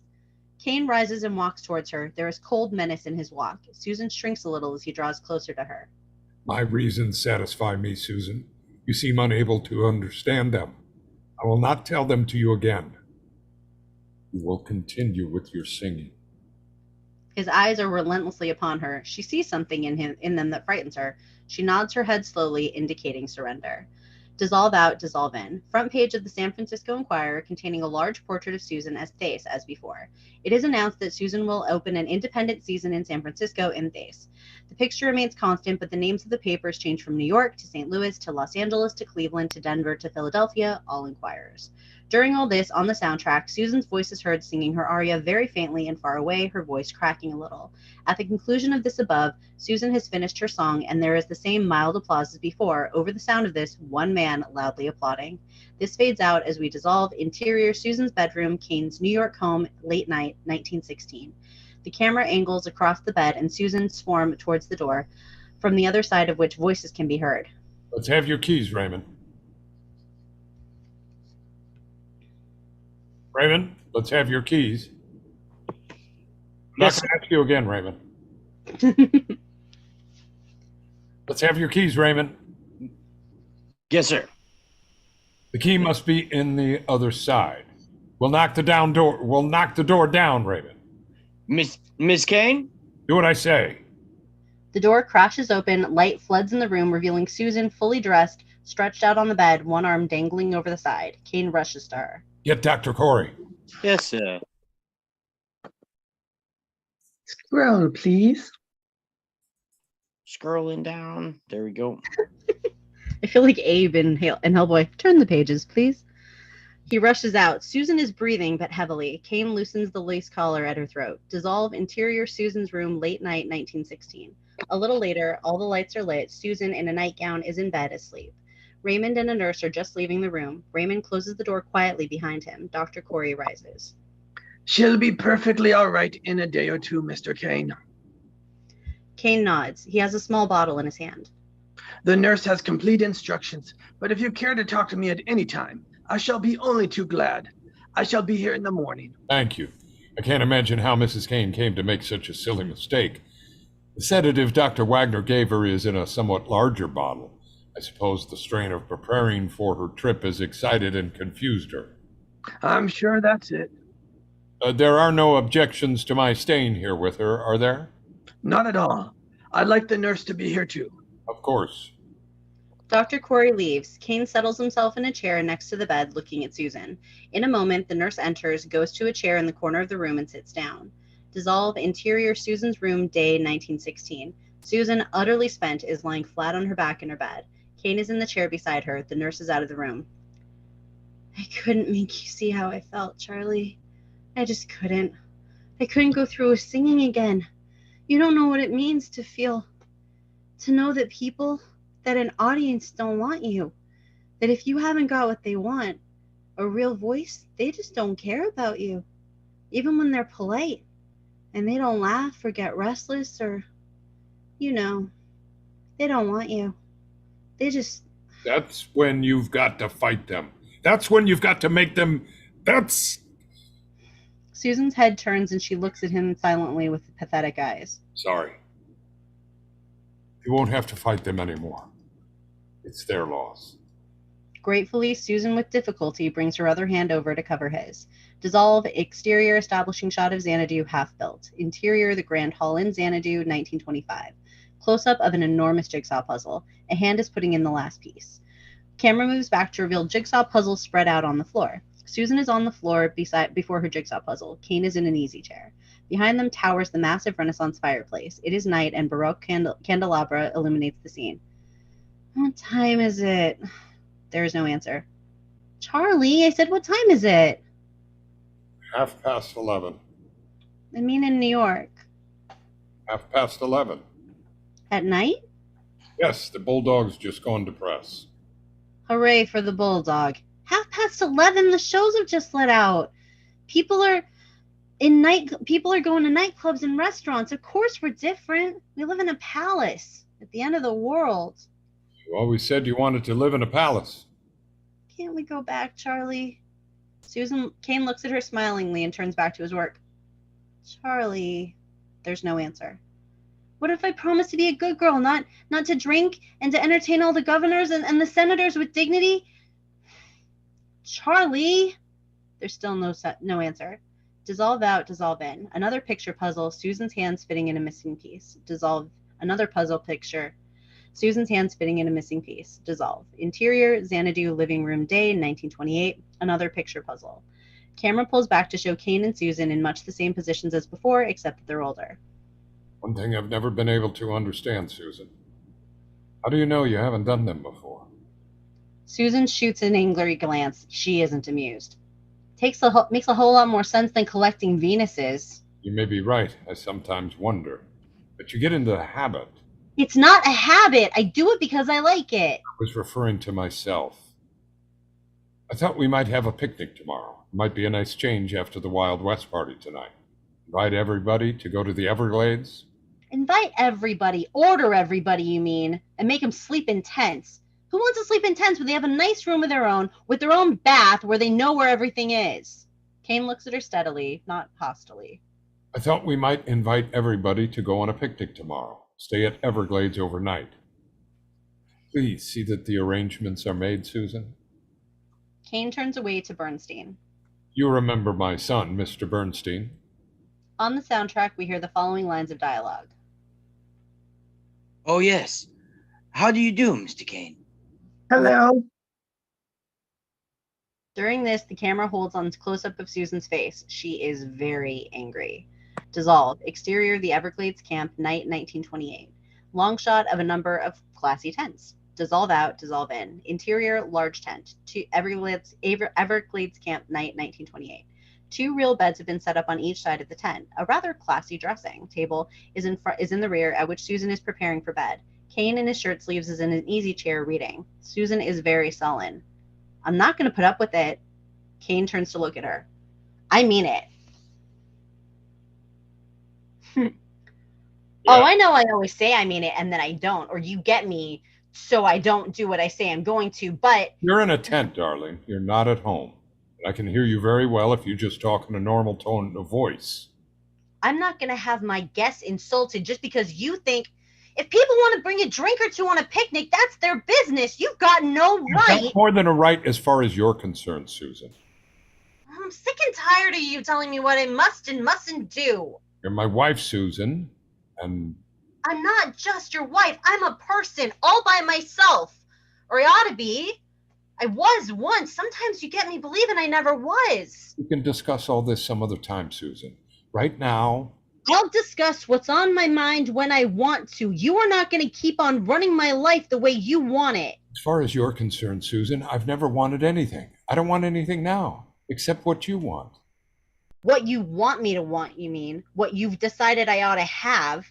What you'd want if you were me, but you've never given me anything that... Susan, I really think that... Oh, I don't mean the things that you've given me. That don't mean anything to you. What's the difference between giving me a bracelet and giving someone else $100,000 for a statue you're going to keep crated up and never look at? It's only money. It doesn't mean anything. You're not really giving anything that belongs to you that you care about. Susan, I want you to stop this, and right now. Well, I'm not going to stop it. I'm going to say exactly what I think. You have never given me anything. You tried to buy me into giving you something. It's like you were bribing me. That's what it's been from the first moment I met you. No matter how much it cost you, your time, your money, that's what you've done with everybody you've ever known. Tried to bribe them. Susan! She looks at him with no lessening of her passion. You're talking an incredible amount of nonsense, Susan. Whatever I do because I love you. Love? You don't love anybody, me or anybody else. You want to be loved. That's all you want. I'm Charles Foster Kane. Whatever you want, just name it and it's yours. Only love me. Don't expect me to love you back. Without a word, Kane slaps her across the face. They look at each other. You hit me. Kane continues to look at her. You'll never have another chance to hit me again. I never knew till this minute. Susan, it seems to me... Don't tell me you're sorry. Not sorry. I'm gonna leave you. No, you're not. Yes. They look at each other fixedly, but she doesn't give way. In fact, the camera on Kane's face shows the beginning of a very startled look, as of one seeing something unfamiliar and unbelievable. Dissolve interior, Kane studies Xanadu, day 1929. Kane is at the window looking out. He turns as he hears Raymond enter. Mrs. Kane, would you like to see... to see... No.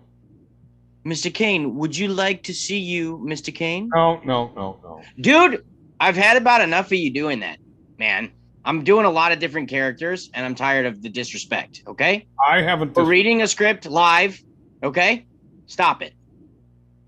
Mr. Kane, would like to see you now, Mr. Kane. All right. Raymond waits as Kane hesitates. Is Mrs. Kane... Mary has been packing since morning, Mr. Kane. Kane impetuously walks past him out of the room. Interior, Susan's room, Xanadu, day 1929. Packed suitcases are on the floor. Susan is completely dressed for traveling. Kane bursts into the room. Tell Arnold I'm ready, Marie. He can get the bags. Yes, Mrs. Kane. She leaves. Kane closes the door behind her. Have you gone completely crazy? Susan looks at him.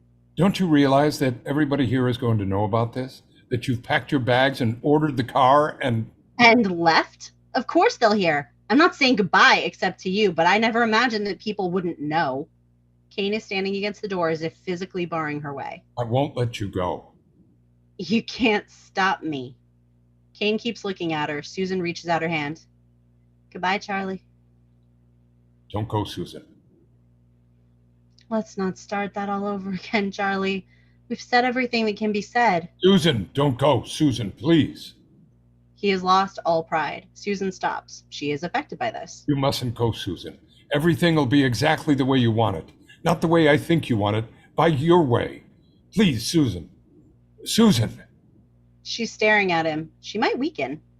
Don't go, Susan. You mustn't go. You can't do this to me, Susan.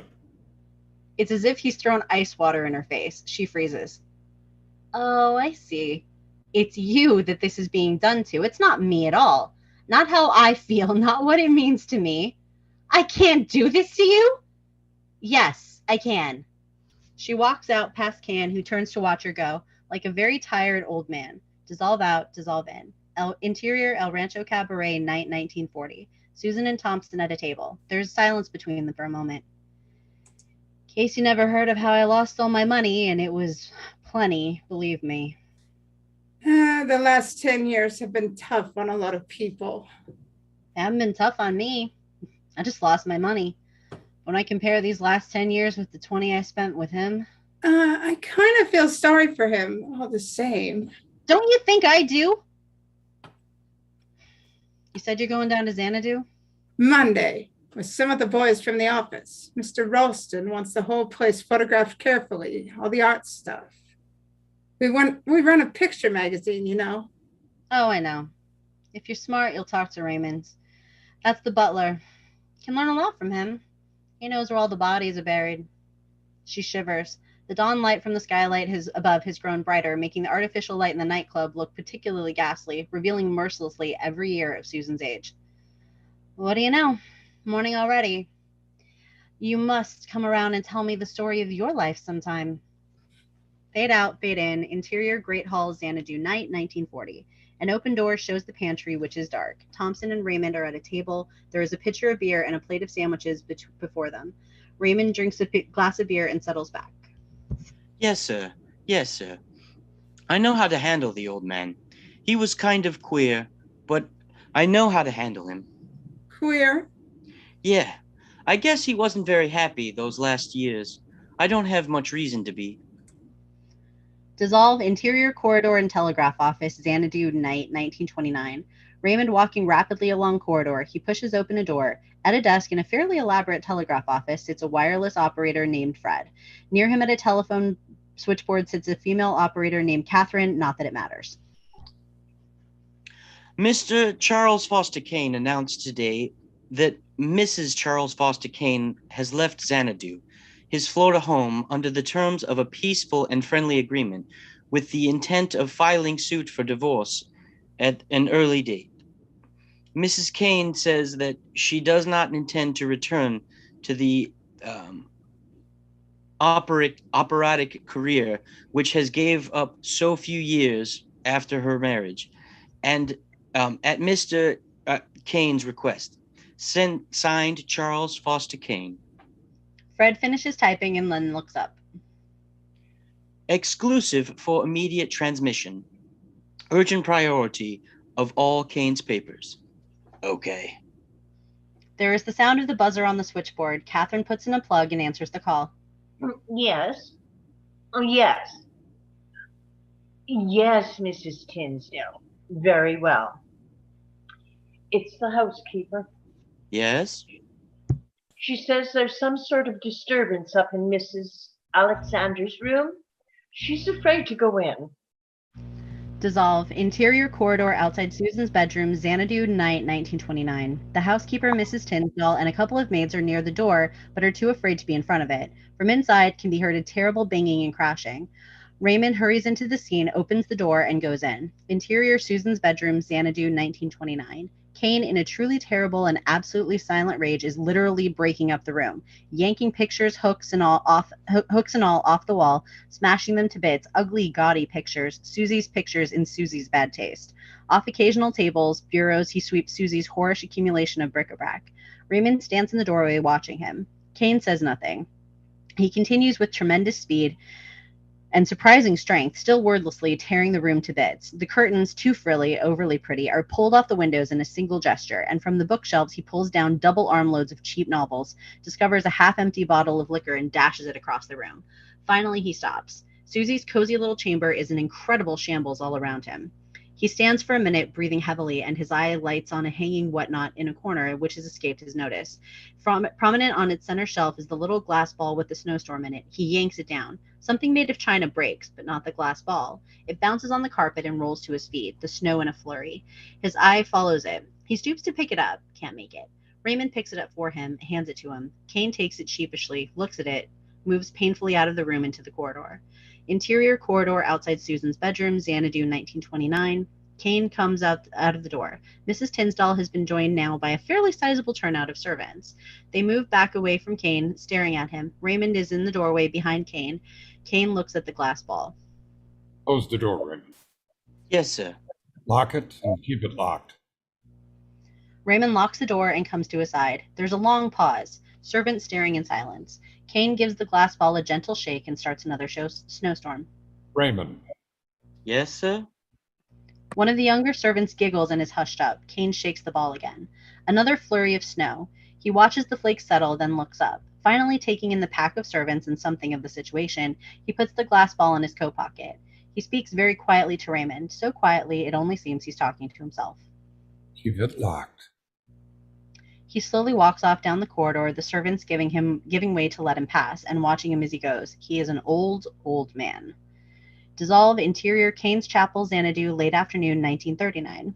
As the dissolve completes itself, camera is traveling across the floor of the chapel past the crypts of Kane's father and mother. Marked James Kane, 18 to 19 blank.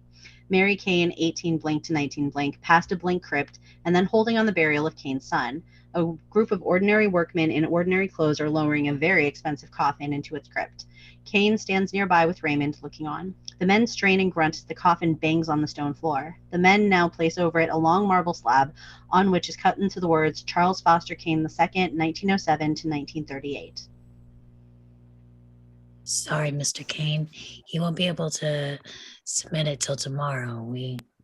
Kane looks right through him. Raymond cuts him short. Okay. The men tip their hats and shuffle out of the chapel. Kane raises his head, looks at the inscription on the wall. It's a little to one side of Junior's grave, directly over the blank space which will be occupied by Kane himself one day. Do you like poetry, Raymond? Can't say, sir. Mrs. Kane liked poetry. Raymond is now convinced that the old master is very far gone indeed, not to say off his trolley. Yes, Mr. Kane. Not my wife. Not either of them. He looks at the grave next to his son, the grave marked Mary Kane. Oh, yes, sir. Do you know what that is? It's a wall you bought in China, Mr. Kane.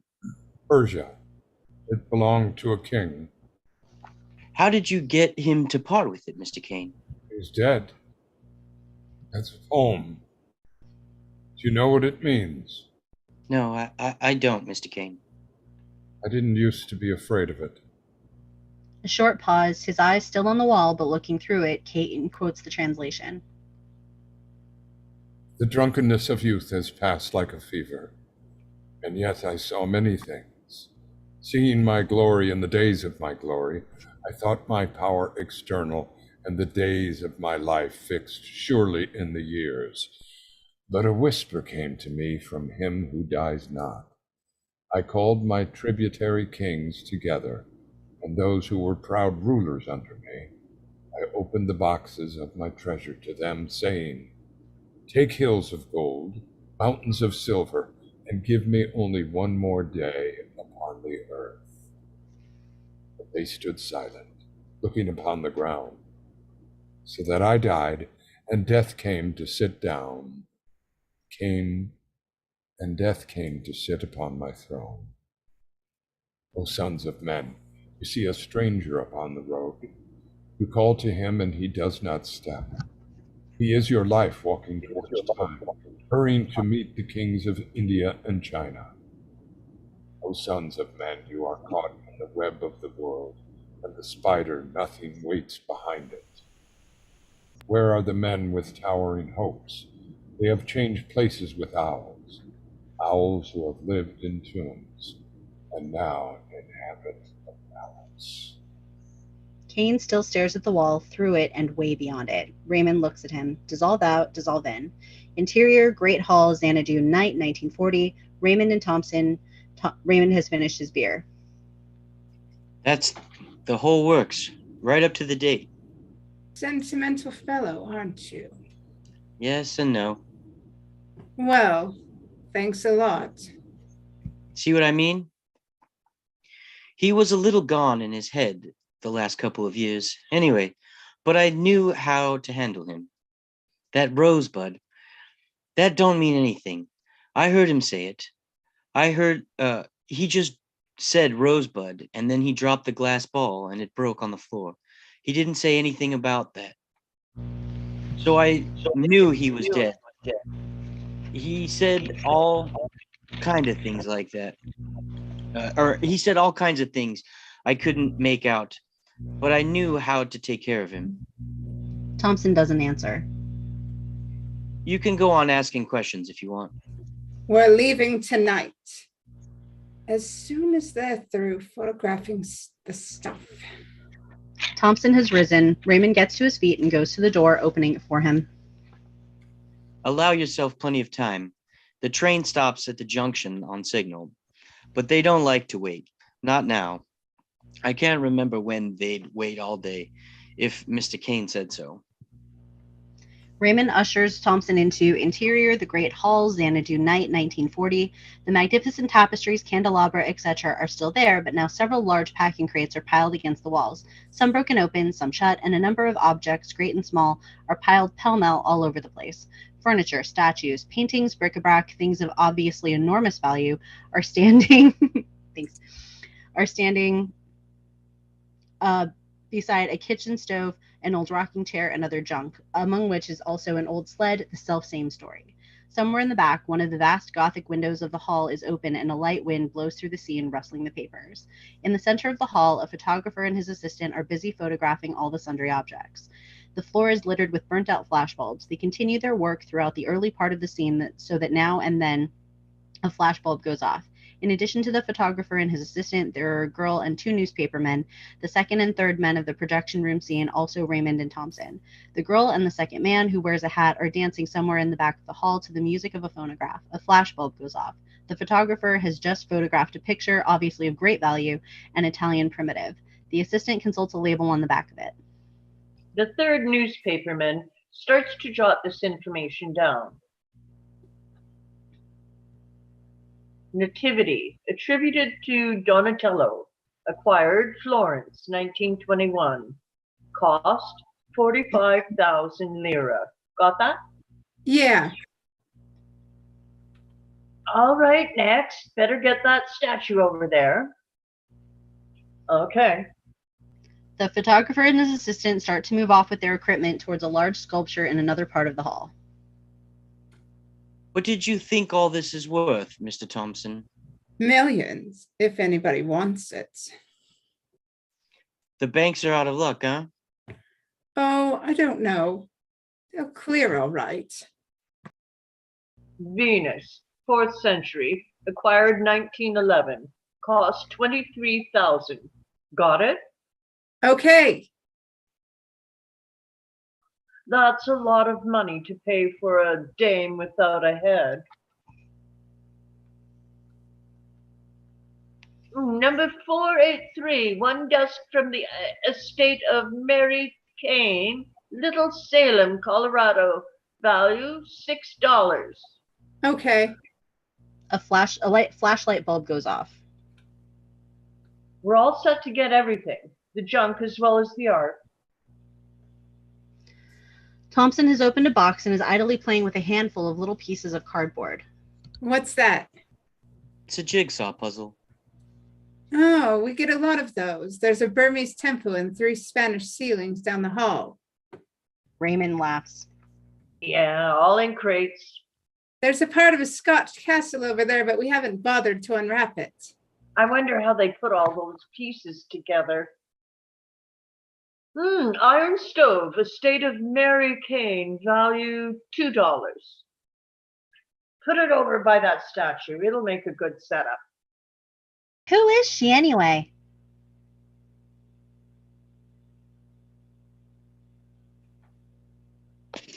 Venus, she always is. He sure liked to collect things, didn't he? He went right on buying, right up to the end.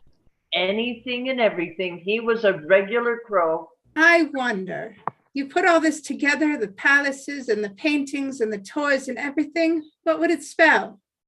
Thompson is turned around. He's facing the camera for the first time. Charles Foster Kane. Another flashbulb goes off. The photographer turns to Thompson with a grin. Or Rosebud. How about it, Jerry? Turn that thing off, will you? It's driving me nuts. What's Rosebud? Kane's last words. Aren't they, Jerry? That was Jerry's angle, wasn't it, Jerry? Did you ever find out what it means, Jerry? No, I didn't. The music has stopped. The dancers have come over to Thompson. Say, what did you find out about him anyway, Jerry? Not much. Well, what have you been doing? Playing with a jigsaw puzzle. I talked to a lot of people who knew him. What do they say? Well, it's become a very clear picture. He was the most honest man who ever lived, with a streak of crookedness a yard wide. He was a liberal and a reactionary. He was tolerant, live and let live. That was his motto. But he had no use for anybody who disagreed with him on any point, no matter how small it was. He was a loving husband and a good father, and both his wives left him, and his son got himself killed, about as shabbily as you can do it. He had a gift for friendship, such as few men have. He broke his oldest friend's heart like you'd throw away a cigarette you were through with. Outside of that. Okay. What about Rosebud? Don't you think that explains anything? No, I don't. Not much, anyway. Charles Foster Kane was a man who got everything he wanted and then lost it. Maybe Rosebud was something he couldn't get or lost. No, I don't think it explains anything. I don't think any word explains a man's life. No. I guess Rosebud is just a piece in a jigsaw puzzle, a missing piece. He drops the jigsaw pieces back into the box, looking at his watch. We'd better get along. We'll miss the train. He picks up his overcoat. It has been resting on a little sled. The little sled young Charles Foster Kane hit Thatcher with at the opening of the picture. Camera doesn't close in on this. It just registers the sled at the newspaper people, picking up their clothes and equipment, move out of the great hall. Dissolve interior cellar, Xanadu, night 1940. A large furnace with an open door dominates the scene. 2 laborers with shovels are shoveling things into the furnace. Raymond is about 10 feet away. Throw that junk in too. Camera travels to the pile that he has indicated. It is mostly bits of broken packing cases, Excelsior, etc. The sled is on top of the pile. As camera comes close, it shows the faded Rosebud, and though the letters are faded, unmistakably, the word Rosebud across it. The laborer drops his shovel, takes the sled in his hand, and throws it into the furnace. The flames start to devour it. Exterior Xanadu, night 1940. No lights are to be seen. Smoke is coming from a chimney. Camera reverses the path and took to the beginning of the picture, perhaps omitting some of the stages. It moves finally through the gates, which closes behind it. As camera pauses for a moment, the letter K is prominent in the moonlight.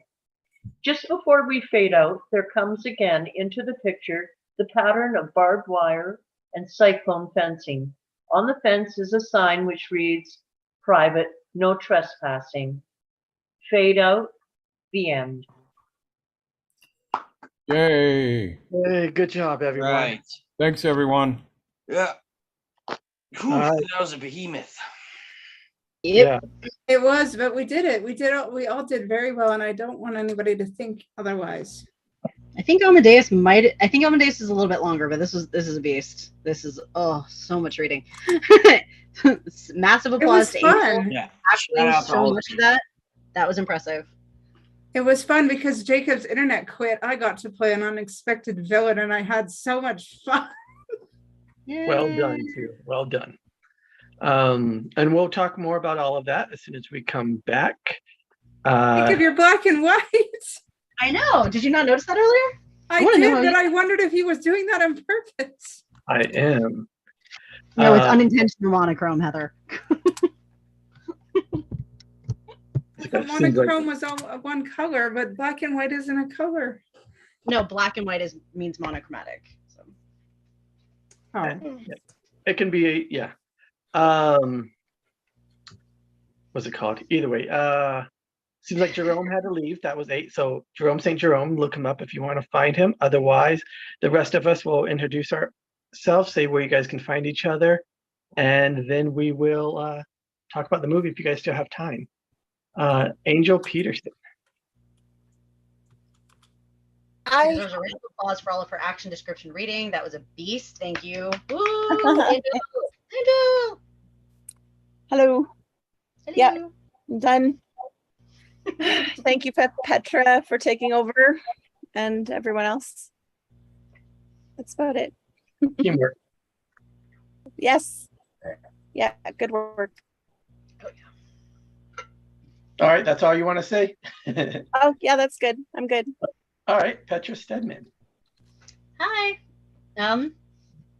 Petra Stedman, actress, writer. At the moment found findable on Twitter at Petra Stedman. Still absolutely nothing on my Instagram. Please don't bother going over there. There's nothing on it. I'm working on it. I need to start like snatching pictures of random breakfast and animals which are not my own and posting them, and maybe that'll do a thing. But yeah. Had a lot of fun tonight. This was interesting experience as always. So Right. Yeah, and we can talk about some of that later. But for now, Vicky.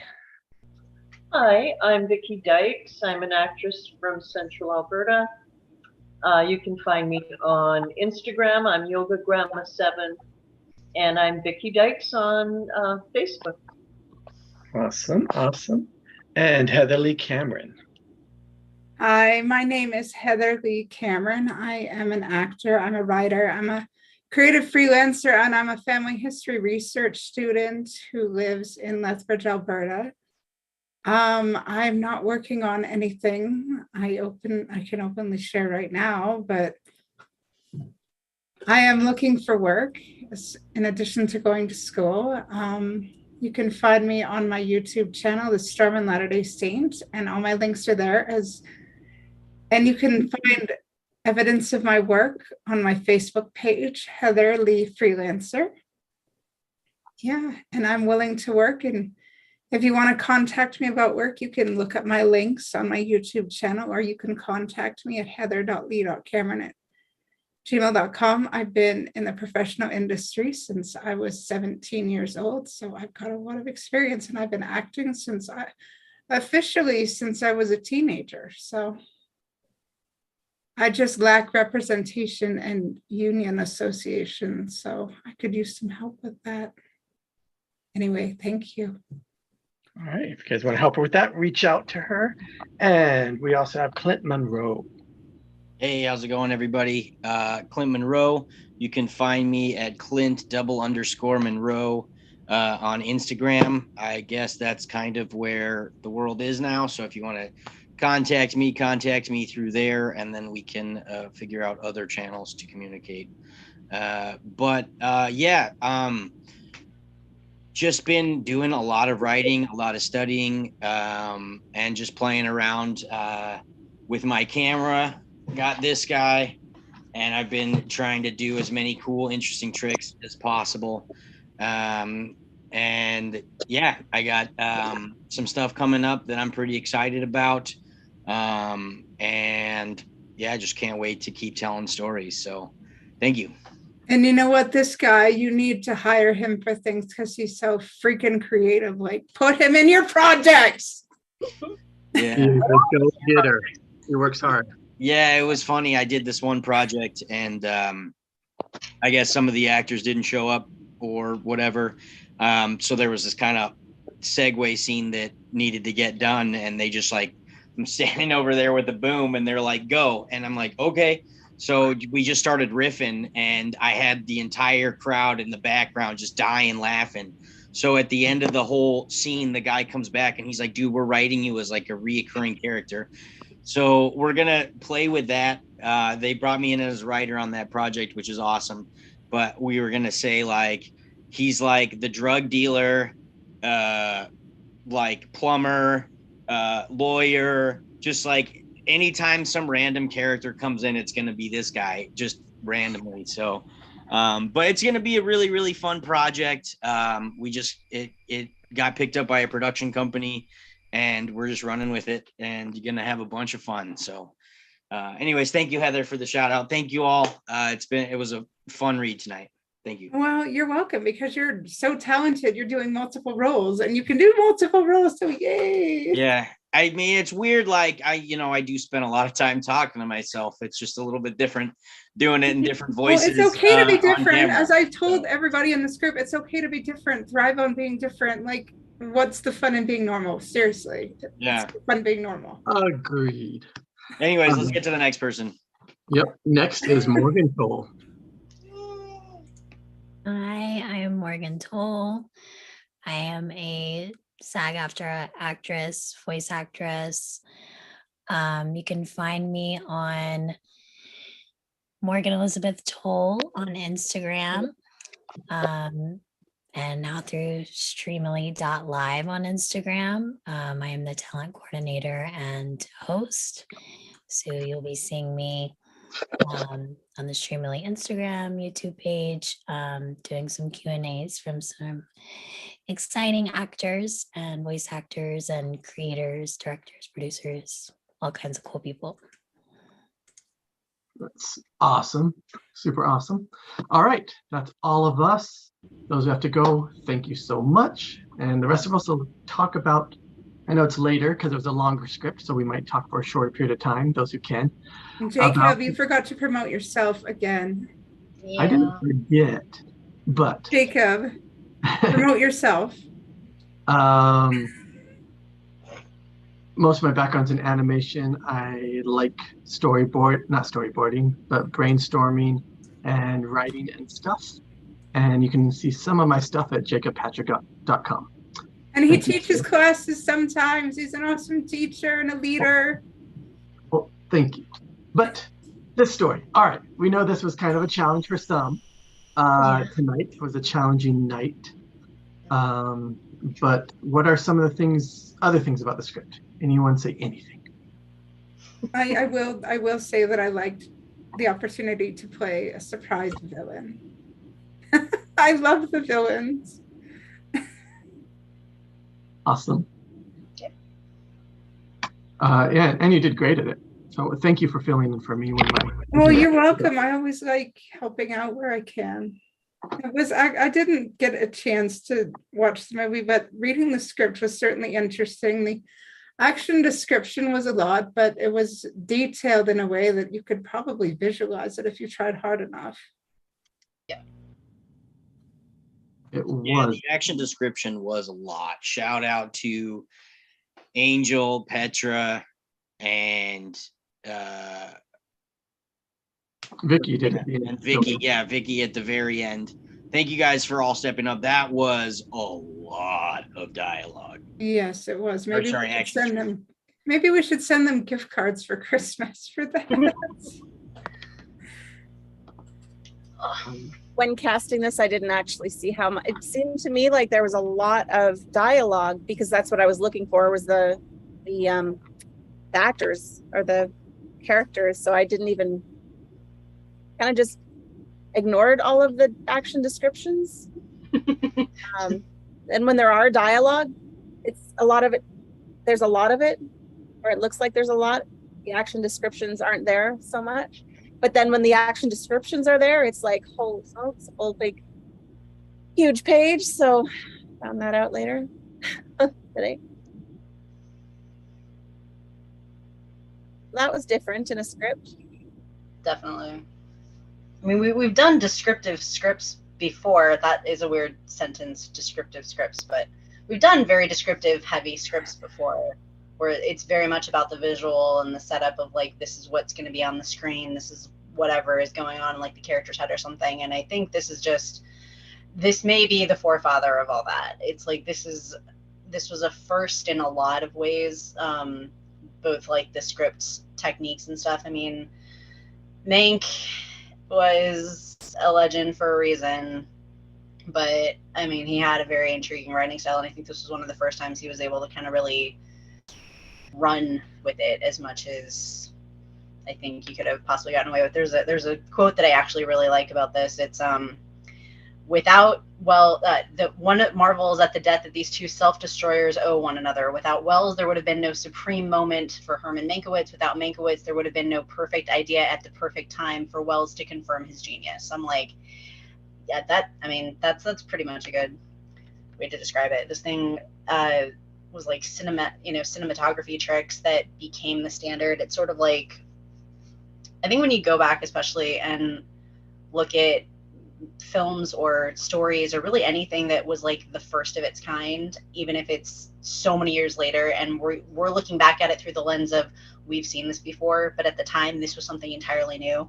Like the Bad Seed is a really excellent thing. At the time, the story, it's not the best written, but the story that it tells is very intriguing. And then it was adapted into a stage play, and then it was adapted into a movie in very short succession. And it's like you read it, and these are all things that are they were groundbreaking at the time. And now we've seen, the troubled child. We've seen, the dark side of like, the nature versus nurture debate. And this is kind of the same thing. It was the pioneer in so many ways. And I find it hysterical that, yeah, it won for best screenplay, but people hated this movie so much. Every time its nominations were read at the Academy Awards, most of the audience booed. I find that it's one of those weird little things. You're like, are you serious? Yeah. This thing. And your sentence wasn't weird. It was a Petropedia sentence, and I love Petropedia sentences.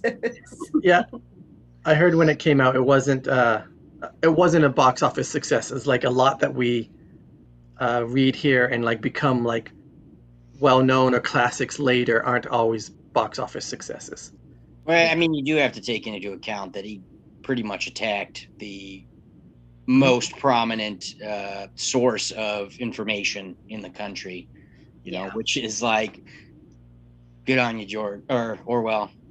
I find it interesting that he was pretty much responsible for the president getting killed, but he wouldn't own up to it, because the media does have a very profound, having been in the media until COVID, the media does have an effect on governmental happenings. And I can see that because I had to write stories up to an election once, and I could understand it. And I'd love to hear notes. Did our regular note takers make any notes?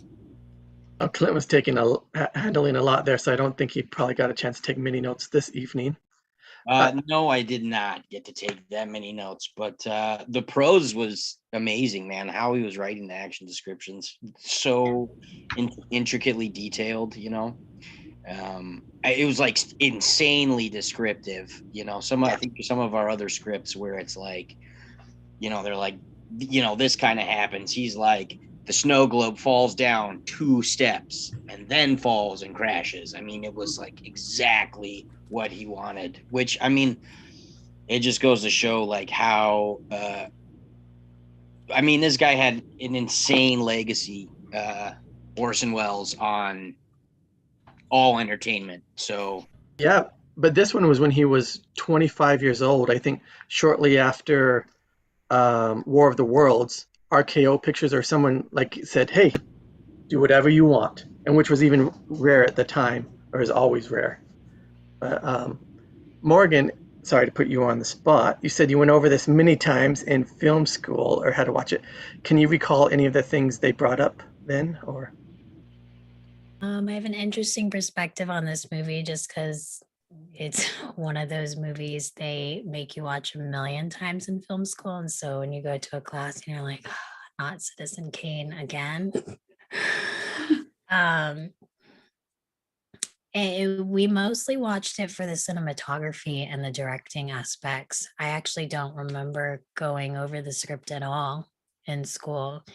We mostly went over like the long takes and all the different cinematography things that they did, that kind of paved the way for cinematographers now, especially for it being such a new to film. Like most of the crew were new to film, and were very much experimenting with a lot of things, and that's very much like film students because that's literally what you do in film school is you're experimenting with different things. So it's a good example, for a film student to experiment, try new things, because you never know, you could be paving the way for future filmmakers. And some of the stuff that they did what had been done slightly before in a little film here or there, but they brought it all together there and they used it and applied it to like story purposes. Some of the ones that they did there was deep focus, where they could have foreground things in focus and background things in focus, so that you can track on your own like what's going on in the story. And another thing they did, like she was mentioning, long take. There's one where like the camera is looking out the window and then it comes out and comes forward and it comes past this table that couldn't have really happened. It's one of the times where they had like a split table and they brought it back together. So they did and also another thing that was uncommon for the time was to show ceilings, because they would normally put the lights and other things in the ceilings, and this one did. And also they would cut holes in the floor so they could get like extra low shots and stuff. They were trying to like force the perspective to make it look as huge and grandiose as possible. And he's like, we're not doing anything with the set anyway. It's like you cut holes in the floor with these things to look as fast as possible. I do find it funny about the you mentioned the table slide when it draws back and it's like basically an impossible shot. And if you look really, really closely, it's there are a few interesting gaps in the movie, but it's like if you look really closely when they pull back and you see the table, the hat on it is rocking because of them putting it together as it passes. It's subtle, but you can see it. And I do love the fact that like they needed rear projection, and so I think they took there's this scene, if you look carefully outside a couple of the windows, there are pterodactyls flying outside his house. It has nothing to do with like him being super rich or anything. It's just they used I think rear projection from something like maybe Kong or something from like 1934. They had like that weird claymation stop motion stuff that they'd used and it's dinosaurs. And he's like, you know what? Leave them alone. They can be my birds. And I was like, rock on, dude. You know, screw normality. If anybody would have noticed it, that's fine. I like it more that he was so rich that he wanted, pterodactyls. He got them. Just kidding. Yeah. Awesome. Yeah, I remember when I was in college, we there was a class. It was like, I think it was like a gen ed like film appreciation class, and everybody was just doing like the modern contemporary films. And me and my buddy always had this thing where like we have to be different, like it has to be different. And so we went out and did a bunch of research, and he ended up going with what's the Stanley Kubrick film with Shining, 2001: A Space Odyssey. What is it? 2001: A Space Odyssey, the one with the pen? No. God, I can't. With Malcolm McDowell.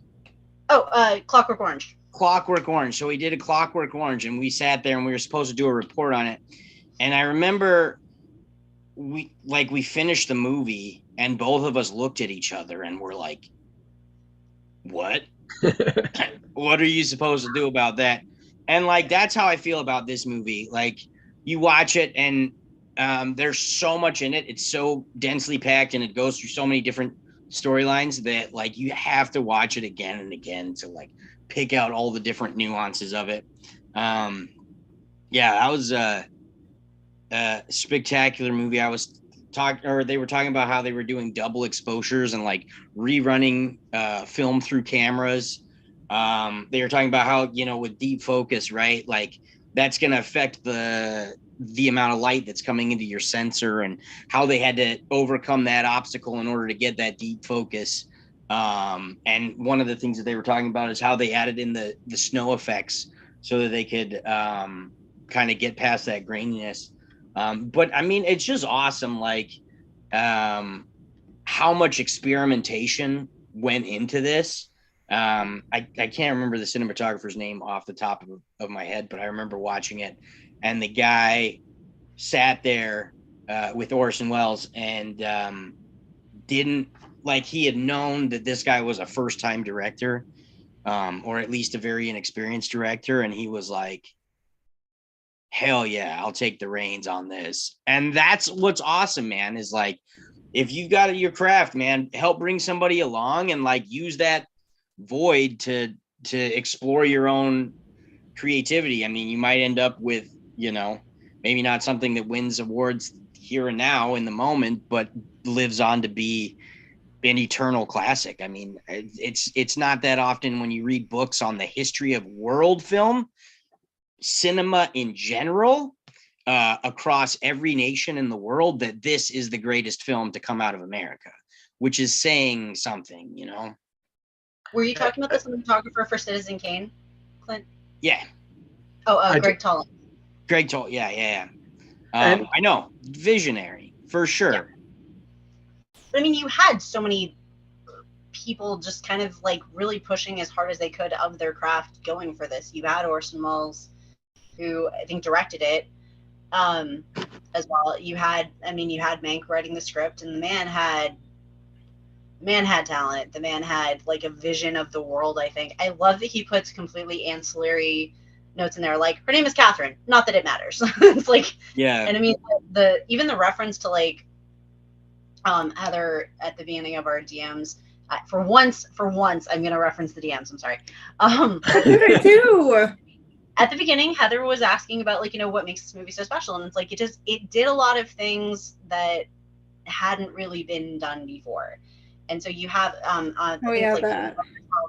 when they're referencing like all the different types of shots that they were going to use, like, you know, this can be miniature, this can be stock footage, this can be, you know, pulled from whatever. It's like you didn't really have shots like that in movies unless it was about that particular subject. You didn't have people putting that much time and intensity and work into making whatever you were doing look real and feel almost like a lived in world, without like, they were constantly coming up with like new techniques. This was not the first time some of this stuff had been done, but it was arguably the best at that point, at least, that it had been done. This was like the best of the best, pushing each other to be the best and make the best thing that was possible at the time. And it's like, I mean, yeah, it's just, I mean, the casting for some of the characterizations that he did, the makeup, the costuming, the lighting, the way he moves, he almost moves the camera both artistically but also almost like defensively. Like he's some of the shots, almost, if you watch the film, yeah, they're designed to be artistic, but I mean, he goes from like moving shots to a locked camera from time to time, and some of the shots, it almost feels like he's kind of like reaching through the screen and grabbing your face and going, look at this, look at what this is, what I want to show you. And it's kind of cool that like in some cases you're guided, and in some cases you are dragged along for the role. It's like he is making you focus on what he wants you to notice. So, which I think is, there are things that do that now, but it's like, again, this was kind of the, if it had been done before, this was the best it had been done to that point, and if it hadn't been done before, this is where it started. Yeah. So for a lot of things across the board. I think it inspired movies like Roman Polanski's Repulsion. Like the whole hallway to the bathroom take. Oh, yeah. And so many movies that I then liked. Like I wouldn't say looking at Citizen Kane that it's one of my favorite movies. Maybe it's just because I've seen it so many times and was forced to watch it. But it inspired so many movies that I do love then after. I feel like if we only saw movies before Citizen Kane, and we only read scripts of movies that came out before Citizen Kane, and then we saw Citizen Kane, or then we read Citizen Kane, then we'd be like, oh my goodness, this is a masterpiece. But because we're so used to all the things that it inspired afterwards, yeah. Well, I'm gonna try to save Morgan Toll's love of this movie, and anybody who's a fan of Buffy the Vampire Slayer. So, like, I was watching the movie last night, and the lady that plays Susan, what's her name, Dorothy Cummingor. Sorry, I apologize for butchering your name. You're a legend, but like, she started having her scene with Kane, and I was like, who is that? Like, I've seen that person before. I know that actress. And it turns out, what's her name? Allison, what's her name? Hold on. Allison Hannigan. Allison Hannigan from Buffy the Vampire Slayer. You mean Carol Burnett? No. Like, no, not Miss Hannigan. Allison Hannigan. Buffy. Yeah. She's in My Stepmother is an Alien. She was on. She was Lily from How I Met Your Mother. Yeah, and she's on American Pie, the band camp girl, right? Heather, come on, you got all those old school references. Like, you have to know this. I've never seen Buffy the Vampire Slayer in my life. Have you ever seen My Stepmother is an Alien? No. Oh, good Lord. Okay, seriously, we're kidnapping you. We're duct taping you to a chair. We got to find like an old Nickelodeon show that she was on, and guaranteed Heather will know exactly. Probably. I didn't watch a lot of Nickelodeon. Anyway, the mannerisms, the line delivery, like how she talks, like it was exactly like Allison Hannigan. It blew me away. It's like watching the Buffy the Vampire Slayer. Back in the 40s. Hannigan is my new client, so I'll make sure to tell her that. Yeah. I know if we remake it, dude, she's getting cast for sure. Is she going to be signing stuff soon, Morgan? Yeah, so you guys go to Streamily to see Allison Hannigan and order something to get signed by her if you like her and the thing she's been in. Cool. The Secret World of Alex Mack. That's a reference to something. It was a good movie. It was a good TV series. Yeah, I know. But it's like one of those things you don't think about for like a long time until all of a sudden we're in a conversation about like, I don't know, like Chinatown or something. and then you bring up Alex Mack and you're like, what, dude? And that one I don't know. We're the same age, so I know you've heard of it. Yeah, well, I know that. I just, yeah, my brother loved that show. Oh, no, same. I was also into Power Rangers and played Power Rangers with my brother. What about it? Nothing. I played James Bond. I also cosplayed and I met one of the Power Rangers. So there you go. What was that, Petra? Oh, I said I have nothing to say about the fact that I also actually kind of preferred VR Troopers over Power Rangers. I know Power Rangers was so cheesy, but VR Troopers I liked a little bit better. I thought the writing was a little bit better. And yes, this is something I appreciated as an 11-year-old. Don't at me. So. I played Power Rangers when I was in single digits because it was on TV, and I met one of the Power Rangers in 2015, and when I was cosplaying as one, and I got to hold a morpher and a helmet. So there's pictures. So playing as single digits and as double digits. All right. So even though this was his, as you were pointing out, Clint, directing debut, like you said, it's mentioned as like one of the greatest movies of all time. What are your guys' greatest movies of all times? Is it Power Rangers, Heather? Well, I've got many favorite movies. I'll make a list. Does anyone have a top? a singular. Oh right. God. All right, Well, Clint.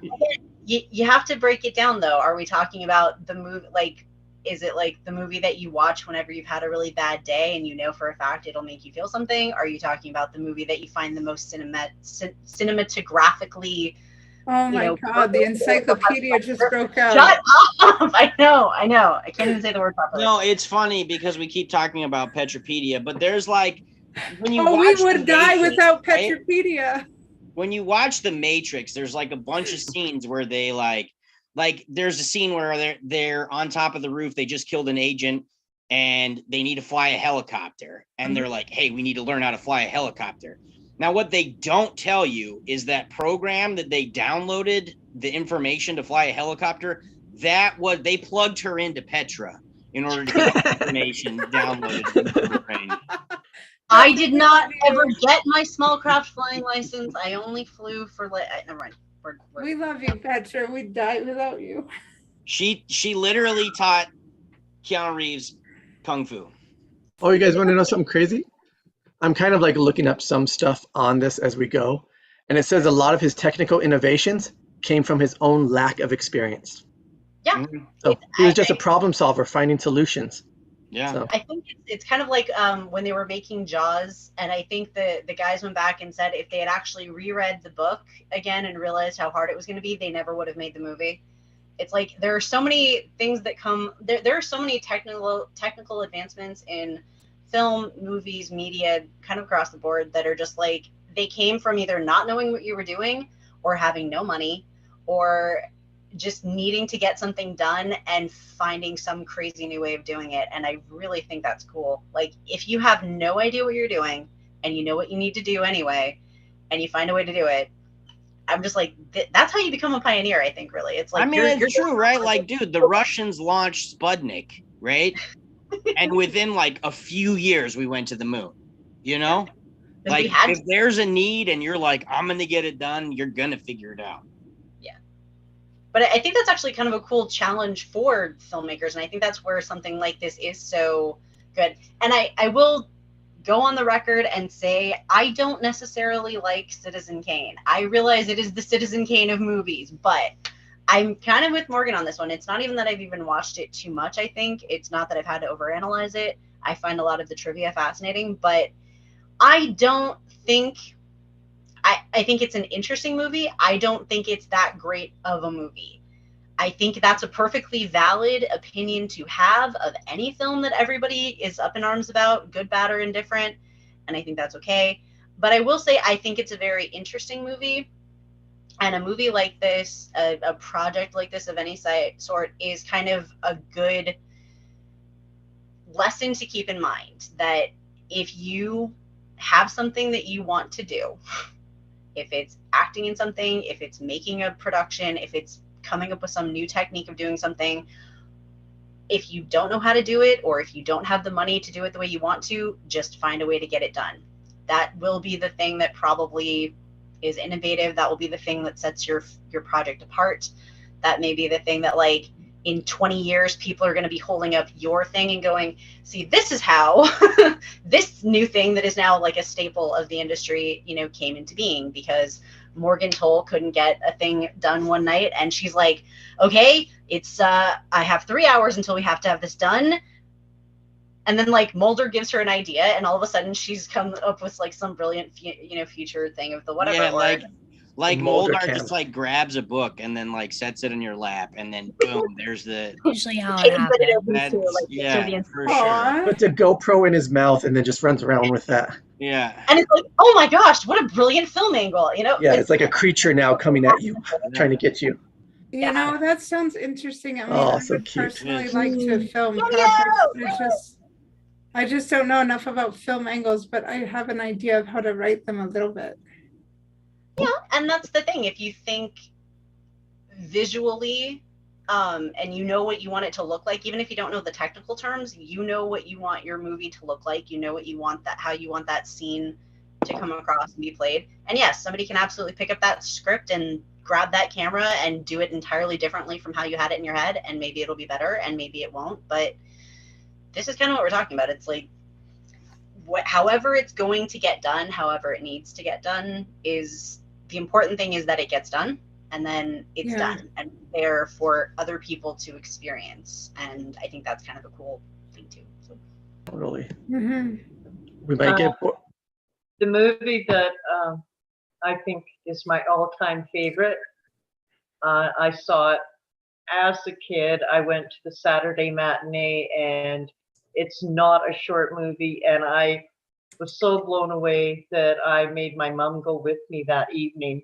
So I saw it twice in one day, and that's Dr. Zhivago. Oh. Oh, you know what? That's the movie. Like when my mom was dating my stepdad, the only New Year's Eve that they had together, I had gone to a dance, and that's the one they were watching. When I came home, they were literally cuddling and watching it on the couch in the apartment my mom and I were sharing, and that's one of their favorite films. I have it. And my mom's gonna kill me for telling that. Morgan, If we were to date it, can you imagine what time we would be done? That's a long movie. That one we would have to break up into stages. I'm sorry. Like the Red Army gets its own section, the White Army gets its own section, and we read about it. They should have did the Lord of the Rings thing to it, make it 3 movies. Oh.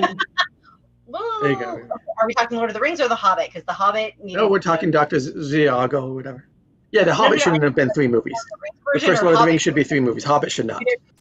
But I haven't seen that movie, so you can give me thing about that, Heather. You've not seen Lord of the Rings? What's No, I've seen that one, not Dr. Zhivago. Oh. Yeah. Morgan, what's your perfect movie? And Clint, what's your perfect movie or favorite movie, or what do you consider the best? Come on. Me? Engage, both of you. Yes. Hero. With Jet Li. Oh wow. Okay. Solid choice. Yes. So I was doing some research on it, and Quentin Tarantino started up a company to bring foreign films into the United States. And originally it wasn't supposed to be released in the United States. And he, worked some angles to get it in there. The use of sound, of visuals, and of color is just a complete visual and auditory masterpiece. Not only that, but it's taking on the story of the man who unified China after the Warring States period to create the first empire of China. I mean, that is a huge undertaking. It's a huge dedication. And I think they did it justice for sure. There you go. Solid choice. Some of the things you said, I can relate right to Dr. Zhivago. The visuals and the sounds, and it's civil war within Russia. It's huge stuff going on, and it just, when it affects you in so many different senses, you never forget. It's okay. You know what? I do have one. It's kind of like doing yoga with Yoga Grandma 7. You just get so many senses involved, I lied. Have you ever seen the DVD version of Fiddler on the Roof? Okay. Yes. Yeah, the one I've got, it actually has additional scenes in it. Like you see certain things, like Perchik actually doing his freedom talk in Russia, and like Kiev, and certain scenes that you wouldn't see in a normal DVD. It's actually beautifully done. Because when I was 14 years old, I was in a theatrical production and a junior version of Fiddler on the Roof, and so I've actually really enjoyed the DVD thing. And I just watched it as a Thanksgiving thing to myself, and I was just reminded of how much I love Fiddler on the Roof. It's one of my absolute favorite musicals, and if I ever had a chance to do it again, I totally would. One of my niece's favorite movies as well. So. I don't know if you've ever seen it, but if you haven't, I would go buy it and watch it. All right. I'll rent it at least. Morgan, have you given us an answer? I don't think so. I mean, like you said, I have so many different movies that I love in different categories. What's the best movie that made me want to be a filmmaker? What was that? Which one The movie that made me want to be a filmmaker. I was 11 years. If you said the movie, we didn't hear it because the internet is kind of like out. I'm sorry. a little bit, maybe at the perfect time. Can you? You were 11. That's the last thing I heard. Yeah, we got you now. We hear you. Okay. I was 11 years old, and I saw The Hours, and it made me want to be a filmmaker. Oh God, yes. Another one I got to add to my list. I haven't seen that one. Okay. It's the most based on beautifully a- written film Yeah. that I've never seen a film talk about depression like this and to show depression like this. Yeah. And it's beautifully written, beautifully casted. I, at 11 years old, had the whole movie memorized, Wow. which is very strange being 11, loving this movie. That But being film, yeah. I think that when you see it, you'll get it, because it's just such a beautiful film, and the way that it's edited, just every piece of it. The usage of the third device of Mrs. Dalloway I thought was really cool. Just through the yeah. And it also gave my love for Virginia Woolf. And then I started to become a crazy collector of first edition Virginia Woolf books. I have nothing. I have no judgment to throw at you. I have so many copies of Jane Eyre. I occasionally feel like that the thing in Conspiracy Theory where he constantly has to pick up copies of Catcher in the Rye. If it's a different version than the one I have to get a copy. I do have one more, if I may.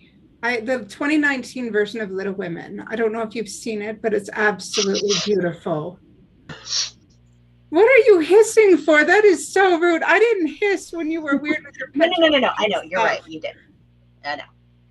But it was absolutely well done. It was good respect to the book. It was really done. It was at the end, there's actually a scene where the book is actually being made.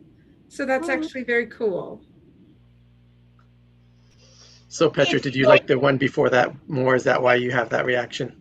There are other versions. Oh my God. I don't personally, I don't know. I think the 90s version is pretty darn perfect. And maybe it's just because I saw it when I was a kid. That was my introduction. And then I saw the Katharine Hepburn version, which, I mean, that in and of itself, I mean, I'm sorry. I don't think anybody is ever going to make Christopher Columbus that's never going to be a better line read than Kane.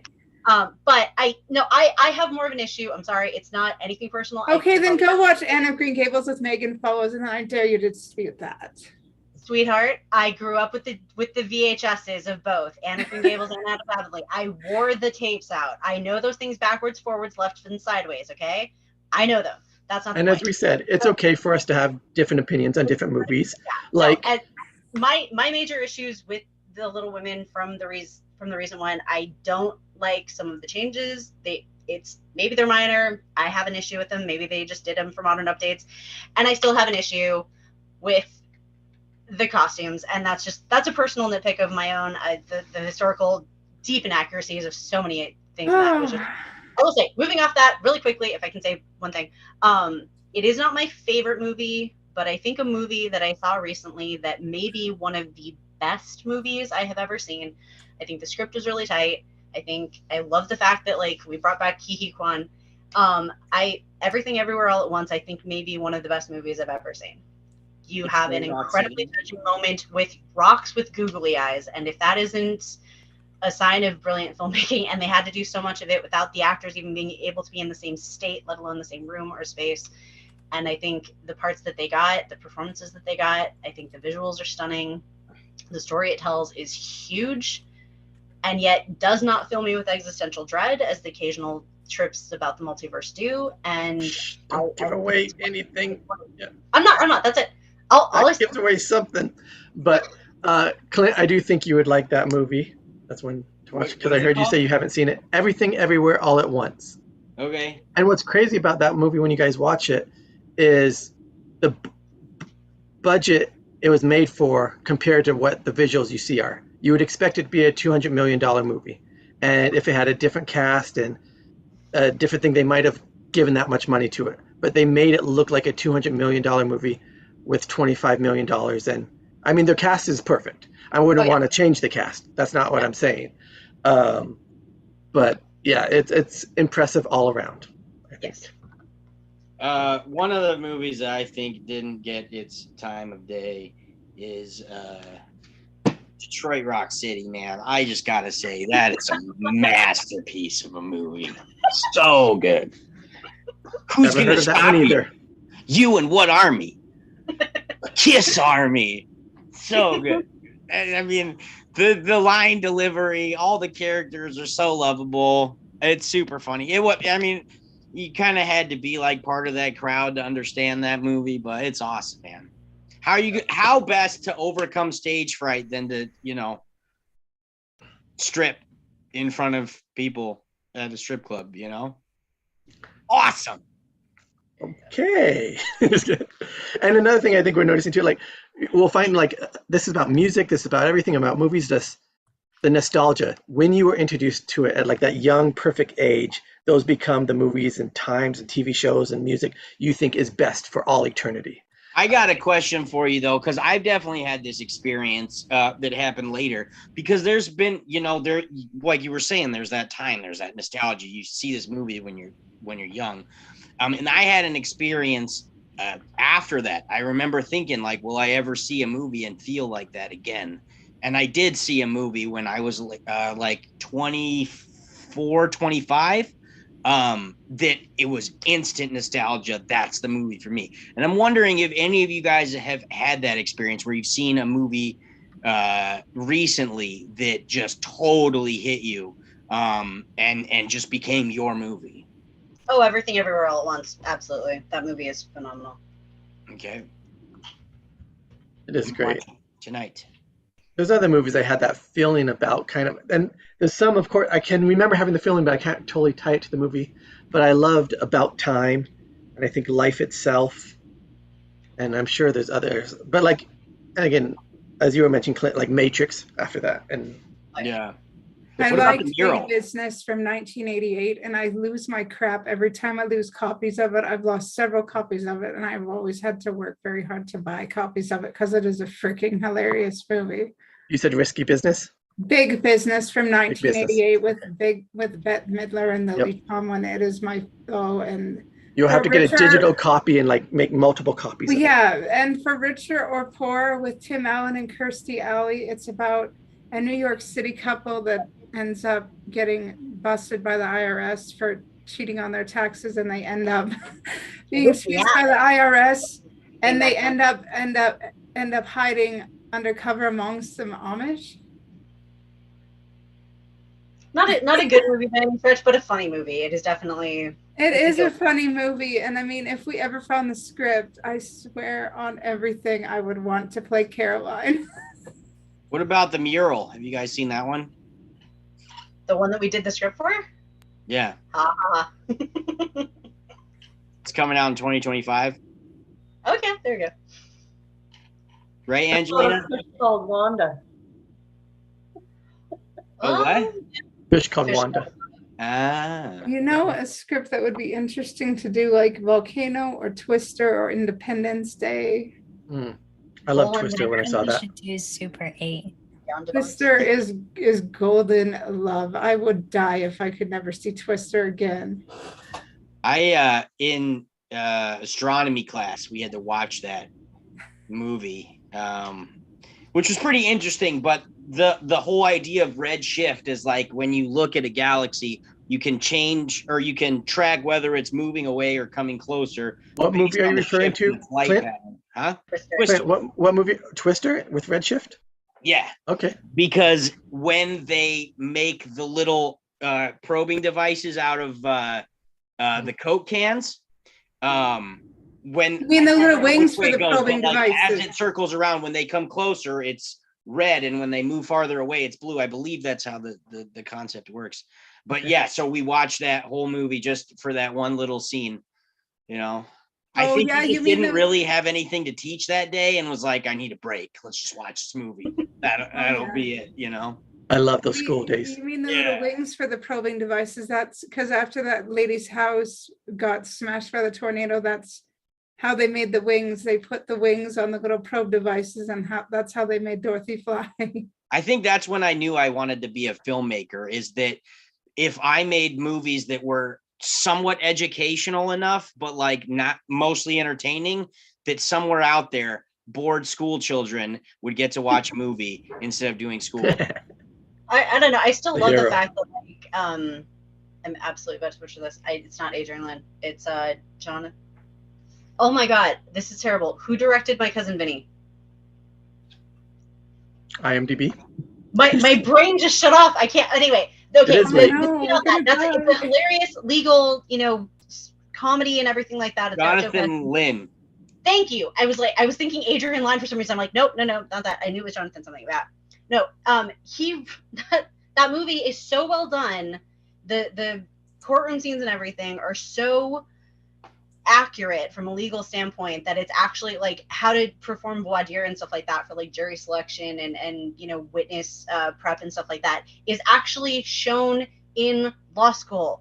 I had like I had an ADJ class, an administrative justice class. We had to watch parts of that, and like I'm sitting there trying not to quote it because I've seen the movie so many times I know it backwards and forwards, and like but they actually have a point. Like you did not have to. It's like those videos, like the songs that didn't have to go that hard. That movie did not have to be that accurate. It's just a comedy. Nobody's going to take it seriously. And yet it's more accurate than like, I don't know, most, not all, but most of like the John Grisham adaptations, which is sad because he's actually a lawyer. But his novels are accurate. The movies that get made out of them, not always, but. I haven't seen it for a long time. Were those accurate scenes entertaining? Or did they go yeah. this should be faster, or we should cut it? In My Cousin Vinny? Yeah, it's been a long time since I've seen it, so just the way that stuff goes through, like the performance and everything like that. There's only like one or two things that you maybe would have changed about it, but like the way that he introduces like the witnesses, the difference between cross-examination and direct examination, voir dire, prepping and like it's not validation. It's been a long day, guys. My brain hurts. It's okay. Yeah. It has to do with like setting up and authenticating a witness, establishing a witness and stuff on the stand as to like what type of testimony they can give and everything. Even it's so basic, but it's such a well done thing. The difference between direct examination and cross examination, the difference between like the questions that you're allowed to ask, the way that you ask, what type of answers you're trying to get out of your witnesses is really, really well done. I mean, he did not have to go that hard, that accurate on a comedy that like most people were not going to be going this and going like, that's inaccurate. Yeah, really, there's only like one part. And I find that like me, my law professors, most like legal experts who have watched the film, they really only have one kind of major note, aside from the fact that, don't lie to a judge. There's one person who he's talking to, and he's handing him copies of the pictures that Marissa Tomei's character took. Really, the only thing that would have been better is if he had like blow-ups or something on like an overhead projector or like a digital one if it was a newer thing, so that the jury and the gallery could have seen it as an example, and it wasn't just like limited to the witness. But he did a really good job, and it was the movie is fantastic. It's done well, and the script is just. Yeah, scenes from that are like shown at law school, which I find hilarious, and it's a good movie. Cool. Scenes of that shown at law school. Scenes of Citizen Kane shown at film school. Really cool. Yes, definitely. Segue, man. Just kidding. Scenes of Twister shown in high school. Yes. So there you go. The weather thing. It is getting late. Before we go, anything else you guys want to say? If we start talking about trivia, we'll be here all night. So we should. Because you guys know more trivia than anybody I know. So yes. Oh yeah, that is one thing that I did want to mention about this script that I thought was super badass. I mean, so he wrote, directed, produced, and starred in this, and like I think he said Rosebud, and then did not have another line as the main character in a movie that has his name in it for at least 30 pages. Yeah. Like that is really modest, but also that's building the world around this character. Who is this character? What he's done, But also once he starts talking, he doesn't shut up. That's the problem. Yeah. Once he starts talking, he doesn't shut up. So yeah, I think it's an interesting contrast to the character that we get later. You see so much of the stuff around him and not so much him. And then later on, you hear the words, you read the words, you see this like world he's attempting to craft that we saw earlier, like the kind of almost ruins of.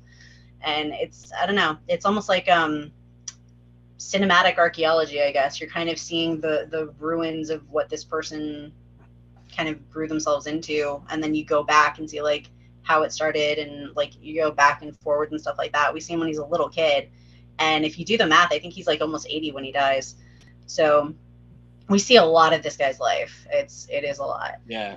And they said they kind of did like the Rashomon effect where you can see different things from different people's angles. Because at first we see like the newsreel and it's showing just like what he did, but then it shows it kind of like him living it and who he was and stuff. And we also go back and see a couple of scenes from different perspectives. Like we see the party scene where he's giving the speech, and then we go back and see the other characters talking before he goes over to talk to them. And I was like, it was really cool. That was like something that it's been a while since I've seen the movie. So the stuff that I didn't necessarily remember, you think about it at the time when you're watching it, or you notice it as it goes through, but it's not something that like until you're reading it, and you're like, oh, that's right, he does do that. I didn't really notice some of the stuff, but the script was definitely a very, very fascinating read. And from our like DM discussions, we're maybe used to different movies these days, so we might want it to go a little quicker or differently at the beginning. It sounds like. But I mean, this is not something that was really done at the time. I mean, even you start with the main character and they're dead, or you start with, where we are in like in Meteor's story, and then we go back to the beginning and see how you got to that point, or whatever it is. I mean, those are very common things now, but I think this one did it. I mean, if it didn't do it first, it definitely did it best, at least at the time. And I do one thing that I will comment. There are so many things about trivia, seriously, that we would be here all night. But two things. One, in order to keep him away, because Howard Mankiewicz, he desperately, or Herman Mankiewicz, he needed him to finish the script. And he was a pretty notorious drinker. So Orson Welles kicked him out of Hollywood and sent him to Victorville, California, because there was one bar there, and he paid the guy not to serve him any alcohol, so he would finish the damn script, which I found funny. Oh my God, I should have started with the other one because I just forgot my second point. Okay. I know, I do that all the time. And I had one I was going to say, but I think that's a sign that we should call this. It's been a long day. Maybe we'll have a different like Petropedia trivia night for Table Read Tuesdays or something. Well, I think in like Friday, black and white fashion, I think you should be the one that sends us out. Yes, definitely. Our noir host. Well, we can make it all black and white later. I would if I had something good to say, but I don't. Oh, we all say Rosebud. Just kidding. Right. Rosebud. I wonder, like, in the history of cinema, how many times that has been placed somewhere in a movie with direct reference to that. Like the writer had put that in there, the director had put that in there. I'm sure there's like some set decorator put like a rosebud somewhere in there to pay homage. I guarantee you it's in at least 40 movies. Another thing this movie does, like, no real good guy, no real bad guy. It's not like a clear thing. It's not a clear arc, and it leaves like, and that might be one of the reasons we don't love it as much as some other movies. Not that I'm saying to not do that, but yeah. Yeah. Well, okay. So like, I mean, we have, pretty extreme film nerds in this collective. So like, I mean, I've admitted I don't think it's the best movie ever made. I think it's a good movie. I think it holds up. I think it was the best at its time. For the time. It has absolutely influenced, the next several decades of the industry and the process. But I mean, okay, who here would say, and you're entitled to your opinion either way, who thinks it is the best movie ever, and who thinks it's not the best movie, but that's okay too. So that's what's great about progress. We can keep making things and build on top of them and keep improving things and making things better and better. I mean, that's the thing though, right? Like, if you want to do something like this, you have to understand where things came from, like, while George Orwell, or sorry, I don't know why I keep saying that. Yeah. Well, Orson Welles did this, like this was his directorial debut. Like this wasn't his first story, right? This wasn't his first attempt at drama. This was the culmination of a lifetime of study of the greats and the classics and how other people had completely broken the mold before him to then eventually break the mold himself, I feel like Orson, he's a genius, just out of the box thinking, like even just what he did with War of the Worlds, or like just, I don't know. Yeah, that box, dude. If you're in the box, just poke it with a stick. and get out of that. Oh no, Vicky's trapped. Vicky's in a box. We're all in boxes. Okay. So. I guess we'll let ourselves All right. out of the box. And Yeah. we'll see everybody next week. See you guys. So Yes. thank you guys for joining us in these boxes. Like, subscribe, hit the notifications. All right.